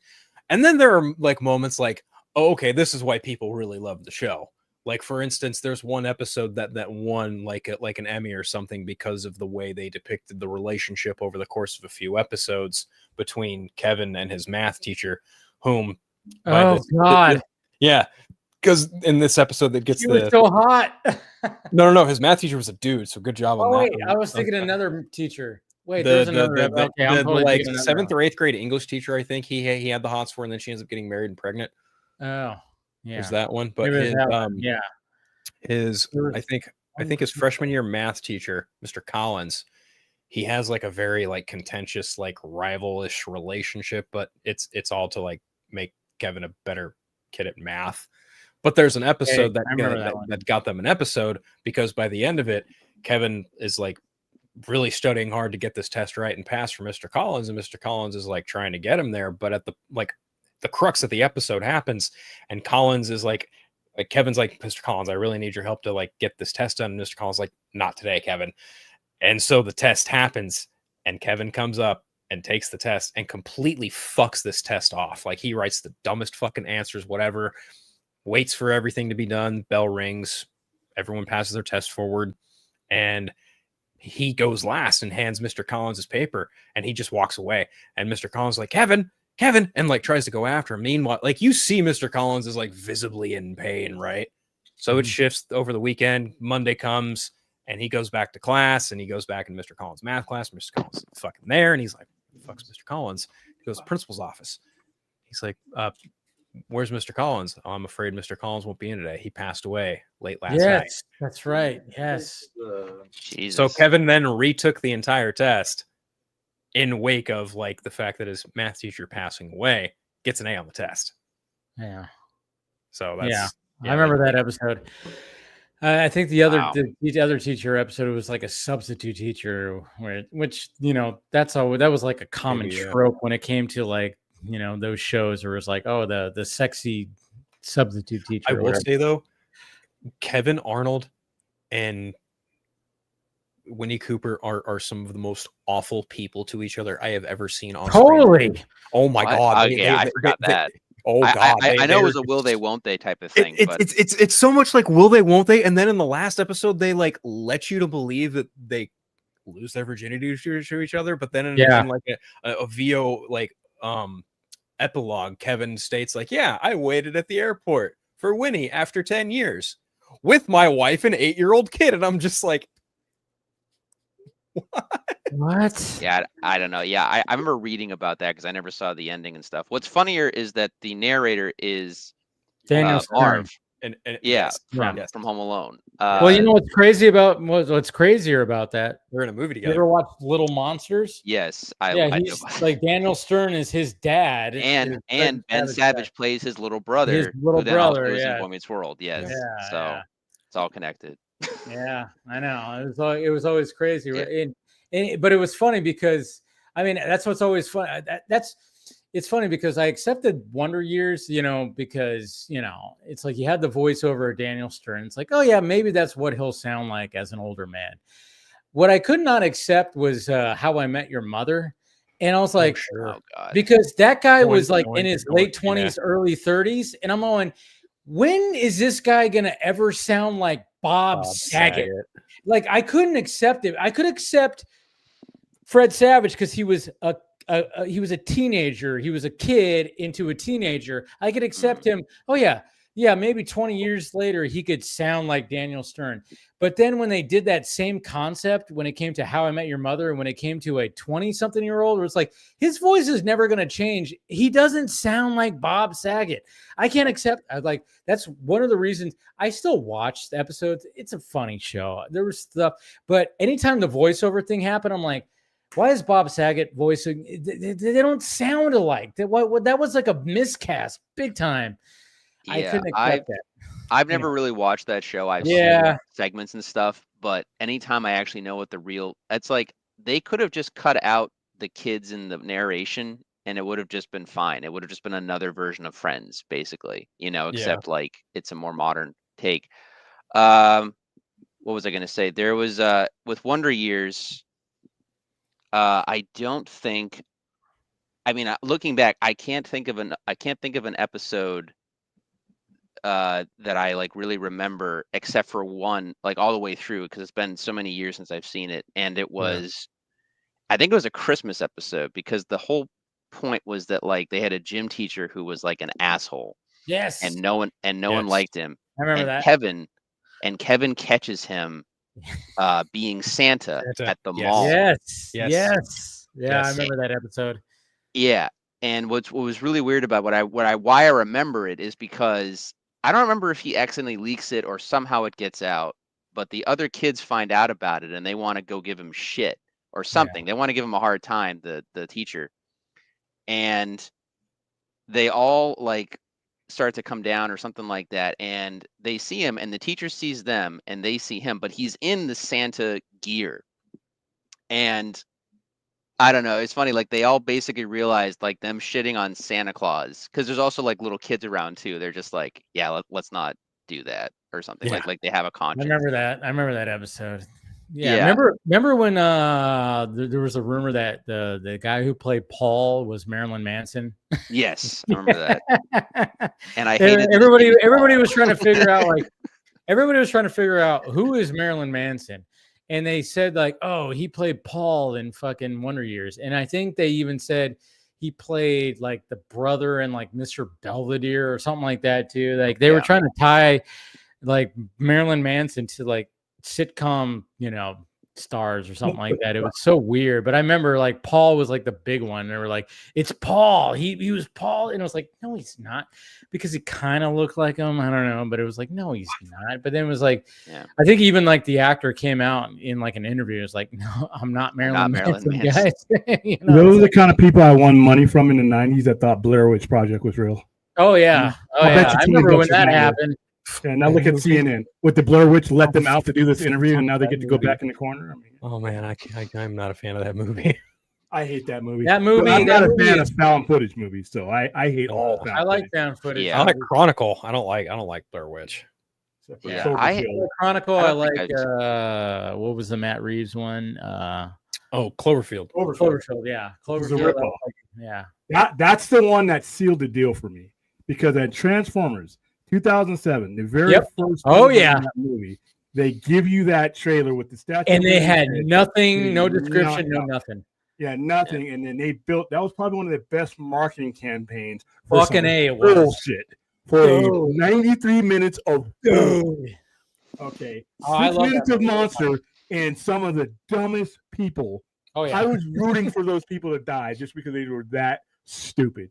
They did something, and it's all fiction, obviously, but you have to. It goes to a point where it's like, okay, now you're insulting my intelligence as an audience member by these people you're putting out there. They all needed to die. They all needed to die. I'll give you some of that. I'll give you some of that. Up in the theater that I was in, I got my money back because there were people throwing up because they were doing all the shaky cam shit, and there were people throwing up, and I'm like, what the hell's wrong with you? It wasn't even that bad, but that movie was a rip off. That movie I actually enjoy that movie. The movie. But I still remember. I remember going to see that first Transformers movie. Me and my friend Vanessa were sitting in a packed house, and that trailer fucking shows up, and it just shows the date. It's like January 18th. Yep. Yeah. Oh, it's 18th. January 18th. I thought it was January 11th. January 18th of the following year. And I remember everybody was looking at each other like, what the fuck was that? And I got obsessed. This is before, social media was like a big thing. I think MySpace was a thing. We had QuickTime if you wanted to watch. Dude, I remember like people were there was websites that were going, what the fuck? And they even created websites to help. You could move around the clues, but it was useless. They had the Slusho shit and all the stuff. Like there were so many like different things. It was fun. But yeah, I mean, I get it. Like then when you sell the product, is it going to be as good? I enjoyed it. Yeah, I get what you're saying. There's a lot of dumb things that happen in there. Oh, no, there's no smart things that happen there. There's no smart things that happen in that movie. Some of that shit was creative. Come on. Up until including, okay, all these drunks meet at a party where the girl you go to risk your life for, you're leaving her. Yeah, that was dumb. I hated it. We just met, right? We just met. You and me met at a party with 3 other people. Let's go risk our lives. Going against something that the U.S. Army, listen, I know what the U.S. Army has. If they're going this way, you need to be going with them. Yeah. Not to be No. saying- I get it. They had to inject the whole like I gotta fucking find her, like the love story thing. I hated that. But there were some other things that were really I thought were like the pretty creepy cool. crawler, the little crab creatures that Yeah. made you explode. That was Yeah, cool. when they were going down the fucking like subway Yeah. tunnel, that was cool. That was cool. And then there was even like a moment like on the street where they were like everything was calm, and then all of a sudden like one of the monsters was there, and the fucking military started fucking going to town, and they were just like, oh my god, and they were trying to hide in the store or whatever. That was cool. Stuff like that was cool. But yeah, I agree with you. The whole like I gotta go fucking find her in her luxury apartment sky. Did you see the apartment? And Yeah. she's got a piece of rebar. Yeah, stuck to her shoulder. and they have to like lift her out of it. Yeah, that was dumb. That was totally dumb. Like I get that. I get what you're talking about with it. And then the monster wasn't even there, dude. Listen, if you sell me on a monster movie, excuse me if I'm asking too much to have the monster in there. Or, yeah. No, I'll give you that. That was pretty dumb. The whole like love drama thing that they injected in there. I was like, yeah, it wasn't needed. It wasn't needed. That part. Human interest. Any monster movie where there's that kind of human interest. Listen, humans are in these monster movies to die. Yeah. You get style points for how you get chewed up, burnt up, ripped apart. That's what you're there for. I don't go to Friday the 13th caring about the life, of the people you're about to get killed. You get style points for how does Jason kill you. That's all you're there for. The final girl's the only one that matters to me because you can nail her the first 5 minutes of the movie if you've never seen one. You're like, okay, the rest of you are stupid. That's the one that's going to end up being the last one that gets carried away. But the rest of them, you're there to die. That's it. Sometimes it's even easier. You're like, okay, which one of these is like a competent actor, and which ones are really terrible? Yeah, which one's going to go into something else? Kevin Bacon. No, because Kevin Bacon went on a lot of shit. He died real quick. He died real quick. Arrow to the back of the neck or through the neck. It was He had a gruesome death. That even to this day, that's hard to watch. I mean, Friday they did a really good job. In 3D. One of the great horror movies ever made. When Derek, some of the most interesting Jason deaths in the franchise. It's the first one where he uses the hocky mask, the 1950 Detroit wearing hockey mask. Where he kills Snowy. The third one. Now, but there's a death scene in there that, as a kid, I think I was 8. I'm sitting there with my 3D glasses on. When he gets Derek, and he grabs him, and he squeezes his head so hard that his eyeball pops out in 3D. Not just shitty 3D, good 3D for 1982. The fucking eye was right here, dude. And I'm like, this is the genre. I picked the right genre. And then I watched Jaws 3 in 3D, and it's like, okay, you can fuck up a 3D movie. You can really ruin a 3D movie. And there's a difference. And people say, well, that's the 80s. No, the 80s had good 3D. Parasite was good. Captain EO. But Jaws 3D, they mailed it in. It's like, you guys are going to just pay to see this shark. Jaws 3D has some of the worst 3D ever. The shark legit stops in the middle of the screen when it breaks through the glass. It's like, no. Yeah, it was bad. Dennis Quaid. Dennis Quaid was the star of that movie too. Lou Gossett Jr. off of an Academy Award 2 years earlier. Yeah. That year he won it. That year, 1981, 1982. Well, that's the thing. It's like wow. That's supposed to be a huge blockbuster, of course. So of course you're going to sign up for it. But then of course God knows what was going on when it came to, trying to fucking do. I mean, the first Jaws movie almost didn't get made. I don't know if you guys watched that, the 50th anniversary. That's a great doc. If you haven't watched it, it's on Hulu. Watch it because, Steven Spielberg, I'm surprised he didn't have a fucking heart attack trying to complete that movie because that thing went way over budget. It was just too much shit. It was like he even says like in the interview when he's like, I was like, I was like losing my mind. Like I was stressed out. We couldn't get the fucking things to work, that to work. I mean, it's so surprising that movie. I mean, yeah, it's just a good doc. You got to watch it. There's so many details of like how did that movie even get made? Jaws would shape that man's life for the rest of his life because I've seen the footage too that they filmed when he was hearing the Oscar nominations the same year after he had done Jaws. And if I remember correctly, I think Jaws did get nominated for Best Picture, but he didn't get nominated for Best Director. And he was fucking pissed. You could see it. Yep. And they talk about that in the doc. Yeah. For the longest time, he also made a tradition of sitting in the orca in that cabin every time before he would do a movie. And Universal, being the fucking morons that they were, they need to make space, and they like destroyed the boat. And he came on the Universal lot, and he was like, "I'm sorry, what? Where's the boat?" And they're like, "We destroyed it." And he was like fucking livid. I mean, and they treated the Back to the Future cars the same way, basically. They didn't destroy them, but the first one had to be remade by fans, basically, and now it's in a museum. But like, yeah, Universal didn't give a jack shit about their props. They're like, we made our money. We made our money. We don't give a fuck. Yeah, pretty much. So crazy. So crazy. But I will check out that dog. That sounds awesome. I love Steven Spielberg, obviously. As you guys know, it's a really good doc. It's a really good doc, and I hope I know there's been other Back to the Future docs, but they're going to be probably making like a really good one that's going to be on streaming.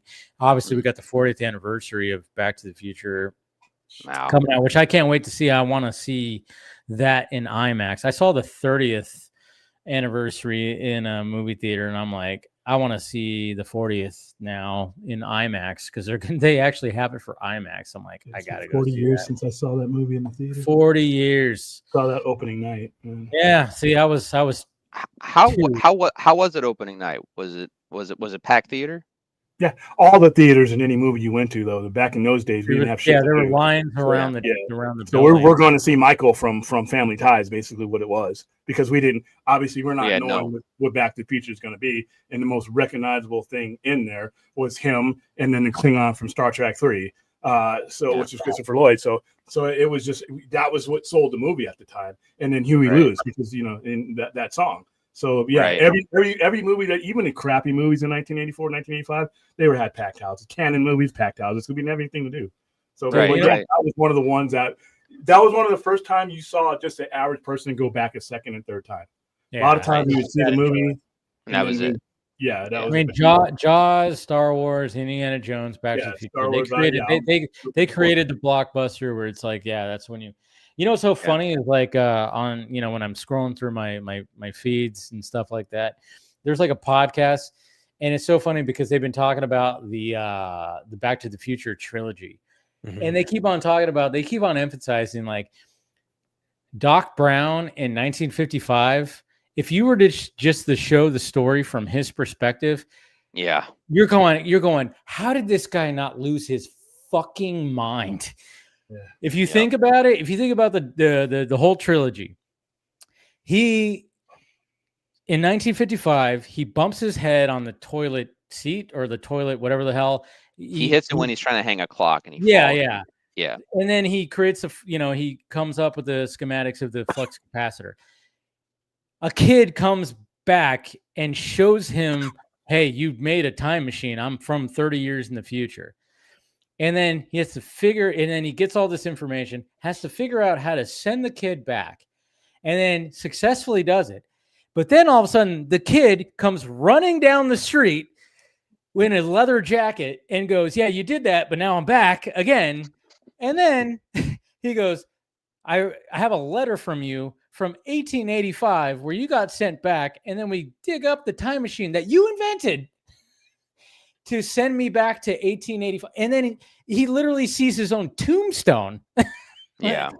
Right next. I mean, it's just so funny. They were like emphasizing, I'm like, yeah, if you were to see the perspective of 1955 Doc Brown, it's like, how did that guy not lose his mind? Because you have to he has to help Marty out twice to travel to Back to the Future and Back to the Past, see his own tombstone and do all the things, while having to keep it going because and making sure that the timeline stays where it's at, because he still has to create the time machine in the future for all this to happen. And I'm like, God damn, that's such a crazy story if you actually really think about it from the 1955 Doc Brown perspective. It's so crazy. I have a running theory, because as you know, even in the first movie, I believe, and in the other ones, that depending on how far away they are from the time and whatever else they're doing, it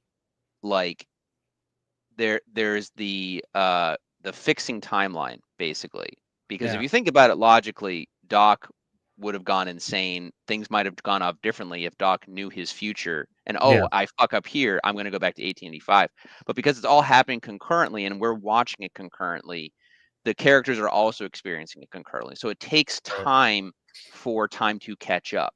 So, like, for instance, how does, like Back to the Future 2, how does Biff have enough time to get in the car, go to 1955, and yet somehow still get back to the same original future 2015 before, it flips over to the alternate 1985, basically? It's because time hasn't caught up yet. Yeah. And I know this too, because in the deleted scene, that's why he's like fucked up. Yeah, and then he disappears. Yeah. Right. And then that time, I'm assuming if we had stayed on that world in 2015, it would have reverted to to the alternate timeline. Right. Yeah.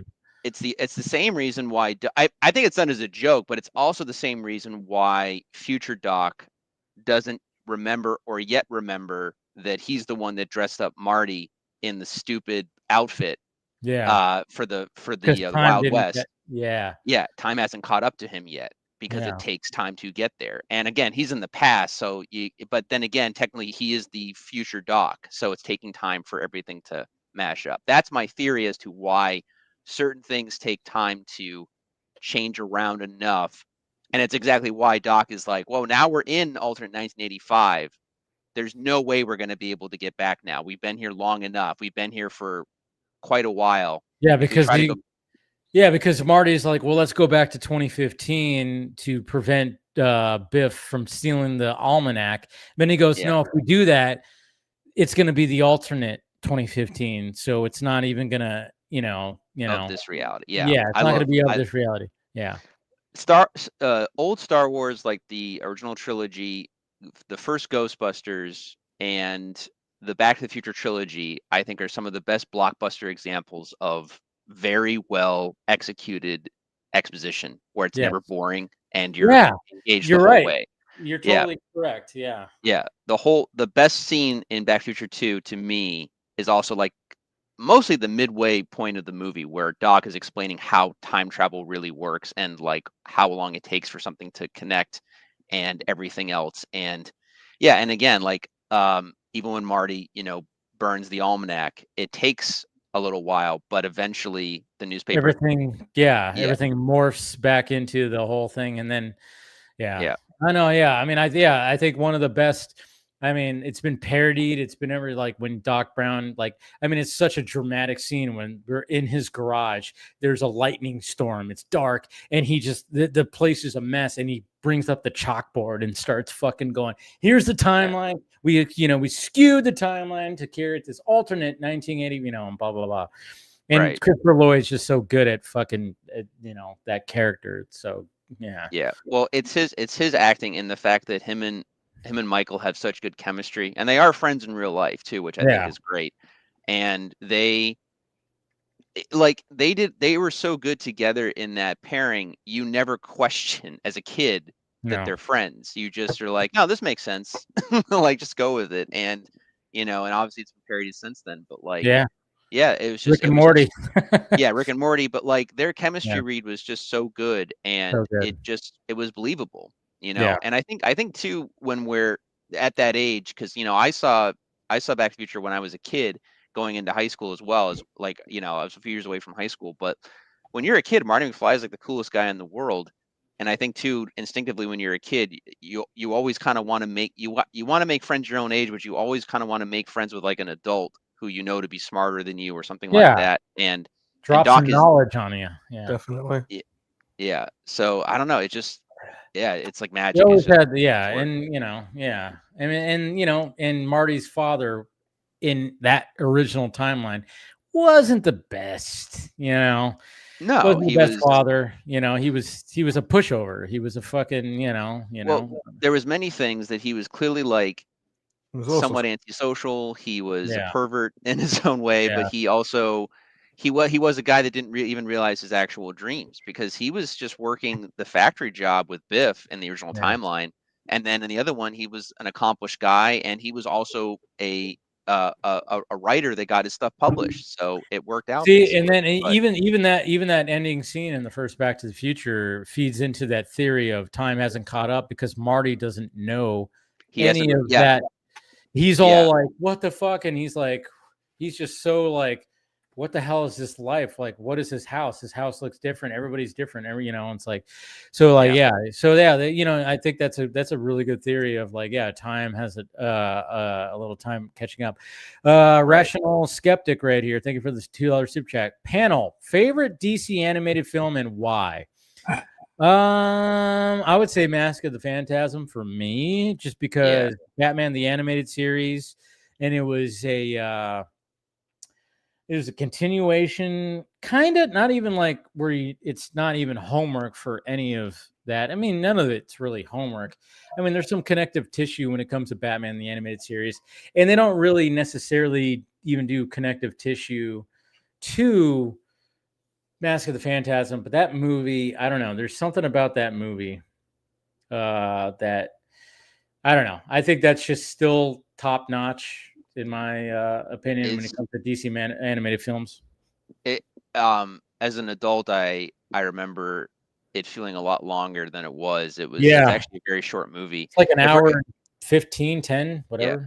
If we're going by the Bruce Timm Paul Dini verse, definitely Mask of the Phantasm. I like the Batman Beyond movie and Sub-Zero and all that stuff and everything. But if we're talking just DC animated in general, outside of that, it's a toss up. I'd say it's almost a tie between the Red Hood movie and the Dark Knight Returns films, and I would say even the New Frontier. I thought that was an interesting taste. I don't think I've watched the New Frontier yet.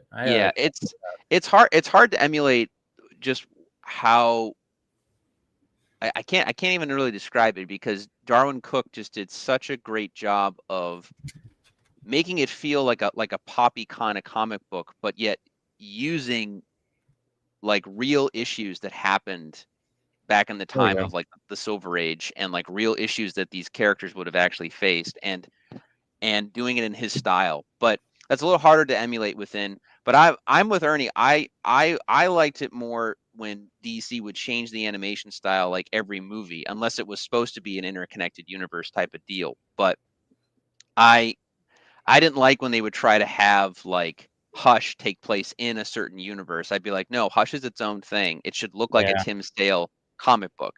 And even the Killing Joke, it was Here's something really funny for you. Okay. Batman Public Enemies and Batman Superman and Batman Apocalypse are technically set in the same continuity, even though they look drastically different.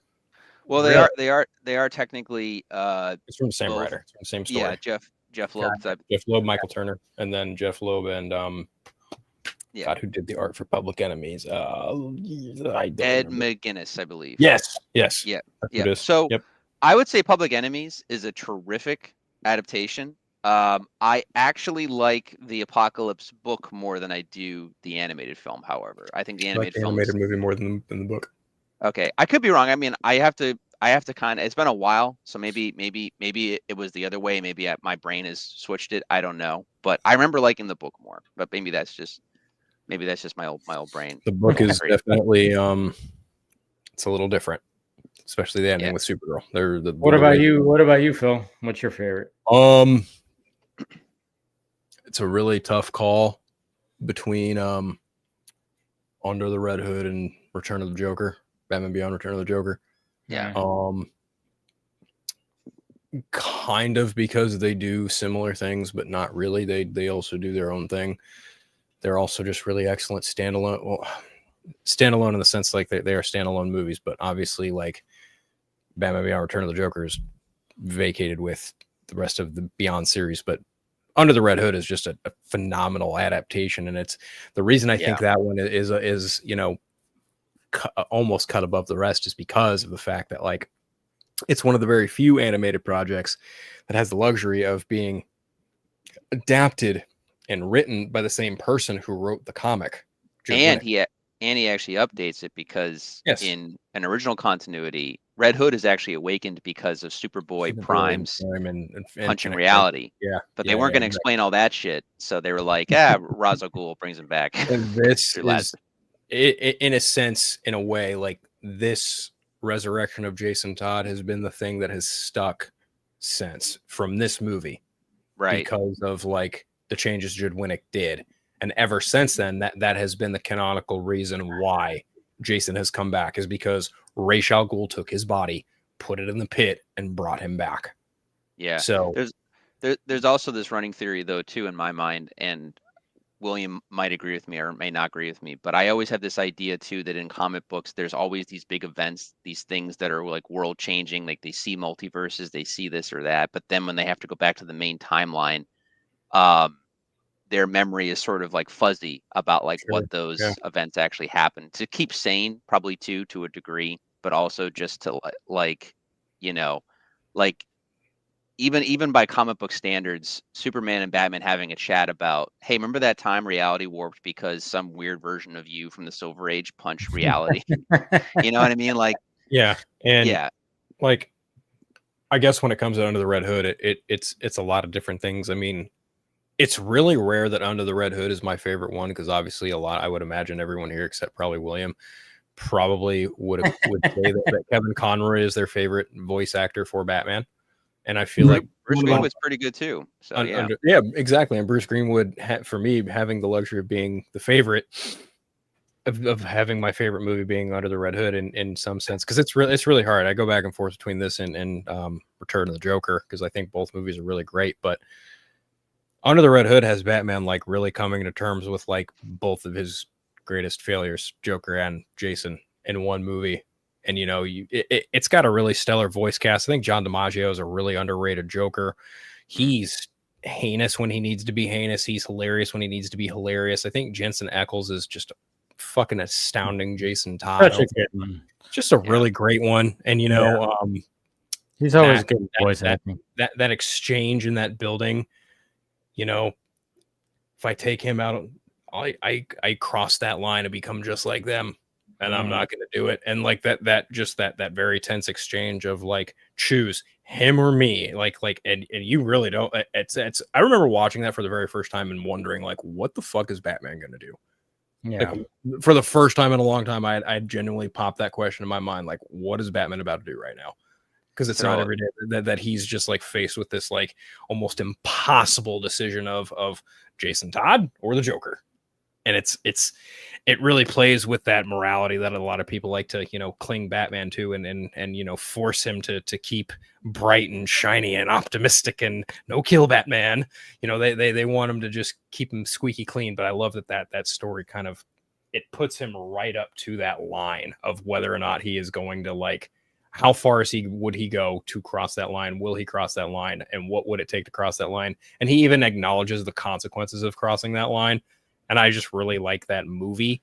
But then I think about Return of the Joker, and I'm like, fuck, this movie's amazing.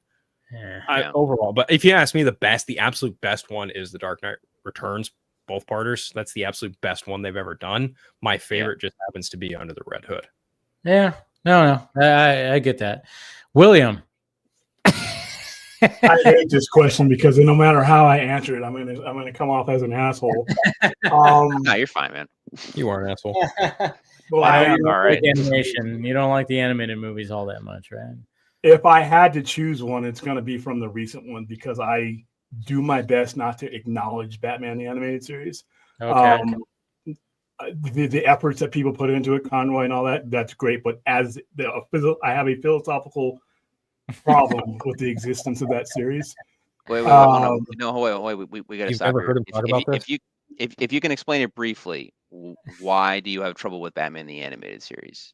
Because they had to neuter the Batman that I had been reading my entire life to make a Flintstone vitamin for a child to watch. And when you have to change something that much, you might as well create something else.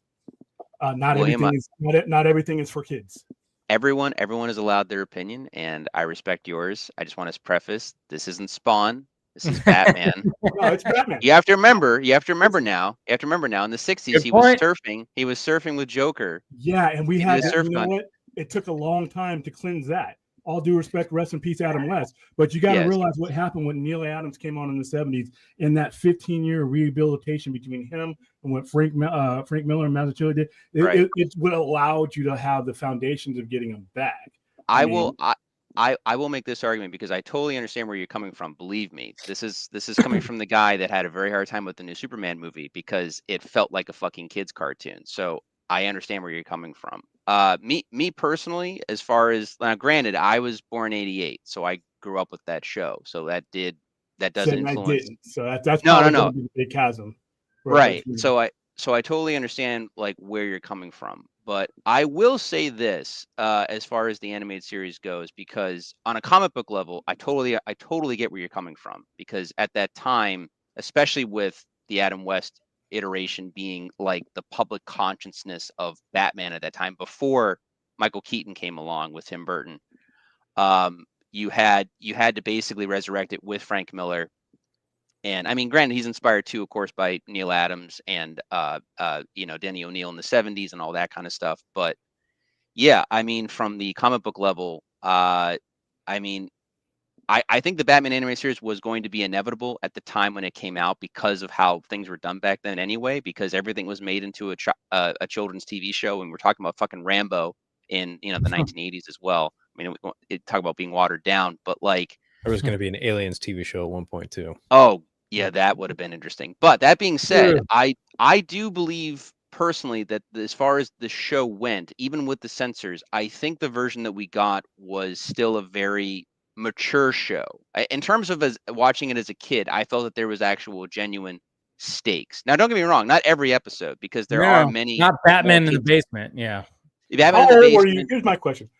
How old were you, Dave, or you guys, when you first saw Batman animated series? How old were you? I was probably 4, but to be fair, I was 9.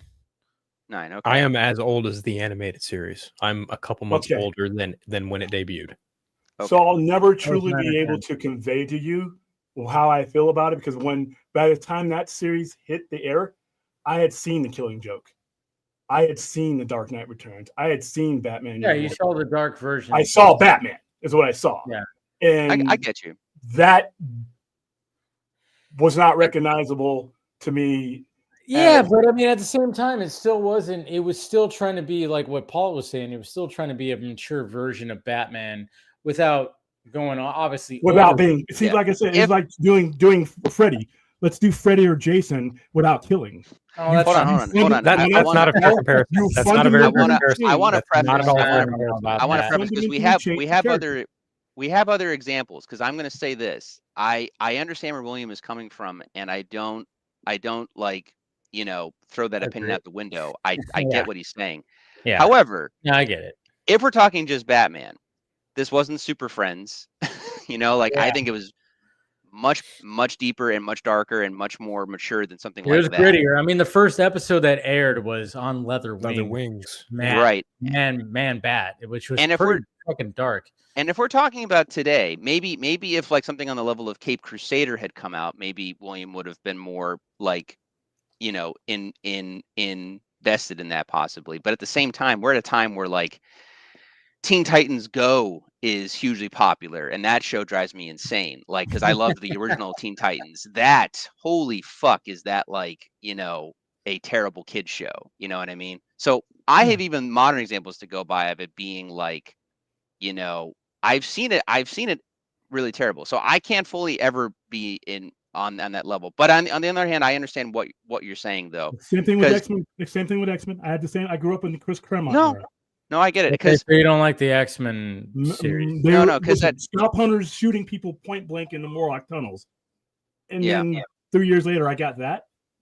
It just wasn't. I get it. Because you know what? At the same time, I could be wrong about the dates, but like HBO was doing Spawn, and they were doing it completely R-rated. They weren't. God, that show was so good. I actually revisited that because I think it's on HBO Max.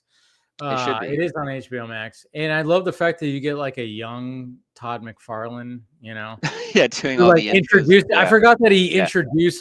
introduced every episode. He's like a Like robot. he's sitting at his like, oh yeah, I'm illustrating right now, but he's like wearing like a fucking suit and shit like that. His hair's all slicked back. I'm like, oh, look at this young buck right here. Little did he know that he was going to have like a fucking empire of making figurines that were just going to be a multi-million-dollar goddamn thing. Right. Yeah. But Yeah, to answer okay. the question, I would go with the Dark Knight. I would go with the Dark Knight movies because Okay. that is because Yeah. Dark Knight. The We Dark Knight all Returns. kind of agree with that one. Yeah. would Yeah. be the best one. Very, very, very good at adaptation. And I figure pretty Rational would interesting ask that question because Peter Weller was a really Yeah, great. Peter Weller had a good bat voice. He had a good Yeah. bat voice. Yeah. Yeah, and He- Michael Emerson was a really great Joker too. Oh yeah. Very good Oh, Joker. yeah. Very Yeah. good Joker. And there's just that great running theme throughout all of these iterations. Not only is Joker there, but any inanimate object near him is just dangerous. Pencils. I think in Yep. Red Hood he breaks a glass and then cuts some guy's throat. And then and then I think he does the same thing in Dark Knight Returns. He breaks the cup and then kills the host. The talk show host. Yeah. Or no, he kills the doctor. No, then the he host- kills Dr. Bartholomew Walper. Yeah. And then, Oh no, he And- kills the He And gases the room when the it comes to David Letterman guy was actually voiced by Conan O'Brien, which I think is hilarious. So yeah. there were a few things they chose to kind of update a little bit, like even that intro with him in the car is just kind of a bit of an addition too. Yeah. Like that there are a few things that they added for continuity's sake, which I think was really smart. Well, I mean, like Jay Oliva, I remember when I've listened to him talk about making that movie Yeah. a couple thousand different times. Oh yeah, yeah, and I love the fact that he always said that he didn't want to do like, hey, we want to have the same story, but we also have to change things. It's like with any kind of adaptation, you're gonna not, you can't just do everything, And I know he said that. I think it was on one of the Justice Cons or whatever. He's like, It's like, we're gonna add things. I want to add things. I want to do something different. It's like, that's just like with every adaptation. You don't want to. You're not gonna do a perfect carbon copy of like, hey, whatever's on the page, we're gonna put it on the screen. You can't do that. You're gonna have to have some liberties. But in some cases they do exactly that. Like of Red course Sun, they do. like Dark Knight Returns. Well, like certain pivotal scenes, you have to have that shit. Like that fight between the two of them.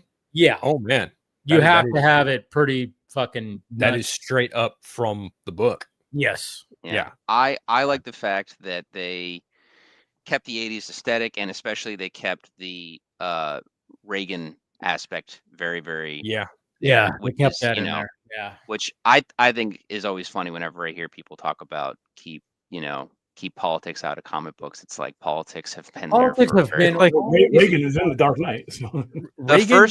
Reagan's in Watchmen. Yeah. Is it? No. Nixon. Wow. Fuck. Yeah. No. But it's funny because Reagan is referenced at the end. Yeah. But it would be Reagan, but because Nixon has changed the rules, he's still president. That's the thing. It's like Watergate. When it comes to superhero, there's always going to be politics in it. There's always. So then the question begs. The first couple issues of Superman, one of his things that he does to help the oppressed is he grabs congressmen and hangs them on flagpoles by their pants or something. It's like it's always been that. Yeah. What were you gonna say, Phil? I was just gonna say that. Oh man. I just had a brain fart. Oh my god. It happens. Hey, when that happens. When it comes to fuck me. Wow, what the fuck was I gonna say? Thanks, guys. You guys totally Watchmen, Nixon, Reagan, politics. Oh, okay. So I know where I was going with this. So in the God, I'm gonna sound like a crazy cultist now. When the inevitable time comes that our Lord and Savior Zack Snyder makes a Dark Knight Returns movie, does he update the president to reflect a more modern society, or does he do Reagan? He does Reagan. I think he does Reagan. He's going to do Reagan because he did Nixon in the Watchmen movie, exactly. and it looked great, and it was great, and I think he's granted. Yes, people give him shit for changing the squid at the end of the movie, but everything else is pretty much verbatim from the book to a very much a degree. No, it's not, Paul. It's too visceral. It's too in your face, and he objectifies women in that movie. The squid decision was the right decision though, because he did not have time to develop. And the perfect example is that we get the squid in the show. I mean, because you have 9 episodes. The show's terrific. The show is such a good, like, if you hate Doomsday Clock, watch the Watchmen TV show. That's 100%. Yeah, it's great. Or just watch the Watchmen show because it's great too. Yeah.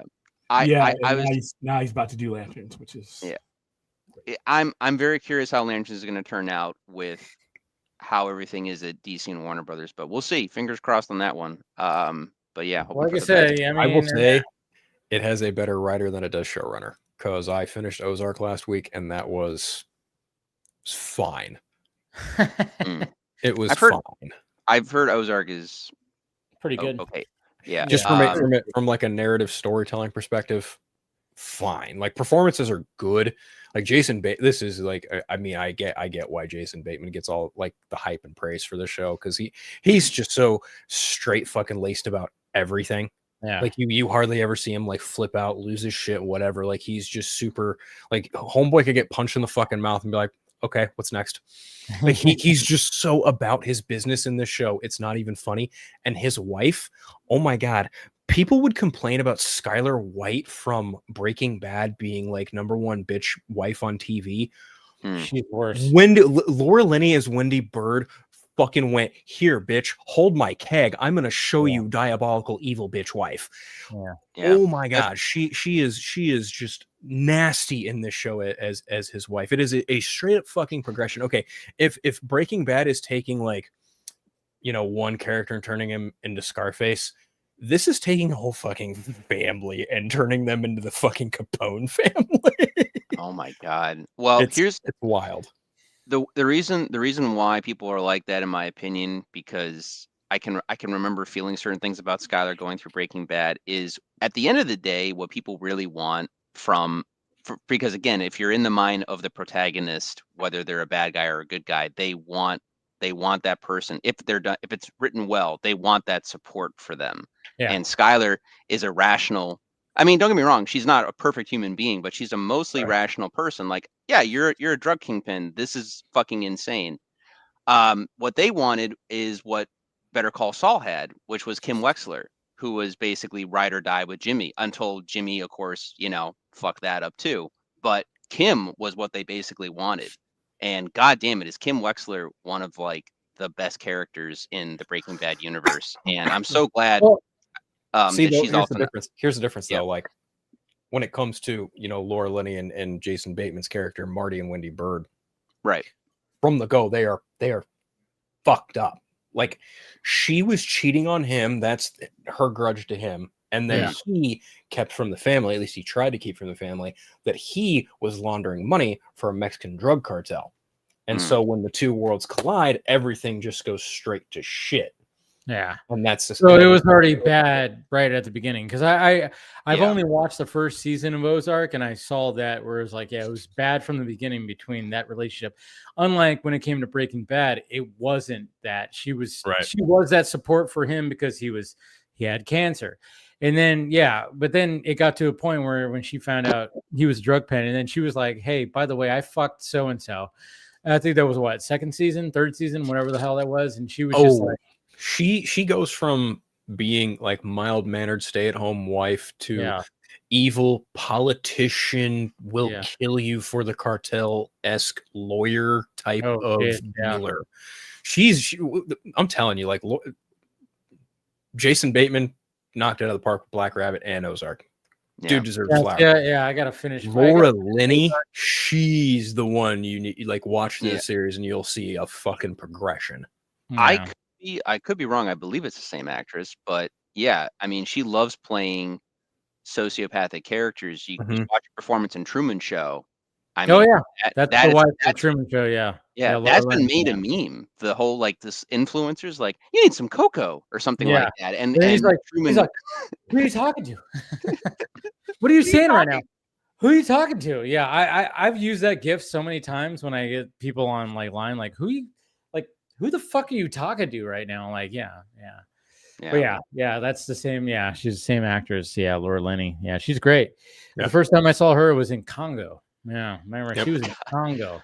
I have never seen Congo. You should watch it. It's a good movie for that time. Yes, I've seen clips of it. I've seen some parts of the third act, that and cast, it man. looks You got it looks Ernie hysterical. Hudson. You got fucking Tim Curry. Oh, come on, Laura Linney, and 90s Tim Curry for that matter. Yeah.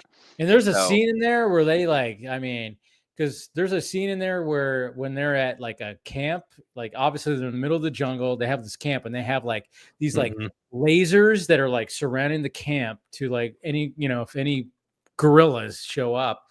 And then all of a sudden, like these guns will like fucking fire at them, and it's intense. Like all of a sudden, there's like, whoa, all of a sudden one of the guns goes off, and then all of a sudden it's like these gorillas and silverbacks or whatever, these crazy fucking like methed out gorillas just start like coming in, and all of a sudden there's like everybody's just firing, and it's just one of those 90s pleasing movies. Yeah, you could pick it apart like crazy, but I don't know. It's one of those 90s movies that I watched so many times. Anytime it was on HBO, I fucking watched Congo. I love that movie. Yeah, it's like a great guilty pleasure type of film.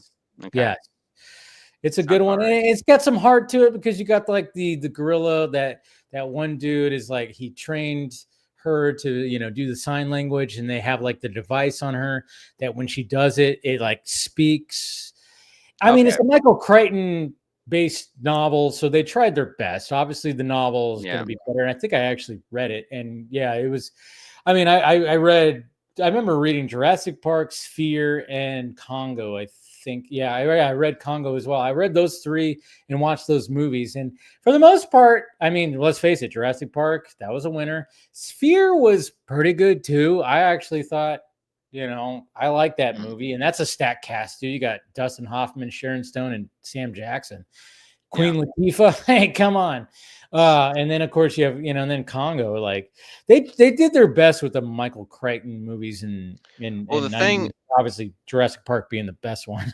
From what I've seen, because I've only read some of Jurassic Park and stuff like that, and I'm not like hardcore Michael Crichton. I mean, I think he was a solid director too, because I liked he created and directed the premise for the original Westworld, the movie, not the TV show. And I love the first season of Westworld, but I love the movie a lot too. I thought the movie was really well good done. too, yeah. And what was it? From what I can tell, from what I've read up on it, is that basically, his other novels were actually really good, but they were a lot more high concept. And so every time they would get adapted, they would like, it would just turn into, because essentially, Westworld, Jurassic Park, it's basically a B movie done with like a level production and stuff like that, right? And then so these people would try to adapt his work, and they would just end up making like just a shitty B movie, basically. Now, granted, it can be fine if it's like Congo, where it's just kind of like a hilarious, like guilty pleasure.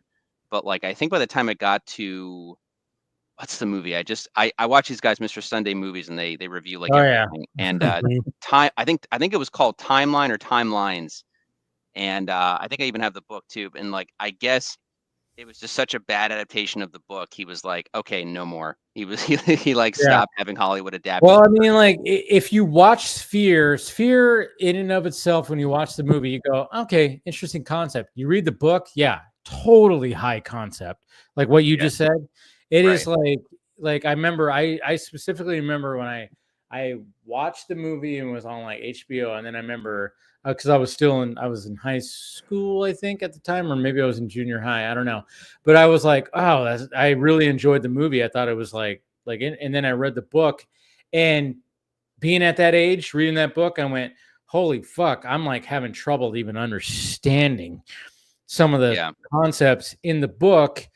And then but I understood the movie, it's like, so I totally understand what you're like talking about right there, because the dude just had, I mean, even Jurassic Park essentially had to be dumbed down, but at the same time, Steven Spielberg knew exactly what he knew, the things in the book that was going, this is going to be a blockbuster. This is totally going to be, this is going to, and So. I mean, obviously, there's a lot of major differences from Who the book and directed the movie. Sphere? Now Now I'm gonna look it up because I know it was trying to somebody. remember. I think it was a high caliber director, but I forget. Yeah. I'm gonna look it up right now. Go ahead, keep talking. Sorry. No, I was gonna say, I think with Jurassic Park, because I know James Cameron and him were fighting for the rights for that, and Spielberg just got it before he did, basically, before he could, Barry like Levinson. Barry Levinson. Yeah. So no, you're fine.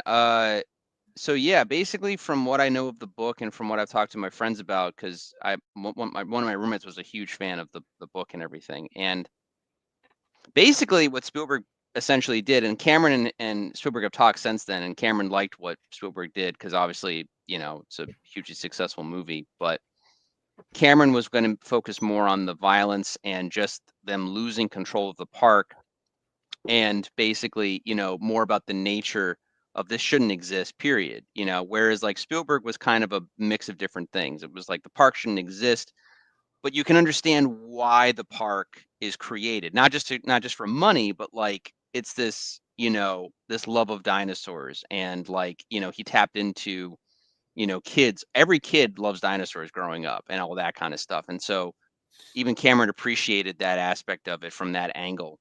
But Cameron's version would have been probably much closer to the book, where it was basically just, this is out of our control. This is like insane. And like, here's this R-rated, violent movie, basically, which is what he probably would have created. On top of making some interesting characters, I'm assuming, because this is still pre-Titanic Cameron, which, I don't hate James Cameron, but after Abyss and Titanic, like he stopped making like more, I would say, less thought-provoking movies. And I mean, don't get me wrong, a lot's going on in the Avatar films for sure, but he makes that for very, very general audience, like nature It's an good, experience. It's an man experience. bad. Yeah. It's the experience of the world and, technology, but the story and the characters are very, very like, not two-dimensional, but they're much less complicated than the characters in, like, say, even Aliens. Like Aliens is,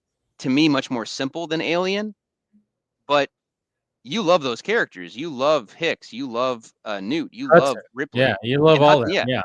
Yeah, they're characters. They're three-dimensional. They have likes and dislikes, and again, same message: corporation bad, humanity good. Like just just simple things. But and I know Phil loves Aliens like so much. So like no.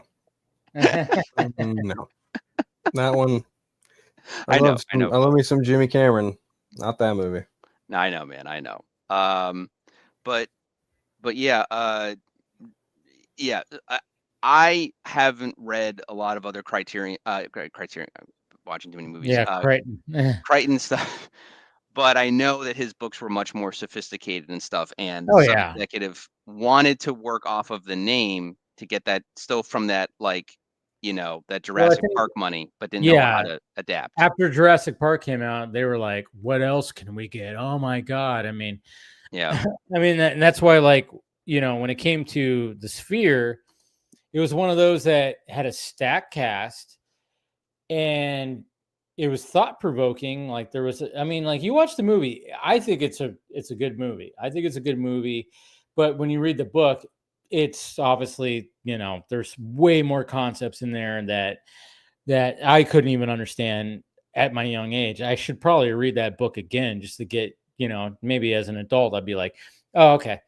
Now I understand it more, but I think the movie is still, it's still a good movie. I think it's like, in and of itself. And I think Congo is still like a good movie in and of itself. But yeah, but at the same time, I know what you're saying, where it's like, yeah, his concepts could not be translated onto the big screen, as much. There was like he did. That's right. He wrote Timeline. Remember Timeline? Yeah, I was saying that was the movie that like he cut off. He was like, no more. And that movie was not good.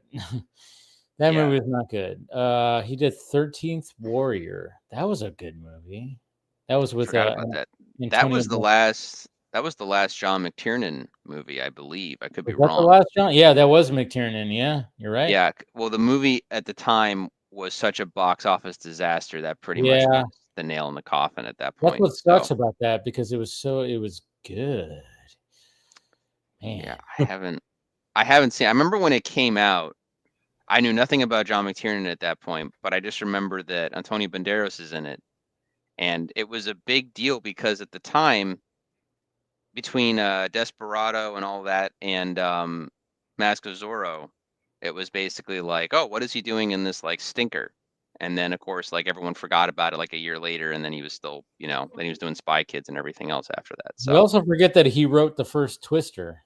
Twister was good. wait, Crichton wrote Twister? Yes. I did not know that. Yes, Okay. he wrote Twister. So yeah, I forgot about that too. I was like, oh yeah, that was also a Crichton. Yeah, he Okay. also did Disclosure, which that was an interesting movie because that was like the reverse thing of like a dude getting sexually harassed at work. Oh. That was one of those. That was during that time where Michael Douglas and Demi Moore were like, hey, let's put them in a movie because they're the sex symbols, and blah blah blah. Well, yeah, I can understand why that movie didn't go that far because anyone being sexually harassed by Demi Moore would probably just invite that. So yeah, exactly. Already it doesn't make any sense. Yeah, where you're like, yeah, just give in, dude. Yeah, oh wow, he wrote Runaway? No shit. Runaway. You guys remember Runaway with Tom Selleck? No. You don't remember this movie? Oh, dude, he directed it. What? I didn't know this. I thought he only directed Westworld. Oh, you guys got to watch this movie. It's called Runaway with Tom Selleck. Yes. Yeah. Hold on. I'm looking at it. Dude, you know who the villain is? You know who the fucking villain is? Gene Simmons of Kiss. Gene Simmons. What? Kirstie Alley's in this. Oh, this movie. Remember the bomb in the eye? He put a bomb in her eye, and he had to get it out. Yeah, dude, the little spider robot. It takes place in the future, and it's the 80s version of the future, of course. Oh, this movie, it had these little spider robot things that shot acid out of him. Oh man. Wow, that was he wrote and directed that movie. I did not know that. I did not know this. In the near future. Yeah. In the near future, a police officer specializes in malfunctioning robots. When a robot turns out to have been programmed to kill, he begins to uncover a homicidal plot to create killer robots, and his son becomes a target. Yeah. Oh wow. Okay, he directed a bunch of stuff. I did not realize. Yeah. I thought Westworld was his only movie he directed. Wow. Okay. Well, you learn something new but every day. you should watch Runaway. It's one of those. It's ridiculous, but it's. But I watched that movie so much when I was a kid. Oh my god! I'm just laughing because the movie is 1984, and it's Tom Selleck, and Tom Selleck was the original choice for Indiana Jones, but couldn't do it because of Magnum PI. Thank God. You got to imagine being Tom Selleck and seeing, Success. Temple of Doom open huge and be one of the biggest movies of the year, and then he's doing Runaway. But here's the thing, though. If you were living back then, you only had the 3 channels, and you were a major star on one of them. Magnum PI was an icon. I'm not saying it's not. I mean, he's still Tom Selleck. Every one of us here in this generation knows who he is. So it's not. But I mean, back then though, it wasn't like now. Like now, like when it comes to actors, it doesn't matter if you're in TV or movies. Like if it's popular, it's popular. Back then, if you were a TV star, you weren't a movie star, and that's the thing. And that's probably still, even though he was like a TV star, he probably went fuck. Well, contracts are different too. The way it was is Remington Steele cost James Bond or James Bond. So you could be a TV star and transition to a movie star. Yeah, but if you went back, it was bad. Unless you were doing like a guest star or like you were cameoing as yourself or something as like a favor to a friend or like, oh my God, it's Tom Selleck or something like that. But they also made more money. The TV stars, if you were the anchor on a TV star, you made more money than a lot of movie stars because you were a brand. You were drawing revenue for the network. Remember, it was all ad revenue back then, all ratings back then. So But guys yeah, like Pierce Brosnan, they were some of the highest paid people in Hollywood, regardless to the size of the screen, because of the attraction that they were.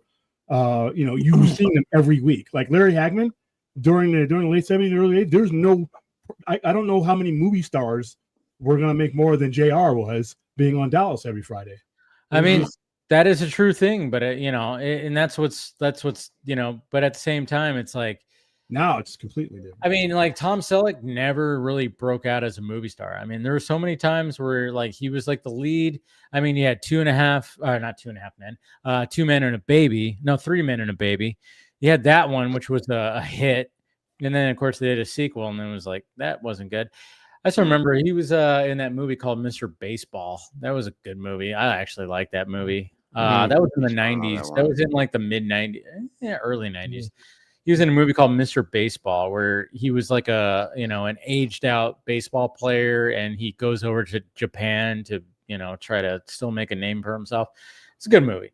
But yeah, it was like, but Tom Selleck was always just known as more of a TV star as opposed to a movie star. He always tried. It was like they always tried to make Tom Selleck a movie star, but it just never stuck. Where it was like, you're just you're a TV guy. Yeah, you had some movies that were popular or fine, but it just never stuck. It just never stuck with him. And thank you, Caleb, for the $10 super sticker. Appreciate it, bud. But yeah. But I was watching. I was watching. Wrote that. That's crazy. Sorry. No. We're talking about 80s and about big TV shows and stuff. I was watching a few different clips from Miami Vice because they announced the F1 director wants to redo Miami Vice. Oh, well, here's my thing, because I'm a big fan of Michael Mann, and I know he did the remake with and it's a good movie. I think I haven't seen it in probably like close to 20 years. I tried 20 years ago and I was bored out of my mind. At the time, though, I did not really know. Yeah, I did not know the TV show really that much at the time. I think I knew of it because the iconic, the cars and like, the 80s, like aesthetic. You know what Michael Mann's doing next, right? What? You know what Michael Mann's working on next, right? Supposedly Heat 2, right? Is that true? Okay. I hope it's better than. He wrote a book that he's using as a basis for the movie. And it's both a prequel and a sequel. And it's about how you're going to do it if you're going to do a prequel. But yes, it's predominantly it's predominantly about Val Kilmer's character. Yeah. Oh, okay. Yeah. If I'm not mistaken, I think the rumor swirling around was that Austin Butler was being cut. And it's they showed him doing some like firing with at a gun range, and they're like, oh, he's preparing for Heat 2 probably. Yeah. Oh, I wouldn't doubt it. That's a good casting right there. He looks just like Val. He looks like Kilmer, Yeah, in 95. Yeah. 95. Is this Miami Vice thing is it for sure? Is it for certain? Yes. Yeah, well, it's going forward with the F1 Tron Legacy director. I mean, that makes sense in terms of like his style. Kaczynski. Yeah, I mean, his style and the way that he could film that, I think he could make it very cinematic and make it's going to be 80s. You're not going to have Michael Mann do it. Is it a period flick? In the 80s too. It is going to be in the 80s, yes. Yeah. Okay, because even that, like I heard about this. We were talking about this the other night. It's got an uphill climb, to be honest with you, to be something beyond. It could be a good cop movie. It can be something like that. But then again, why don't just make something new? Because in 2006, the guy who mastered Miami Vice, I love that movie as a good cop movie. Yeah. It's not Miami Vice. It's some dude's named Crockett and Tubb. Yeah. And in a fast car. Feel like it is. Yeah. Because the problem with that movie, other than being very, very slow and not very fast paced, is that it's not in the 80s, because the 80s is half of Miami Vice. That was the whole I think that's what thing. I think what Kaczynski realizes, like, you have to make it take place in the 80s. Right. And that's what they're doing. Yeah, even under those circumstances, it took place in the 80s and it was happening in the 80s. So I think he's at a slight disadvantage there. It's almost like The Crow and Red Dawn. You can transfer the story, you can mimic the period.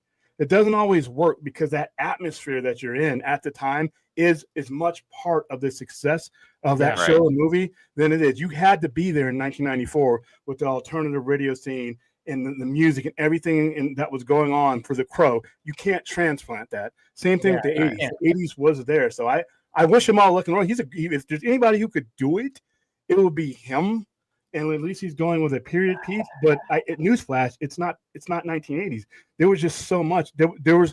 It was revolutionary when the very first time you heard Phil Collins In the Air Tonight, when they do the car scene and how they shot that, it was revolutionary in 1984. It's not revolutionary in 2025. There's just so many things that stuck. They revolutionized using music to television. Like I said, I think if what Kaczynski wants to do is like, okay, if he has he has a vision for it where it's like it's got to take place in the 80s. We're going to capture that. And they said they're going to capture the essence of like the pilot episode and the first season, and it's not going to be like too cheesy. And it's like, okay, maybe they can find something there, but I think what he wants to do is just make a good movie. And I think if he captures that era, I mean, I don't even remember Miami Vice, to be honest. I don't remember. I remember watching it with my parents, but I don't really remember it because it was an adult show. I mean, yeah, you had all, and it got cheesier and cheesier as, the seasons went on, but I don't even know how many seasons like it came out. It ran from 1984 to 1989. It was encapsulated completely in the 1980s, and that was its strength. It's cheesy in retrospect, but if you were living in I was 10 when that show first hit there, so we were watching it. We watched it. It was on Friday, back when Friday night was where you put some of your top shows. And Miami Vice was a top show, especially in like 1986. And like I said, you look around and when it derived from what was going on with the Cocaine Cowboys and stuff in the mid to late 70s. So you were still in that era of how they do it. And Michael Mann changed filmmaking.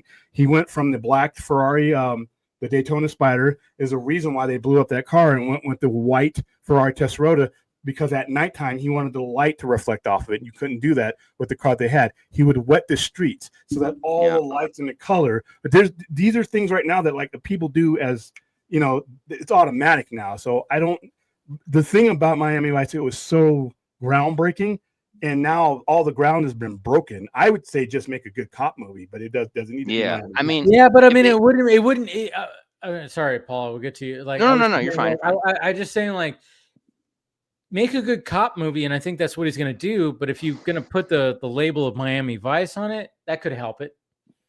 I'm just looking at it like that. You have that name, like label on it. Sorry, go ahead, Paul. No, I think making it Miami Vice is smart because realistically, the way also that this director works. I mean, you can look at Tron Legacy just to see that. You don't even need to look at F1, but like he's very much a visual director. He's very much about aesthetic. So I mean. Yeah, at its heart, make it a good cop. I don't know if they're going to take verbatim from the old TV show and do it like beat for beat, or if they're just going to, change a few things up. But nail the 80s aesthetic and make sure that the chemistry reads, whether it's Austin Butler, whoever's in this movie, just, sorry, I'm thinking of Heat 2 as well. But like, yeah. I know, but well, the rumor is Glenn Powell and Michael B. Jordan that they want. I mean, that's fine. I mean, that's as long as they're believable as cops, as long as they have a good chemistry read, and it's believable that they're partners and friends, that's all you really need. Listen, I hear you, but at the same time, like, if this was any other kind of franchise, any other kind of reboot, any other cop and robber story, you do your best, 100%, even still do your best. But I think. Yeah. The hard part for a lot of people who are fans of that first movie is literally like seeing Adam Driver as Robert De Niro and Glenn Powell as Al Pacino, because those two roles are just like, man, that exactly. Yes. That's hard. That's acting at its fucking finest. And I'm not saying that Powell and God damn it, Adam Driver can't achieve that. I've seen them both do similar things. Yeah. But the thing is like, I should probably restart that audiobook because I have the audiobook of Heat 2 on my phone. It's a different kind of story, and they are not the focus here. So I think that's also an important thing to keep in mind, because the story predominantly is about Val Kilmer's character. I 100% agree about Heat 2, because I think we're getting confused too, because I think Austin Butler might be in both movies depending on. No, I think like he's gonna be. He's rumored for Heat, and then what's rumored for Miami Vice is Glenn Powell. Oh, okay. My bad. No worries. I do agree with you, Phil, on Heat 2, because it could very well turn into a Gladiator 2 type situation where, like, that was the acting, that was, the focus. You could bring back the same director, but it's just that time, that lightning in a bottle, everything just kind of came together and worked, Yeah. It's hard to get behind the son in Gladiator 2 because it's just not Russell Crowe. Yeah, it's not that. And I think it's going to be kind of a similar problem, even though solid actors in Heat 2, but it's not the same because you are connecting to these other characters from before. So it could have the same exact issue. However, Miami Vice has been redone already once or twice. People are still in that 80s mindset to a degree. I think that I always pronounce his name wrong. Joseph Kosinski. Yeah. I think he's going to get the aesthetic just right. I think he's going to nail that. I think really what it is because it's Miami Vice, they can prop up that IP to a studio and get 100 or 150 million minimum to make a really good, like, homage / cop movie. And all they got to do is say, from the director of Top Gun Maverick and F1, even Tron Legacy, because if Tron Ares does well, they can even lean into that too, because I think Tron Legacy is underrated personally. But on top of all of that, you have to look at it. F1 made more money than I thought it was ever going to make. It made more than Superman, like, internationally. So, like, I mean, internationally it did, yeah, internet. But I'm just saying, I think worldwide as well too. I mean, no, it didn't. It made less, but it made more than a lot of people thought. Like because everybody was talking about, like, the budget got really inflated, and they were talking because it was like it was filmed in, I think, in 2022 into 2023 or something like that, and there was like a whole thing where, like, oh yeah, they inflated the budget because of certain things and blah blah blah this blah blah that.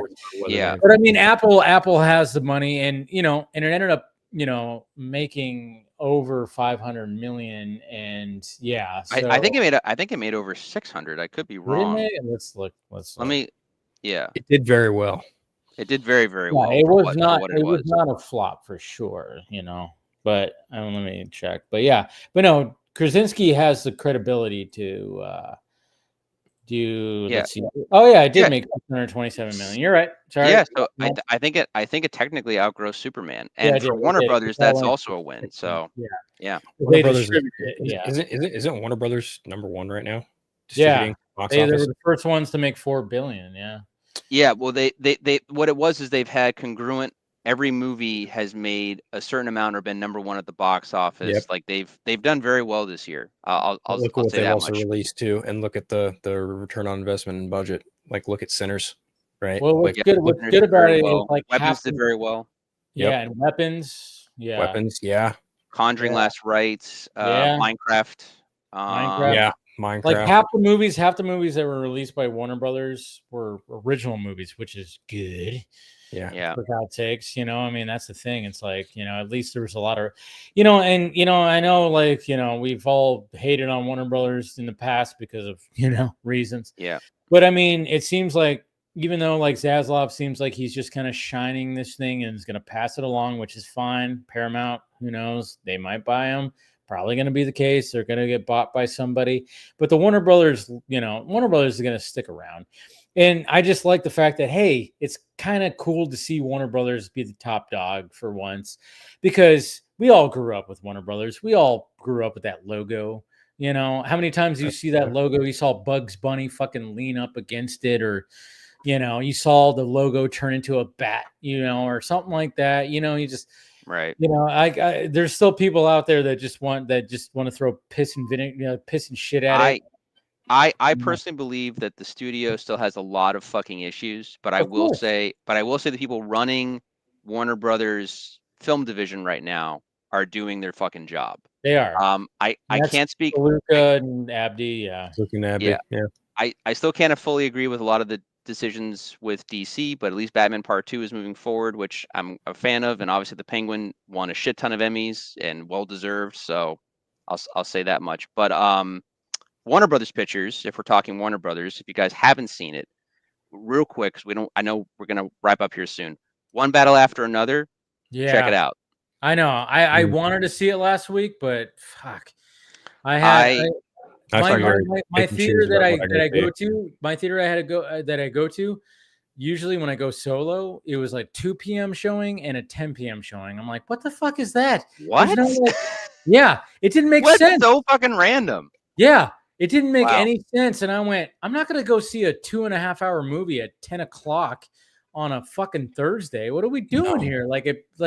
It totally just wrecked my streak because I didn't feel like driving an extra like 20 minutes because it was during rush hour and everything like that, right, to go to the theater that I usually meet my dad at or something like that. And my dad he couldn't come down. And I was like, I'm not in the mood to drive like an extra 20 minutes to that one. And I know I really want to see that. I really want to see the movie though. And I'm glad it ended up being like an actual like kind of hit. Right. I'm not gonna give any spoilers, but I will say my experience. I didn't realize till later, but they were playing it at the Jordan's IMAX theater. I missed the IMAX showing, but because I went to go see it at the Coolidge in original Vista Vision, so we got it.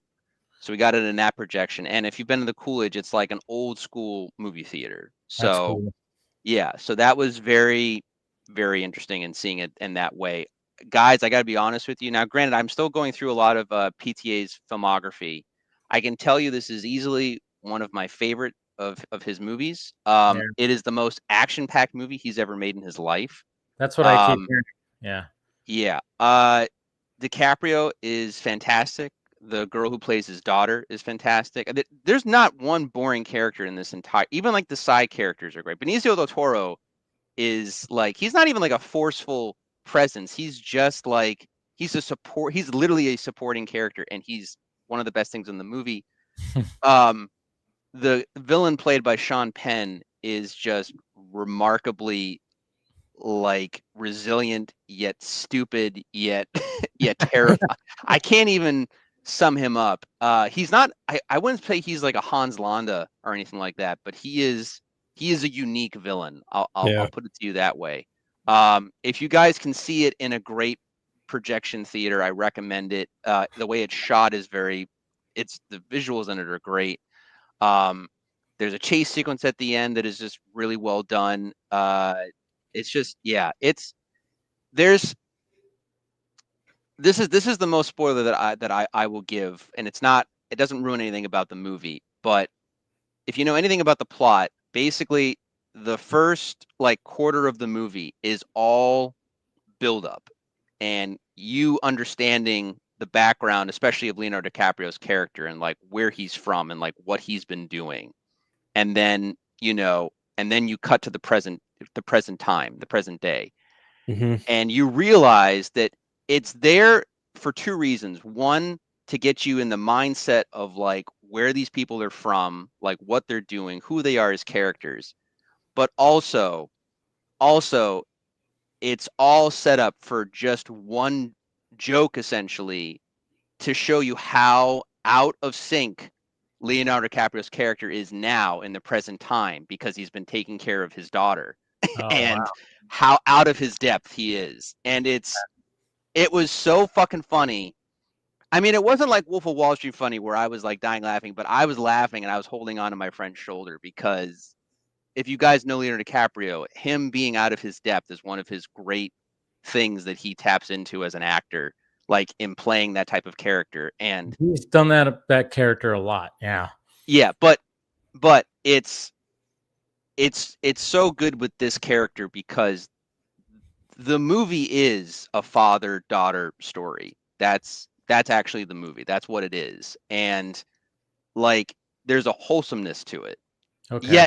Yet the movie is chaotic and very relevant in today's climate, and horrible things are happening around these people. But like, that's the heart of the movie. It's great. That's the most I will go into without going into vast spoilers. No. I think it's one of those that, you know, because I usually see a movie like once a week and it's always a new movie, but I keep on seeing people talk about it and the fact that they shot it in a certain way. It's like it needs to be seen. And I'm probably going to sniff it out and just like be like, fuck it. I got to go see this fucking movie on a big screen somewhere. And maybe I'll try to find somewhere this weekend on Sunday or something like that. But yeah, I'm giving props to Warner Brothers, because between what they did with Coogler on Sinners and letting him do all these different formats, and the same thing with PTA on this, like, this is what studios should be doing. Like, that's my personal thought on the thing. Right. So shout out. You definitely sold it. You definitely sold it to you know, for that, and hopefully people that are watching and stuff like that. So yeah. But I think this is it's good. It's a good way to end the stream right now. Go see movies, guys. Go see movies. I saw The Smashing Machine, and that is one of those movies that I haven't seen that yet. Yeah, like I said, you know, it's a good movie where you're going to see Dwayne Johnson in it. Yeah, I can see why there's Oscar buzz for him. The movie's a little bit of a slog at first, I said, you know, because I thought it was going to be more fighty, I guess you could say. They sell it as that, of course. But at the same time, this is a biopic about a certain individual that not a lot of people know about. I didn't know about this guy, but you know, it picks up and you gotta go, oh, okay, this guy really was like, you know, he was going through some shit when it comes to that. And yeah, Dwayne Johnson really, I think this was a good step in his career. You know, it's a good thing he didn't get that DC job, because it's like, yeah, dude, you need to like do something different, you know, cut down on the juicing up, and hey, just be you know, try to do your acting chops, man. Come on, do that. There and apparently his next couple of movies are going to be just the same, you know. He's going to be in a Martin Scorsese movie too. He's going to be in a Martin Scorsese movie. That's crazy. Dwayne Johnson. And then apparently this other movie he's also going to be in. I don't know if it's the same movie or whatever, but this part of the reason why he's looking really trim. He's kind of taking the Dave Bautista route, which is good, you know. And I'm kind of wondering, when is John Cena going to do that? It's like, yeah, dude, you got to get off the. He's headed in that direction. Like I said, this 35 minutes was probably his best window of acting. Oh, you're talking about Peacemaker, yeah.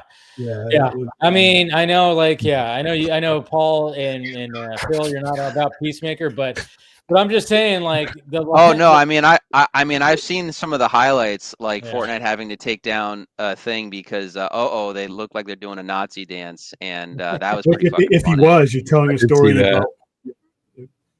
Yeah, this last episode though, I was like, holy shit. This last episode was fucking crazy, and I was like going, good on John Cena. He's been showing showing some chops. I like John Cena. Single episode. Yeah, I like John Cena. I just don't care. I get it. I haven't seen a single episode. But it's, I'm proud of you, Phil. I'm proud of you. Yeah. But the last two episodes, I've been going, holy shit. No wonder James Gunn's been trying to like really show, like, oh yeah, John Cena's he's not just like some, you know, wrestler turned actor. And I'm like, oh wow, yeah, John Cena's been showing his fucking chops in the last two episodes of Peacemaker. I'm like, and I never would have thunk it. When they announced Peacemaker was going to be a series after the Suicide Squad, I went, what? I was like, that fucking character? But yeah, I don't know. Here we are now, and I'm like going, well, now I can understand. It's pretty crazy. Pretty crazy. Phil, I was just saying I was proud of you because you've like committed and just just completely. I mean, like, look, man. Hey, I still see the guys. I still see him talk about the shit. I'm not blind, right? Like, I still see all the highlights. I see all this shit. Like, it's fucking whatever. I'm not gonna fucking hate thread the guy. No, I mean, I wouldn't expect you to. I mean, I keep looking at, like, you know, I need to find a job, number one. Number two, like, I keep looking at, like, the old charlatan stories and stuff, and then those characters, and I'm like, what do the rest of those characters look like under Peacemaker moniker or tone. And I'm like, oh God. Well, yeah. I groan and have that same thought. Even just thinking about my guy Vic Sage, I'm just like, oh man, please no. Oh no. If the question, look, I mean, any of them for what it is, any of them, honestly, like for I don't know. The only thing that I've enjoyed. Sorry, Phil. The reason I'm really just not a fan is like the creative choices in which James Gunn took in adapting this character for live action, in that he took a hokey knockoff character that already was, because he was already kind of like this, because the Charlatan line was absorbed into DC, I think, in 67, the 80s. I think it was the 80s. It was the 80s because they started being immediately in like the Suicide Squad. I mean, at that time too, like integrating in that point. And Alan Moore wanted to use them for Watchmen and was told no, so he had to make his own characters. So he was gonna kill them. Yeah, and you know, they're all just, at the time they were made to kind of be these, I'm not going to say knockoff, I'm not going to say like bargain bin or value, but I'm just saying like these were charlatans' answers to, you know, your Batmans and your Supermans. They had Captain Atom, they had The Question, they had Peacemaker. And I look at what James Gunn has turned the character into, and then it's like he just spouts dick jokes on fucking beaches or whatever, like in Suicide Squad. He's you know, he's a fucking nitwit. He's literally too dense to realize he stepped foot into a universe that's ran by white people because Nazis won in 1944. Like, I don't know. I don't know what it is. Clearly, we all know I can't stand some of his humor. I think his lowbrow, easy, low fruit humor just doesn't fucking work for me at all. Right there with you. But really, like, you know, I see all these actors having a great time. Like I see Saul Rodriguez and I see David Denman. I'm like, you know what? Fucking great. And I genuinely mean that. I'm not trying to be a sarcastic dick, but like these people are having fun. They made a cool thing. They brought some really obscure characters to the forefront. It's like, yeah, that's fucking awesome. And then I hop online and I see people, you know, congratulating the show. What the fuck ever. And I'm so glad I'm just not on Twitter, just seeing whatever fucking vitriol the other side is lobbying at it every fucking day. It's just pointless fan wars. Like, I mean, totally. What I fucking hate the show, probably, but it's why I don't watch it, because I don't want to involve myself. I find myself just whispering the William mantra. Just get me to Lanterns, man. Just show me a release date for Lanterns. That's just show me that fucking release date. Just let me know when I can watch Lanterns already. And I'll get the HBO. Yeah, that too, right? Please. New York Comic Con is next weekend, I think. Yeah, hopefully they'll reveal something. This weekend or next weekend? Next weekend, 8th through 11th. Yeah. Okay, this next weekend. Okay. Wish I could go to that, but it's 2,000 miles away. So.